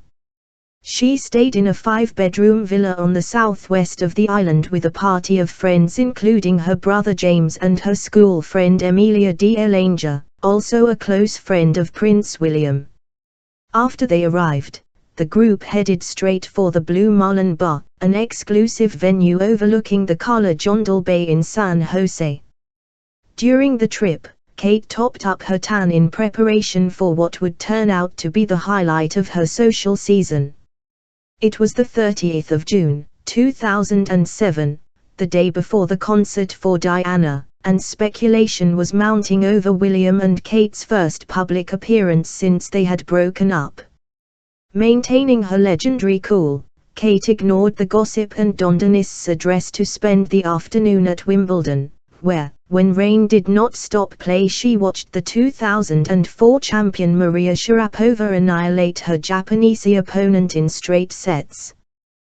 That night, under cover of darkness, she sneaked into Clarence's house for one last secret tryst, going to extraordinary lengths not to be spotted. Leaving her home in Kensington around 9 p.m., she parked her Audi in the car park of a Mayfair hotel around midnight, walking into the palace on foot so as not to be seen. An hour and 3/4 later, one of the palace aides picked the car up and drove it into the grounds. The following day, she sat in the royal box, cool as a cucumber, as if nothing had happened. It was only at the after-show party that the couple gave the game away. Chapter 23. Back in the royal fold, looking elegant in an ivory double-breasted coat and black boots, Kate Middleton congratulated her dashing boyfriend, Flying Officer William Wales, after he was presented with his wings by his father in a ceremony at the oldest Air Force college in the world. In their first official appearance since they had got back together, and the most prominent yet, Kate strolled side by side with her boyfriend, who was wearing full dress uniform, down the corridor at the Royal Air Force College Cranwell on their way to a drinks reception with Charles and Camilla. The couple's public show of togetherness, on the 11th of April, 2008, a year after they had broken up, once again fueled speculation that they were on the verge of getting engaged. Although Kate had attended William's graduation ceremony at Sandhurst with her parents in December 2007, she had not on that occasion been photographed with the prince. Arriving with Princess Diana's sister Lady Sarah McCorquodale, Kate, then 26, was ushered into RAF Cranwell, near Sleaford in Lincolnshire, through a back entrance. Sitting with William's aunt, she watched, smiling broadly, as her boyfriend and 25 other officers received insignias from Prince Charles, who himself had graduated from RAF Cranwell in the early 70s. Afterwards, William joined his father and stepmother as, despite rainy weather, they ventured onto the runway to look at a display of planes, among them the very Chipmunk TIO trainer plane in which Charles had learned to fly. Little did they realize how big a storm was brewing. By the time Kate Middleton had been reunited with her prince at the concert for Diana, in July 2007, she had become one of the season's most in-demand party guests, a coup for a girl who had been dismissed as a social climber. Tatler had placed her 8th on a list of the world's best-dressed women and named her as their most wanted guest, describing her as a sexy siren made super in demand now that she was single. Suddenly, Kate Middleton was cool. 3 weeks after the concert, her status was assured when she received a sought-after gilt-embossed invitation to one of the parties of the season, the Duchess of Cornwall's 60th birthday banquet. Her attendance at the formal black-tie ball, organized by Prince Charles's aide Michael Fawcett and Camilla's sister Annabel Elliot, an interior designer, showed that her newly rekindled relationship with Prince William was as strong as ever. Although she had not initially been invited to the party, she was put on the guest list the moment that she and William got back together. Wearing a long white gown, Kate looked totally relaxed and happy as she sipped champagne and cocktails in the gardens of Highgrove with Zara Phillips and Mike Tyndall. Prince Harry and Chelsea Davy were unable to make the party as they were on holiday, but there were plenty of celebrity guests, including the comedians Joan Rivers and Stephen Fry, TV presenter Jools Holland, actors Dame Judi Dench and Edward Fox, actress Joanna Lumley and her conductor husband Stephen Barlow, and actor Timothy West, with his wife Prunella Scales. After dinner, a 3-course organic meal, Kate and William made their way onto the dance floor, where the prince mouthed the lyrics of the Frank Sinatra song "It Had to Be You" to his girlfriend.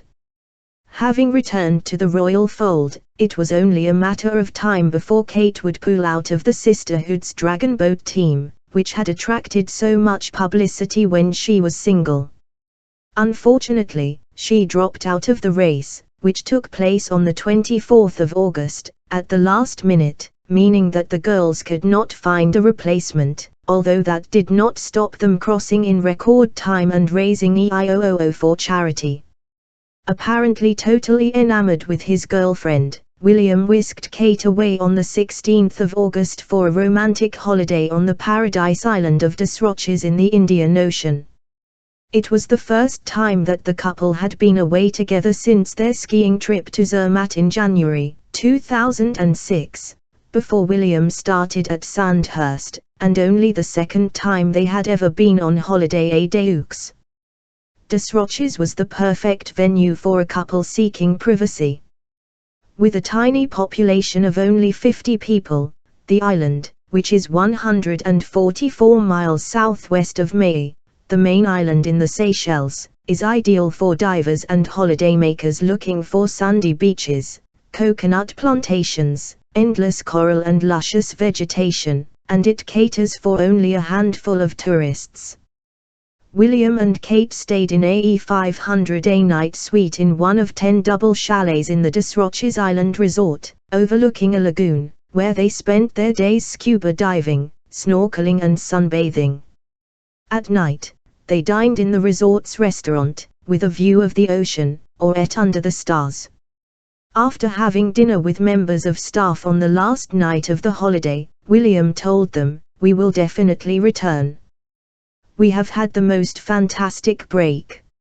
After they returned from their holiday, a week before the 10th anniversary of Princess Diana's death, the couple went to great lengths to avoid being seen together.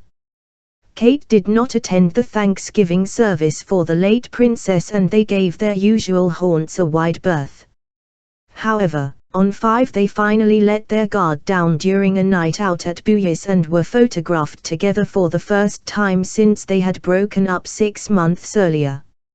In a change from their usual paparazzi avoidance tactics, they came out of the club together and drove off in William's Range Rover. On 11 October, the couple were spotted together again when they flew up to the Burkal estate for a long weekend to spend the last few days of the deer stalking season with Prince Charles and the Duchess of Cornwall. Dressed in camouflage gear, Kate was seen 2 days later lying in the heather and being coached by Gillies on how to use a hunting rifle. Her presence on the stag hunt that day may have ended her to Prince William, but it outraged animal rights protesters. She looked well on the way to becoming a fully fledged member of the royal family. As the girlfriend of Prince William, Kate had grown accustomed to coming second to royal duties, but now it was brought home to her that she would have to come second to the military as well, as William missed her birthday, on the 9th of January, for the 2nd year in a row. As the future Commander-in-Chief of the British Armed Forces, the Prince had little choice in the matter. The previous year, he had been on duty with the Household Cavalry and this year he had just signed up to the RAF. Kate celebrated her 26th with her parents, Michael and Carol, and sister Pippa at Tom Aiken's restaurant in Illistan Street, Chelsea. Afterwards, she and Pippa dropped in at Kit's, a swanky new nightclub in Sloane Square, the heart of Sloane Ranger territory. For the next few months, she would see little of her man. He was based 126 miles from London at RAF Cranwell. Built on land requisitioned by the Admiralty from the Earl of Bristol, RAF Cranwell was commissioned on 1 April 1916 as a training college for the Royal Naval Air Service, which merged with the Army's Royal Flying Corps to form the RAF 2 years later. The Royal Air Force College opened in 1920 under the command of Air Commodore C.A.H. Longcroft. 14 years later, the future Edward VIII opened its current brick and Portland stone building, with its central portico of 6 Corinthian columns. In a message to the first entry of cadets, the Chief of the Air Staff, Sir Hugh Trenchard, said, "We have to learn by experience how to organize and administer a great service, both in peace and war, and you, who are present at the college in its first year, will, in future, be at the helm. Therefore, you will have to work your hardest, both as cadets at the college and subsequently as officers, in order to be capable of guiding this great service through its early days and maintaining its traditions and efficiency in the years to come." 88 years later, on the 7th of January, 2008, William arrived at the base on a 4-month attachment to its Central Flying School, fulfilling a desire to follow in the footsteps of his forefathers. Men of 4 successive generations of his family have become RAF pilots. His great-grandfather Prince Albert, later King George VI, was the first member of the royal family to serve in the RAF, immediately after its formation. Both Prince Philip and Prince Charles graduated as flight lieutenants, in 1953 and 1971 respectively, and, like William, Prince Charles received his wings from his father. He has since been promoted and now holds the rank of Air Chief Marshal. Kate's family also have links to the RAF. Her grandfather Peter Middleton joined the service during the Second World War and also got his wings at RAF Cranwell. Central Flying School Commandant Nick Sword commented on William's arrival, "During his time with us, Flying Officer Wales will be realizing a personal ambition to learn how to fly, and this will be the beginning of a lifelong relationship with the Royal Air Force." Throughout his attachment, whilst also training alongside fellow officers, "We are very keen to make sure that Flying Officer Wales will have the opportunity to meet airmen of all ranks to enable him to have as broad as possible an idea of the RAF and how it differs from what he has seen in the Army." Following his training, Flying Officer Wales will be attached to several frontline units, including support helicopter, search and rescue, air transport and fighter aircraft, which the Royal Air Force operates.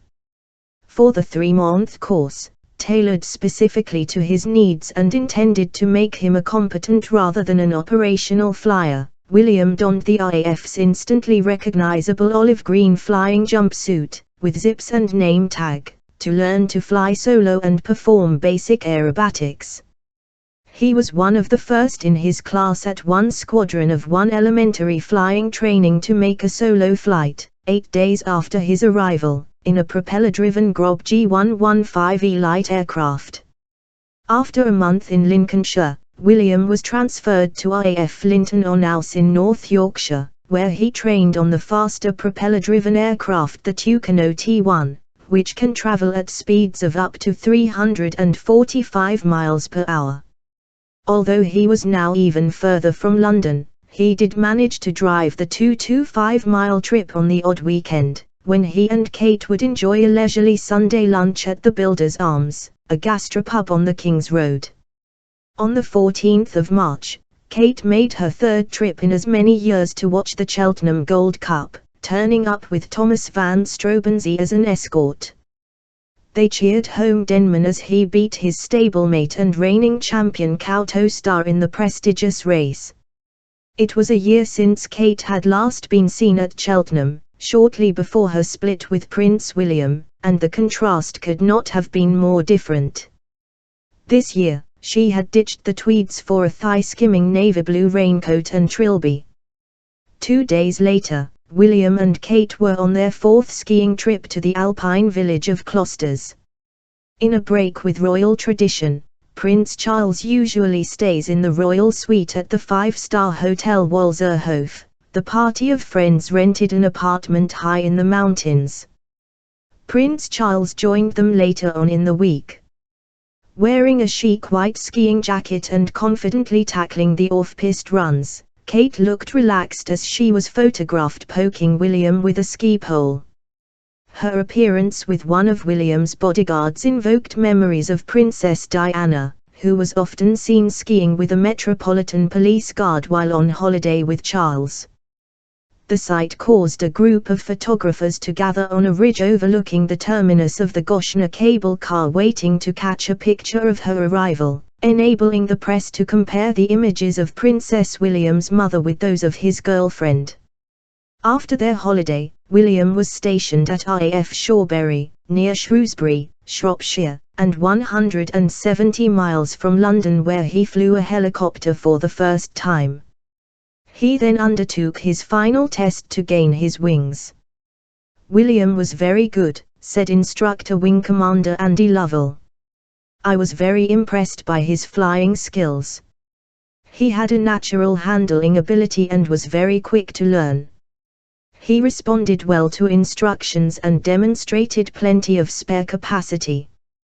Flight Lieutenant Simon Berry, 26, who was on the same course, added, "William was socializing with everyone. He was just a normal bloke, a normal guy and very sociable. He was working really hard, flying in the morning, coming down and doing 2 hours of flight school, and then working all hours in the evenings like everyone else." However, it later emerged that William, codenamed Golden Kestrel, was not quite as normal as the other RAF officers. Stationed at RAF Oderham, west of Basingstoke in Hampshire, he spent his final week training with 7 Squadron, learning how to fly a E-10-million twin-rotor Chinook helicopter. It was during his time there that the 25-year-old officer let his youth and enthusiasm get the better of him, taking 5 joyrides at a cost of E86,434 to the taxpayer. Although he was accompanied at all times by a senior instructor and experienced crew, and 3 of the flights could have been a legitimate part of his training using family residences as navigational marker points to plot his course, 2 others involved using the helicopter as transport to social events, causing a public relations nightmare that threatened to overshadow his graduation ceremony. Having drawn up the flight plans himself, William decided that his first training exercise, on Wednesday, the 2nd of April, should be a trip to his family home, Highgrove, where he could buzz his father. It is not known whether Prince Charles was at home at the time. Under tuition, he flew the 106-mile round trip to Gloucestershire. The mod later claimed that the trip, which cost £11,985 in fuel, maintenance and man-hours, was part of a general handling exercise. The following day, perhaps in a bid to show off to Kate, William suggested practicing his takeoff and landing skills at her home in Berkshire, as the mod routinely uses other locations when their 2 permanent fields in the area surrounding RAF Oderham are busy. After getting permission from the police and the Middleton family, he flew the 12 miles from his base and circled over the house at 300 feet, before landing in a paddock in their grounds. He did not get out of the helicopter but took off 20 seconds later. The trip cost E8,716, but was defended on the grounds that battlefield helicopter crews routinely practice landing in fields and confined spaces away from their airfields as a vital part of their training for operations. However, on Friday, the 4th of April, William bent the rules even further, travelling 260 miles to Hexham, Northumberland.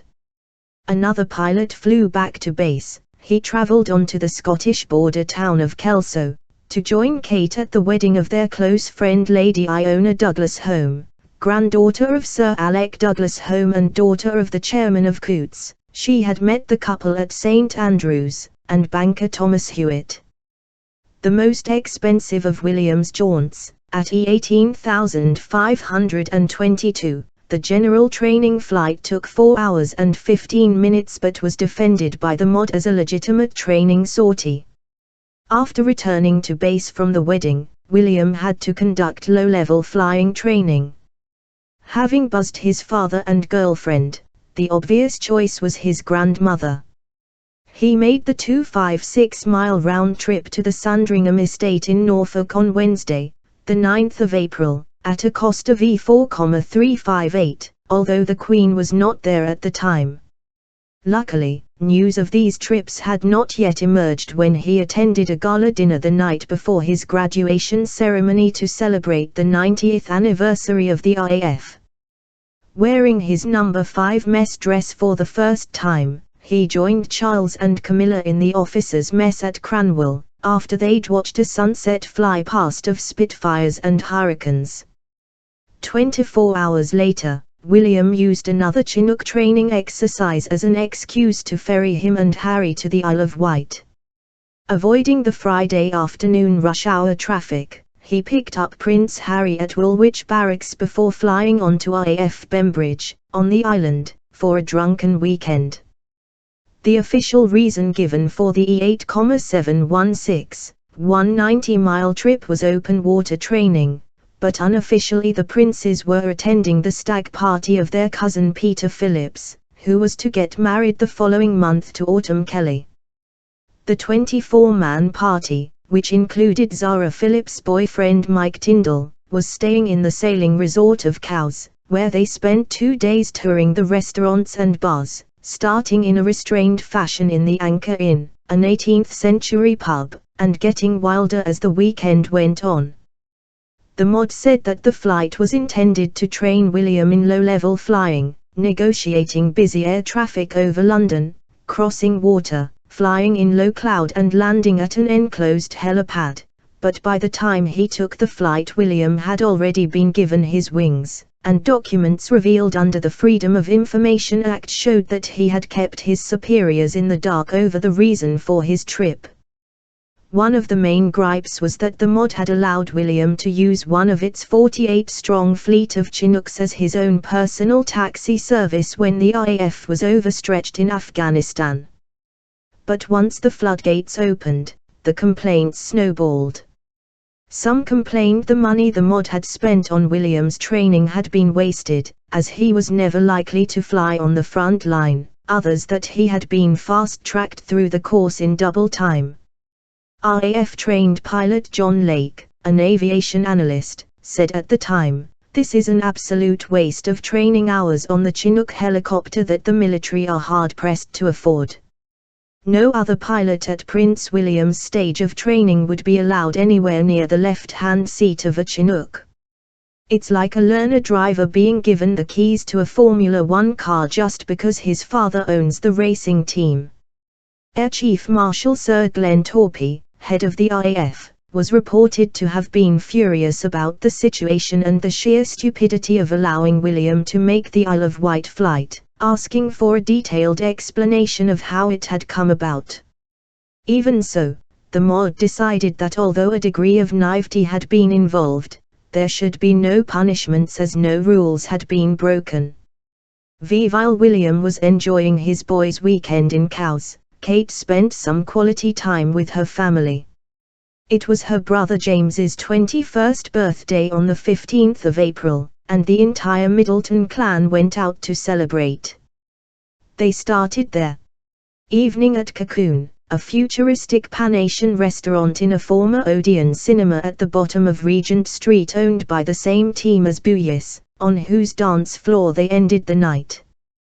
By then, Pippa had found a job working for the upmarket event organizers Table Talk, who plan exclusive parties for blue-chip companies such as Merrill Lynch and Morgan Stanley, Jewelers Osprey and Auction House Christie's.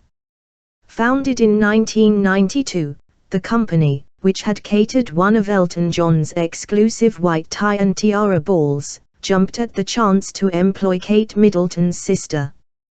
With her society contacts and love of the high life, she was to a natural at the job.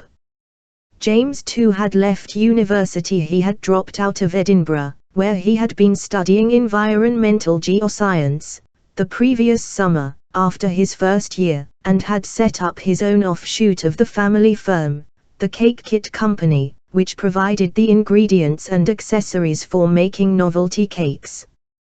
VS01 he got on his feet. He was working out of his parents' offices and staying in the family home. I knew that mouthful of academic prescription was not going to do it for me, he told Tatler. I wanted to join the workforce. So I quit early and started my own baking business. My parents had planted a gene in me with their business, and for me it was going to be all about baking. I even had a grandfather on my mother's side, Ronald Goldsmith, who had been a baker during the war, so there was a family link too. 2 weeks after James's birthday, during William's final week in the RAF, he made his first trip to the front line in Afghanistan, from where he was to repatriate the body of the 94th serviceman to be killed in the country since hostilities began in 2001. The Prince joined a group of RAF officers flying into Kandahar Airport to bring home the body of Trooper Robert Pearson, 22, a Queen's Royal Lancer, who had been killed when his Viking armoured vehicle hit a landmine in Helmand Province. William took his turn at the controls of the C-17 Globemaster military transporter and spent 3 hours on the ground meeting servicemen. Back in the UK, he met the family of Trooper Pearson. Both the Queen and Prince Charles had approved the 30-hour trip, which took place overnight on the 27th of April and was deemed so risky that a news blackout was imposed until after his return. Cynics claimed that aides had dreamed it up as a public relations exercise to improve the prince's battered image, but Clarence House insisted it had been planned before his helicopter joyrides had been exposed. 5 days later, on the 2nd of May, 2008, William bowed out of the RAF and started a month-long break before an attachment to the Royal Navy. During that time, another royal would take the heat off him and spark a crisis within the family. Chapter 24 Out of the shadows. Sitting in a pew in the historic St. George's Chapel in the grounds of Windsor Castle, Kate Middleton shared a private joke with Chelsea Davy as they attended their first royal wedding in the presence of the Queen. Wearing a pale pink fitted jacket, a black Issa dress and a matching black pillbox hat with net veil, Prince William's girlfriend slipped into the Gothic chapel on the 17th of May 2008 for the wedding of his cousin Peter Phillips to Autumn Kelly. Arriving alone, the 26-year-old brunette was representing her boyfriend at the first wedding of a grandchild of the Queen, as William had been forced to turn down the invitation because it clashed with a prior engagement. While she was at the royal wedding, he was 4,000 miles away in the foothills of Mount Kenya, awaiting the traditional Maasai marriage ceremony of Bashan Craig, the brother of Jaka, to Melissa Duveen. Kate's solitary appearance on such an important occasion underlined the extent to which she had accepted by the royal family and, to many observers, indicated that it was only a matter of time before she became a royal bride. Her role at the wedding led to a flurry of newspaper articles speculating about an imminent engagement, with one friend remarking that they thought there was undoubtedly an understanding between the couple since the relationship's revival that it would lead to marriage. The wedding also marked a step forward in Harry's then-girlfriend Chelsea's relationship with the family. She had attended her first official engagement earlier in the month when she had watched her boyfriend being awarded with a medal for his service in Afghanistan. But for Chelsea, who looked unusually demure in a black and white floral dress and matching black jacket, this was the first meeting with her boyfriend's grandmother. However, the two girls' attendance at the event was overshadowed by a storm of controversy over the commercialization of the royal family, as the newlyweds had made a $500,000 deal to allow their nuptials to be featured in Hello magazine. Both William and Harry were said to be deeply unhappy that their girlfriends were prominently featured in the coverage, splashed across 59 pages of the magazine, which stated, "Even the two glamorous royal girlfriends couldn't take the spotlight off the bride on her big day." Despite having slipped in through a side door of the church, rather than entering through the famous West Steps, in order not to upstage the bride, the two girls were photographed 29 times between them, laughing together, letting their hair down on the dance floor and being entertained by Prince Harry. The two princes were not amused. The marriage of the Queen's grandson Peter Phillips and Autumn Kelly, the Canadian daughter of a hairdresser and electrical retailer, was perhaps the most high-profile royal union since the wedding of Prince Edward and Sophie Wessex on the 19th of June, 1999. Although Prince Charles and the Duchess of Cornwall had married the previous year, they had had a civil ceremony, which the Queen did not attend. Organized by Margaret Hammond, a former assistant to Peter's mother, Princess Anne, she came out of retirement for the occasion. The service was attended by all the senior members of the royal family, apart from Prince William. Yet when the couple first met, at the Montreal Grand Prix in 2003, Autumn had no idea the man she was dating was 11th in line to the throne. Peter did not tell her about his royal connections, and she only learned the truth while watching a television program about Prince William. Peter, 30, arrived at the chapel at 3:40 p.m., 20 minutes before his bride-to-be, wearing a morning suit and accompanied by his two best men, childhood friend Andrew Tucker and Ben Goss, a friend from Gordonstown. Wearing a 7,500 Sassy Holford dress, a tiara loaned to her by Princess Anne, and a necklace and earrings given to her by the groom, Autumn walked up the slippery steps and into the church clutching her father's arm for dear life to the strains of the Prince of Denmark's March by Jeremiah Clarke. Autumn, who was par to Sir Michael Parkinson, and a former promotions girl and actress, was attended by 6 bridesmaids in green Vera Wang dresses, including her best friend Jackie Orby and her future sister-in-law Zara Phillips. The couple, who were married by the Dean of Windsor, Bishop David Connor, Autumn having converted from Catholicism to the Church of England to prevent Peter having to renounce his right to the throne, exchanged rings and vows. Emerging from the chapel at 5 p.m., they left in a carriage for Frogmore House in Windsor Great Park, Queen Victoria's favourite residence, which had been lent to them by the Queen for their reception, organised by Peregrine Armstrong-Jones, the party-planning younger half-brother of Lord Snowdon.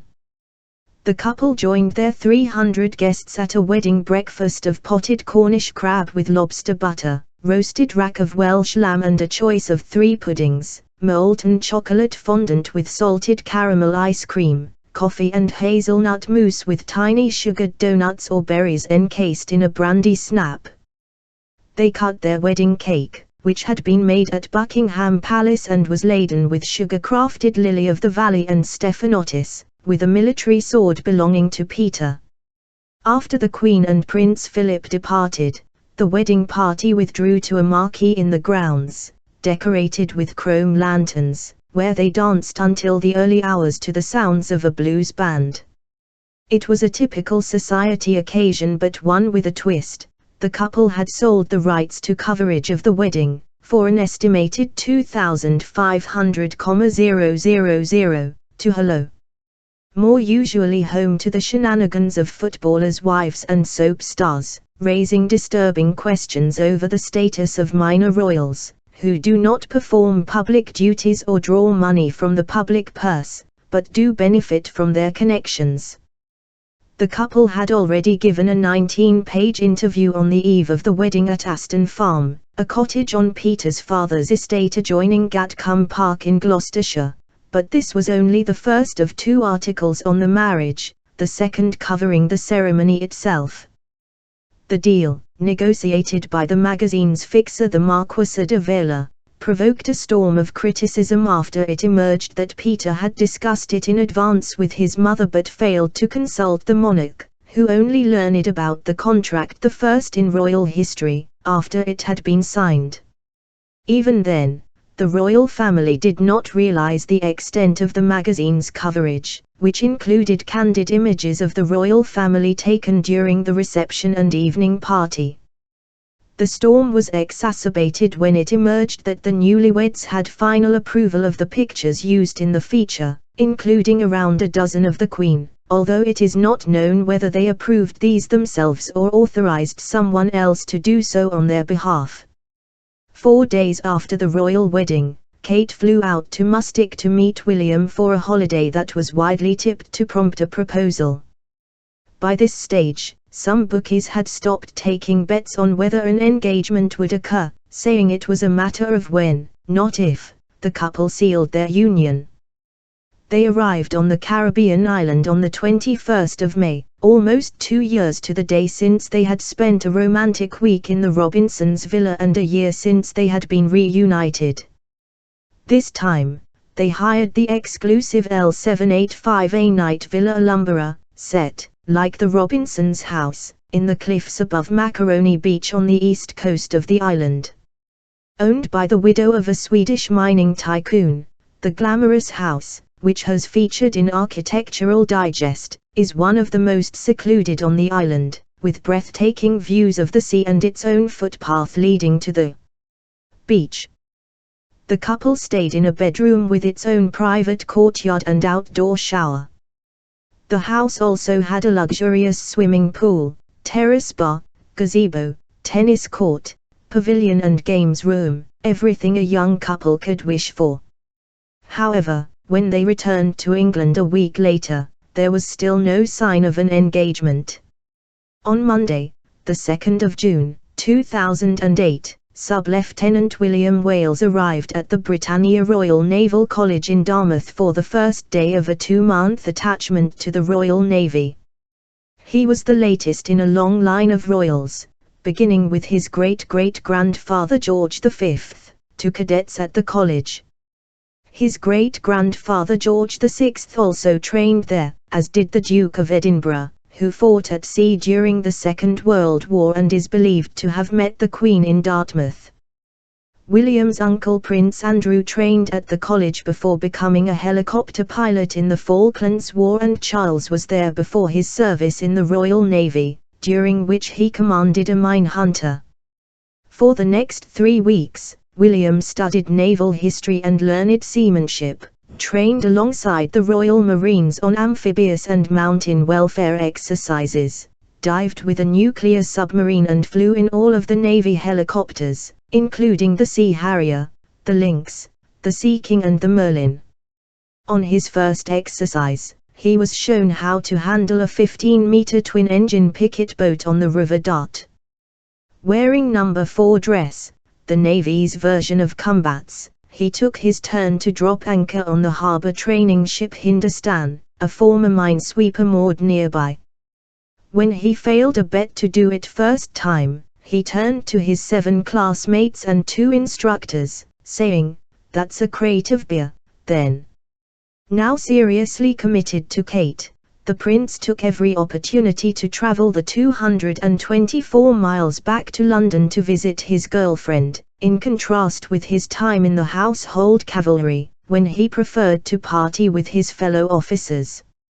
On his first weekend off, he and Kate joined friends at London's Royal Lancaster Hotel for the Boodles Boxing Ball, where 4 old Etonians were trading punches with Cambridge graduates to raise money for the Starlight Foundation, a charity set up by former Dynasty actress Emma Samms to grant the wishes of terminally ill children. Wearing black tie, the royal couple met up with Harry and Chelsea for a champagne reception, dinner and auction. Afterwards, they joined Guy Pelly, Thomas Van Strobenzee, Jamie Murray Wells and Jacka Craig in ringside seats for the boxing. The first match featured Jacka's boyfriend Hugh the Hitman Crossley, who lost out to Bear the Pain McLean. The group then watched William's former classmate James the Badger Mead, the son of the international show jumper Richard Mead, being beaten by a one-bone crusher Poulain, a former equerry to Prince Charles. Kate, who was wearing a stunning EIO pinkissa gown, floor-length and slashed to the navel, winced and covered her eyes during the fights, while William and Harry punched the air, showing their Help for Heroes wristbands, in support of a charity for wounded servicemen and women. The E100A ticket event was organized by their friend Charlie Gilkeys, who also owned Kit's, the young royals' new favorite nightclub. It raised E120,000 for the charity and granted the wish of cystic fibrosis sufferer Bianca Nicholas, 19, to sing at the event and meet Harry and William. Kate was so touched by her encounter with Bianca that she decided she wanted to become involved with the charity, whose patron is Princess Alexandra, a cousin of the Queen. She suggested forging a link with Party Pieces, in order to hold kids' parties and give party bags to 10,000 sick children in hospitals over Christmas. It was the first time Kate had publicly supported a charity, one of the prerequisites for a future princess. "I find it terribly exciting," Emma Sams told the Daily Mail. "We are extremely thrilled, as you can imagine. They will be supplying us with all of the decorations and toys to play with, and the children are all going to get party bags. I am looking forward to meeting up with Kate soon to thank her properly for what she has done for Starlight. It is such a huge donation. What a great thing they are doing, and what a great change it will make to these kids." The weekend after the Boxing Ball, William was down in London again for his investiture into the Order of the Garter. Kate escorted him to the event, held at Windsor Castle on the 16th of June in front of the Queen and all his aunts and uncles. It was the first time that she had been to such a formal royal event, another significant milestone on the road to becoming a member of the firm, but she could not keep a straight face. When William processed past the historic Galilee porch on his way from the chapel to the castle, wearing a blue velvet cloak and a hat adorned with ostrich plumes, she and Harry burst into fits of giggles. William, however, managed to keep his composure for the annual Garter Day service, in which he was awarded the highest honor the monarch can bestow, membership of the order renowned for its motto Honi soit qui mal y pense, which translates as "shame on him who thinks ill of it." Within 2 days, William was back at sea, spending 24 hours underwater on the nuclear submarine HMS Talent, taking part in an exercise to track down and destroy an enemy sub. Sleeping aboard the submarine, he spent time in the control room, next to the nuclear reactor, and saw the cruise missiles in the torpedo room. At the end of the stint, he was winched off the boat by a Sea King helicopter. The next weekend spelled the end of the prince's 3 weeks training with the Navy, perfect timing as he was celebrating his 26th birthday on Saturday, the 21st of June. He and Kate spent the weekend with Harry and Chelsea at the Beaufort Polo Club near Westonbirt Arboretum in Gloucestershire. After watching England, captained by Luke Tomlinson, an old Etonian and close friend of the prince's whose family owns the club, beat New Zealand in the Williams de Bro International Test match, the couple danced the night away at the Buyas to Beaufort party in a marquee in the grounds. The following day, William and Harry joined Luke on the polo field with the Apes Hill Club Barbados team. They beat the Stobarts 5-3 in a charity match that raised $50,000 for the Countryside Foundation for Education and the Tusk Trust. After his birthday weekend off, it was time for William to get serious. On Monday, the 23rd of June, he began a 5-week operation at the Type 23 frigate HMS Iron Duke, a 4,900-ton warship that was working with American Drug Enforcement Administration agents to track down cocaine smugglers during the hurricane season in the Caribbean. Once again, he was separated from his girlfriend. After just 4 days on the warship, armed U.S. Coast Guard seized $40 million worth of cocaine from a speedboat northeast of Barbados. William was on board the Lynx helicopter that spotted the 50-foot vessel and apparently played a key planning and surveillance role in the seizure. Later, he took part in a hurricane disaster training exercise off the volcanic island of Montserrat, as one of the forward command team landing on the island. While her boyfriend was on exercise, Kate went to her second royal wedding of the year without him, confirming her established position in the family. Wearing a floral dress and pale blue fitted jacket with a black feather fascinator, a hair accessory favored on recent occasions by the Queen and the Duchess of Cornwall, she joined guests on the 19th of July at the Queen's Chapel in St. James's Palace for the marriage of Lady Rose Windsor, a great-granddaughter of George V and 23rd in line to the throne. The youngest daughter of the Duke and Duchess of Gloucester, and William's second cousin, Rose, 28, who works in the film industry. She is credited on one of the Harry Potter movies as an assistant in the art department, wore a Franca couture wedding gown and a tiara that had belonged to Queen Mary for her wedding to George Gilman, 26, the son of a former director of Leeds United Football Club. During his 5 weeks out at sea, William barely spoke to his girlfriend, 4,500 miles away, let alone saw her. He was allowed to use his mobile telephone, but reception out at sea was poor. By the time he disembarked on the 2nd of August, he was desperate to see her. It was the longest they had been apart since they began dating at St. Andrews 5 years earlier. The couple were finally reunited in Mustic, where they had made their fond farewells 2 months earlier. It was the 3rd time they had holidayed on the island. This time, they stayed on the western coast in the Villa Rocchina, created by Oliver Messel, who was also responsible for Princess Margaret's Les Jolies. The secluded house, owned by Venezuelan millionaire S. Violera Alvarez, had a dining gazebo on the veranda overlooking the ocean, a cinema and gym.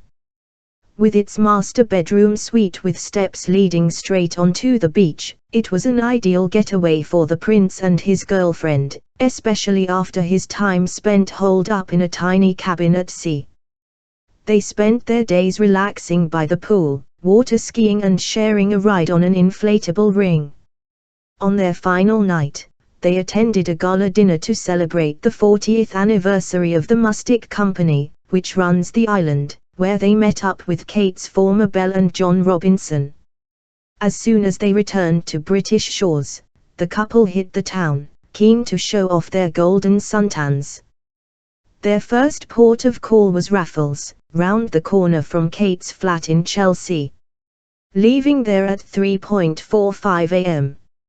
On the 15th of August, Kate had a momentary lapse in decorum, flashing rather more of her tan than she intended when her multicolored tunic dress rode up her thighs. William stumbled and almost fell on top of her. A few weeks later, they flew out to Austria together for the wedding of Kiara Hunt, the doctor-granddaughter of the late Baron Hunt of Fawley. She once posed for Country Life reclining naked in a bath full of lollipops. Kiara, the sister of their university friend Olivia and of TV presenter Ben Fogle's wife Marina, married Rupert Yvetz, a Blues and Royals officer, on the 6th of September in Salzburg. It was the first time William had been able to attend a wedding with Kate that year, and the event gave the couple the chance to catch up with Lady Davina Windsor, the elder sister of Rose.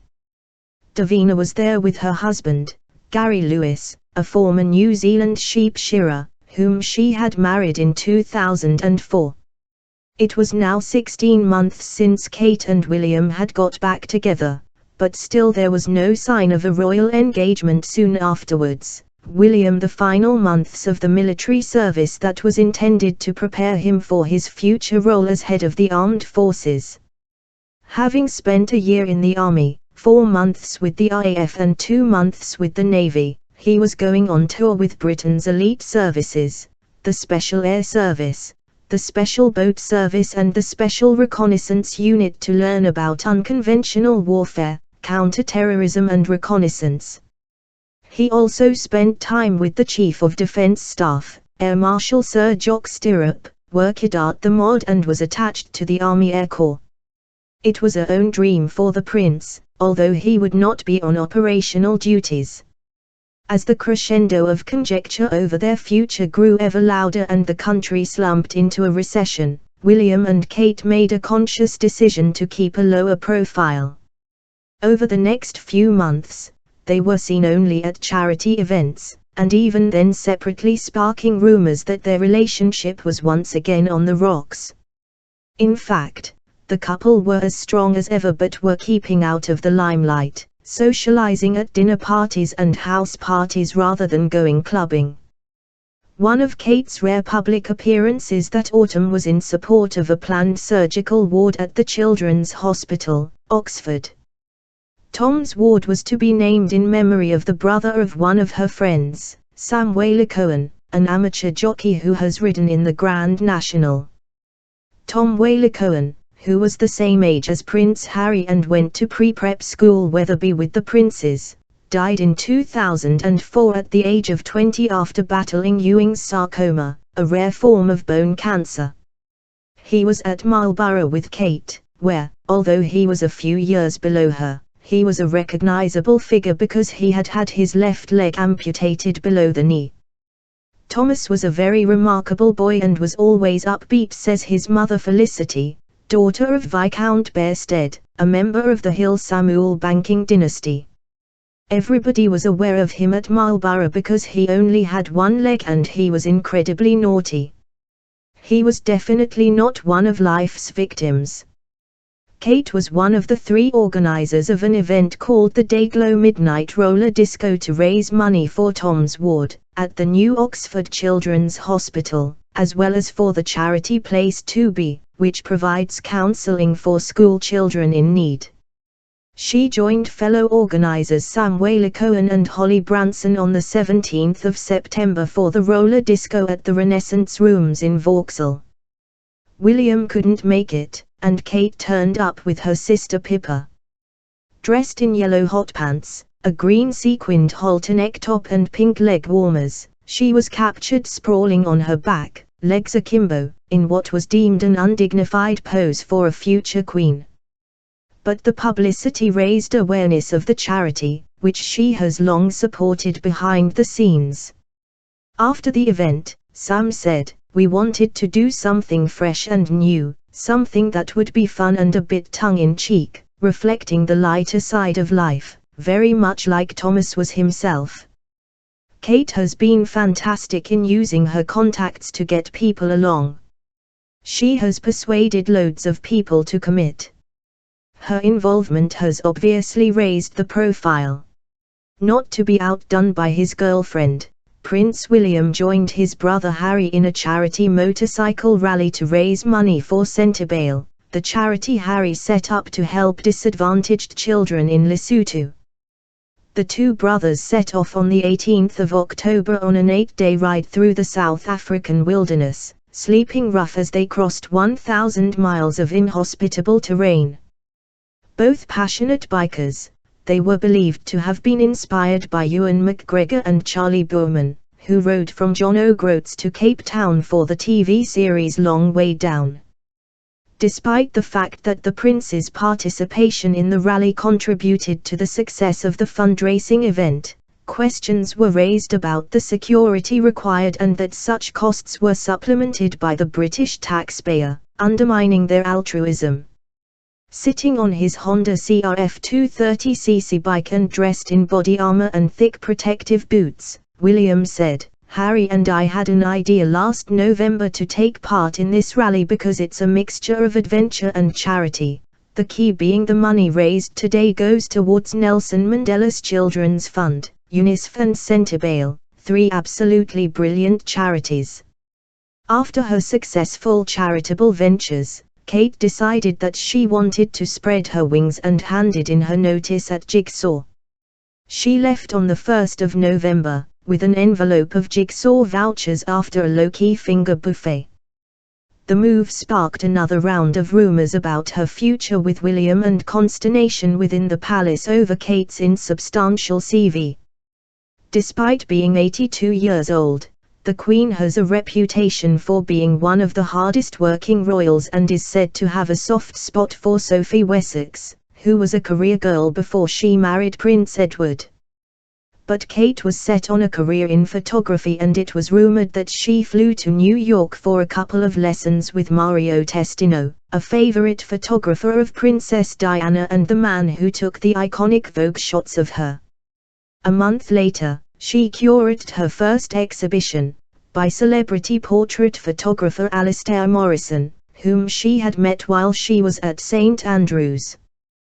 The exhibition, Time to Reflect, a selection of portraits of stars such as Tom Cruise, Kate Winslet and Ewan McGregor taken in photo booths, was held at the shop at Bluebird on Kings Road, owned by her former boss, and raised money for the United Nations Children's Fund UNICEF.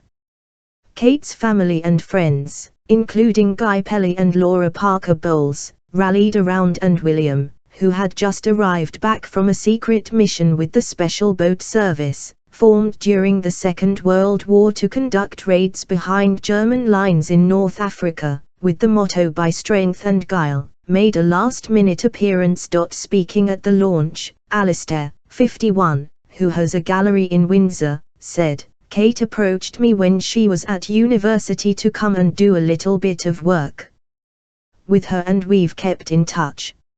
She came to my gallery and we talked through some of her work. She was looking to get a little help. She is very, very good, and it shows. She takes very beautiful, detailed photographs. She has a huge talent and a great eye. I'm sure she will go far."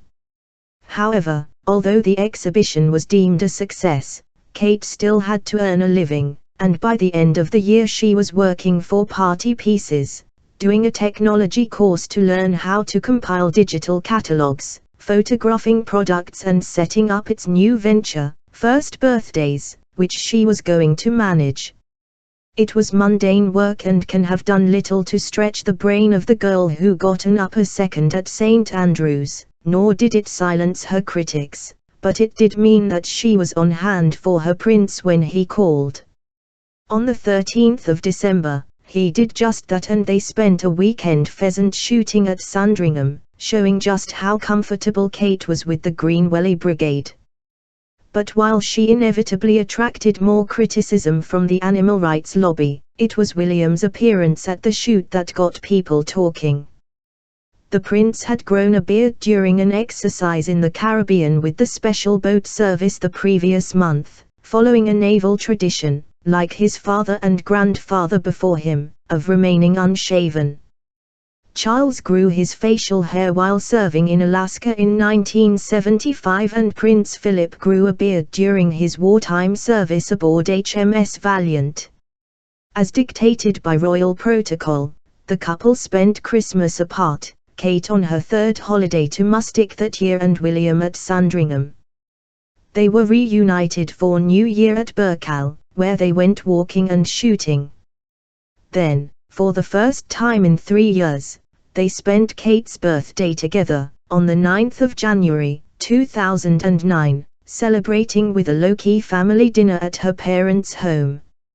However, any thoughts that the family might have had about a royal wedding had to be put on hold, as William had a new career. Chapter 25 A new princess standing arm in arm with her prince in a stateroom at St. James's Palace, one of London's oldest royal residences.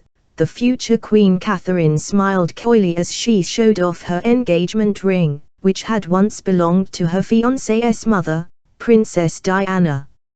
It was the 16th of November, 2010, and the newly engaged future princess was making her first appearance on the world stage with Prince William. William had proposed to Kate 3 weeks earlier by a remote lake on the slopes of Mount Kenya, but the couple had kept the news secret while the prince asked his future father-in-law for her hand in marriage. He told the Queen and Prince Charles only a few hours before the announcement. Yet after William and Kate turned up together at the wedding of his close friend Harry Mead in Northleach, Gloucestershire, rather than arriving separately, speculation grew about the date of the betrothal. It reached fever pitch a week later when Kate's parents were guests at a private shooting party at Birkhall with the couple. But the announcement was delayed after Michael's father, Peter, Kate's only surviving grandparent, died on the 2nd of November after a short illness.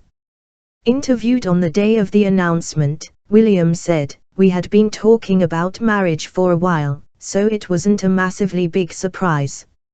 I'd been planning it for a while, but, as any guy out there will know, it takes a certain amount of motivation to get yourself going. It just felt really right out in Africa. It was beautiful at the time. I had done a little bit of planning to show my romantic side. I had been carrying it, the engagement ring, around with me in my rucksack for about 3 weeks before that, and I literally would not let it go. Everywhere I went, I was keeping hold of it because I knew if it disappeared I would be in a lot of trouble. It's my mother's engagement ring, so I thought it was quite nice because obviously she's not going to be around to share any of the fun and excitement of it all. This was my way of keeping her close to it all. It was very romantic," added his bride-to-be, laughing. "There's a true romantic in there." The engagement marked the first time that Kate and William had given a formal interview, and the eyes of the world were upon them. Beaming broadly, they looked the epitome of a couple in love. Wearing a royal blue dress by her favorite designer, Issa, Kate looked comfortable in the spotlight, although she deferred to her prince on the more difficult questions. Revealing that she is looking forward to producing a royal heir, she said, "Family is very important to me. I hope we will be able to have a happy family ourselves. My family has been great over the years, helping me with difficult times. We see a lot of each other and they are very, very dear to me. My mother is absolutely over the moon." We had quite an awkward situation because I knew that William had asked my father, but I didn't know if my mother knew. So I came back from Scotland and my mother didn't make it clear to me whether she knew or not, so both of us were there sort of looking at each other and feeling quite awkward about it. But it was amazing to tell, and obviously she was very happy for us. The news of the betrothal delighted Britain at a time when it was suffering from a recession. Hearing the news, Prime Minister David Cameron said that the engagement marked a great day for our country. The Queen said that she was absolutely delighted for the couple, and the Prince of Wales, who joked that they have been practicing long enough, said he was thrilled. Prince Harry gave Kate the ultimate accolade. "I'm delighted that my brother has popped the question," he said. "It means I get a sister, which I have always wanted." But it is for Kate's family that the world has now spun on its axis. Accompanied by staff from Clarence House, they made a statement saying that they were thrilled at the prospect of a royal wedding. As you know, Catherine and Prince William have been going out together for quite a number of years, which is great for us because we've got to know William really well, they said. "We all think he's wonderful and we're extremely fond of him. They make a lovely couple. They're great fun to be with and we've had a lot of laughs together." The announcement took place more than 2 years after commentators began seriously to anticipate a royal wedding. Widely expected to propose to Kate and take on the role to which he had been born after leaving the military at Christmas 2008, Prince William confounded all expectations, and stunned royal analysts by transferring from the British Army into the RAF. He announced plans to train as a search and rescue pilot 2 days after Kate's 27th birthday.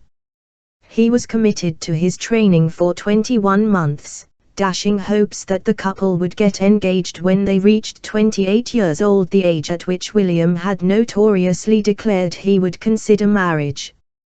Given the code name Golden Osprey, Flight Lieutenant Wales arrived at RAF Shawberry, near Shrewsbury in Shropshire, where he had first discovered a passion for flying helicopters, on the 11th of January, 2009, and rented a country house in the county, complete with swimming pool and tennis courts, as an alternative to his cramped on the base. His move came after Prince Harry had led his men into battle in Afghanistan. It was deemed too dangerous for the second in line to the throne to follow suit and go into a war zone, but he was allowed, as a compromise, to sign up with the RAF, learning to fly single-engine Skirrels and twin-engine Griffins. Wearing an olive green flying suit and regulation goggles under his helmet because of his poor vision, Flying Officer Wales took off for the first of his training flights 3 days later. With an instructor by his side, the Prince, who is rarely seen in public wearing the metal-rimmed glasses he needs for driving, underwent an hour-long lesson in a Skirrel at the Defense Helicopter Flying School at the base, where helicopter crews for all the armed services are trained. I now want to build on the experience and training I have received to serve operationally, he said at the time. For good reasons, I was not able to deploy to Afghanistan this year with D Squadron of the Household Cavalry Regiment. The time I spent with the RAF earlier this year made me realize how much I love flying. Joining search and rescue is a perfect opportunity for me to serve in the forces operationally while contributing to a vital part of the country's emergency services. After graduating a year later, William spent the next 9 months in intensive training at RAF Valley on Anglesey. He lives in a cottage there, where Kate is a regular guest, and the couple are regularly spotted by locals. He finally qualified as a search and rescue pilot on the 17th of September, 2010, and began his career in earnest as a member of Sea Flight 22 Squadron, co-piloting a Yellow Sea King helicopter, call sign Rescue 122, on 24-hour shifts to mount sea, mountain and flood rescue missions. 2 weeks later, he took part in his first live search and rescue operation, saving a gas rig worker who had suffered a heart attack. It was then that he finally felt ready to propose to Kate. I had my military career and I really wanted to concentrate on my flying, he said after the engagement was announced. I couldn't have done this if I was still doing my training, so I've got that out of the way. Kate's in a good place in terms of work and where she wants to be, and we both just decided now was a really good time. William is not the first member of the royal family to live with his wife while serving in the military. He is following in illustrious footsteps. Prince Philip was posted to Malta a year after his marriage to the young Princess Elizabeth, and the couple had one of the most carefree years of their married life there. They lived in Lord Mountbatten's Villa Gardamangia and danced many a night away at Valletta's Hotel Meridian Phoenicia. Kate's introduction to royal life stepped up a pace immediately she became engaged to the prince. Palace protocol dictated that until that day she was not accorded any status within the royal family. Although she had met the Queen socially on a couple of occasions, stories that she had dined alone with the monarch or had one-to-one meetings with her were greatly exaggerated. So were reports that her parents had met the monarch, making a mockery of spurious gossip that her mother Carol had breached etiquette by greeting her with the words "pleased to meet you." There had also been much speculation over the grooming for royal life that Kate was supposed to have received since she began dating William and the personal protection she was supposed to have been afforded. In fact, she received little advice at _LT how to handle the role until she became a royal fiancée. But now Kate's world has changed. She is entitled to round-the-clock police protection, has been assigned an official bodyguard from S014, the Royalty Protection Branch, and will have the full weight of the palace publicity machine. It has been an extraordinary journey for the woman who was christened Catherine Elizabeth Middleton and has known to the public as Kate. Like a butterfly emerging from a chrysalis, the shy, retiring schoolgirl has transformed into a confident and glamorous young woman with the poise to become a royal bride. Vogue editor Alex Shulman has described her as a contemporary version of Princess Diana. She has the same mainstream style and will go on, like Diana, to get more glamorous, she said. But Kate is made from a different mold. Diana had aristocratic connections and was a member of the establishment. Kate's background is more in line with those of the consorts of European royalty. On the continent, the wives of princes and kings have degrees and careers. When Kate becomes Queen Catherine, she will be the first wife of a British monarch to have graduated from university, displayed her lingerie on the catwalk or lived with a king out of wedlock. At some stage in the future, William V will become the 42nd monarch to ascend the throne since his namesake William the Conqueror overthrew Harold in the Battle of Hastings in 1066. Kate could be the sixth of her name to rule. The first was Catherine of Valois, daughter of the French King Charles VI, who married the Plantagenet King Henry V in 1420 after his historic win at Agincourt. Then there were three wives of Henry VIII, Catherine of Aragon, mother of his daughter Mary, whom he divorced, Catherine Howard, whom he beheaded, and Catherine Parr, who outlived him. Finally, there was the Portuguese Infanta Catherine of Braganza, who married Charles XI by proxy in 1662, 2 years after the restoration of the monarchy. She was the sister-in-law of Anne Hyde, the last commoner to marry a British king. William and Kate are keeping their lips sealed over whether he got down on bended knee. Perhaps he followed in the footsteps of William Shakespeare's Henry V when he proposed to his Kate, "A speaker is but a prater, a rhyme is but a ballad. A good leg will fall, a straight back will stoop, a black beard will turn white, a curled pate will grow bald, a fair face will wither, a full eye will wax hollow, but a good heart, Kate, is the sun and the moon, or rather the sun and not the moon, for it shines bright and never changes, but keeps his course truly.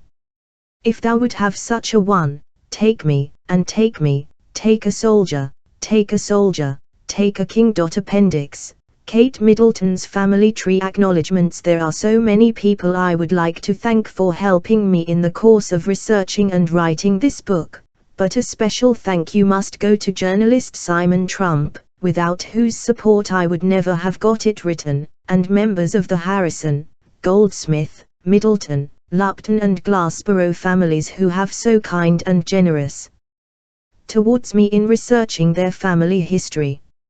I am extremely grateful to Sean James, the assistant editor of the Mail on Sunday, George Thwaites, the editor of the review section, and Marilyn Warnick, the book's editor, whose advice has been invaluable and without whom I would never have got my first book published. I must also thank my solicitor, John Pulsew, a partner at Allen Buckley and Company, who has incredibly supportive when I have needed legal advice. I am also indebted to the journalists Laura Collins, Ian Gallagher, Joe Knowsley, Liz Sanderson, Daniel Townend and Edward Black, and the photographers Jason Buckner, Paul McNamara and Oscar Kanaya for their generous help.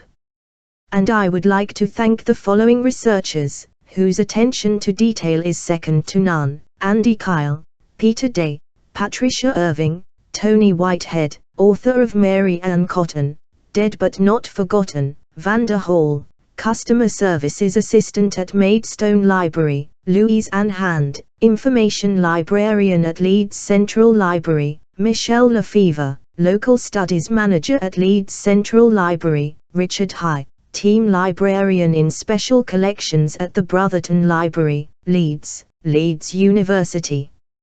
Archivist Lisa Giffen, Adam Bull, Webmaster at the Friends of Gledow Valley Woods, Lynn Aspland, a historian at the Gledhow Valley Conservation Area Group, Neville Hewerth, Jane Powell, search room assistant at Berkshire Record Office, and Caroline Leggett, senior archives and local studies assistant at the Centre for Buckinghamshire Studies.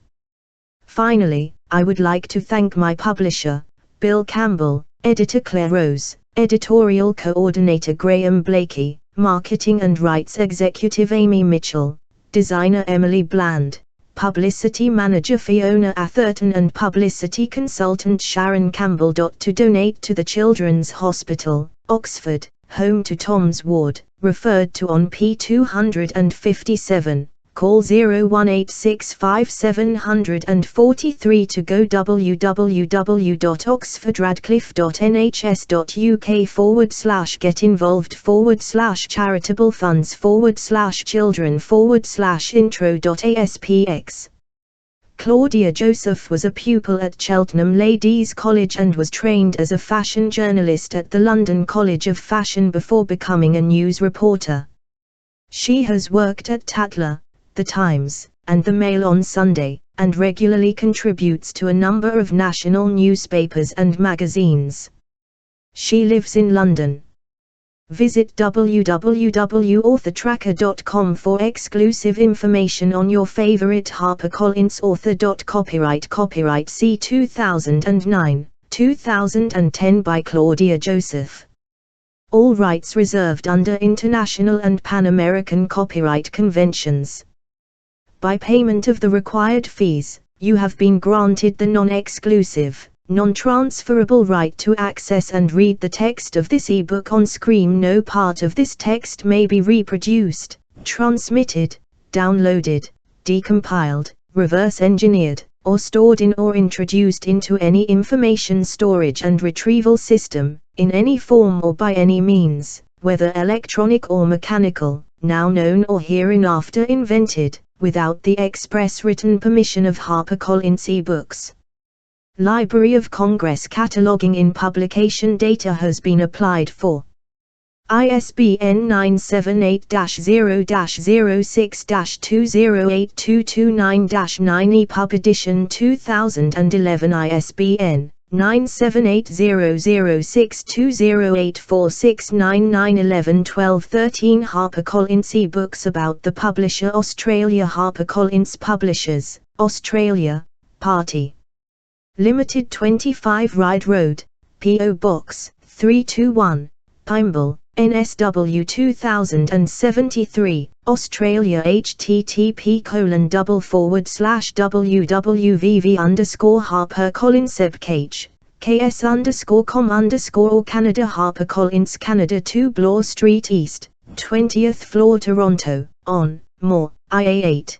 Canada http://www.vv_HarperCollins ks_ca New Zealand HarperCollins Publishers, New Zealand, Limited P_O_Box 1 Auckland, New Zealand http://www.vv_HarperCollins ks_co_nz United Kingdom HarperCollins Publishers Limited 77 to 85 Fulham Palace Road London, W6 8JB, UK http://www.vv_HarperCollins ks_co_UK United States. HarperCollins Publishers Incorporated 10 East 53rd Street New York, NY 10022 http://www.vv_HarperCollins ks.com Kate The Making of Claudia Joseph.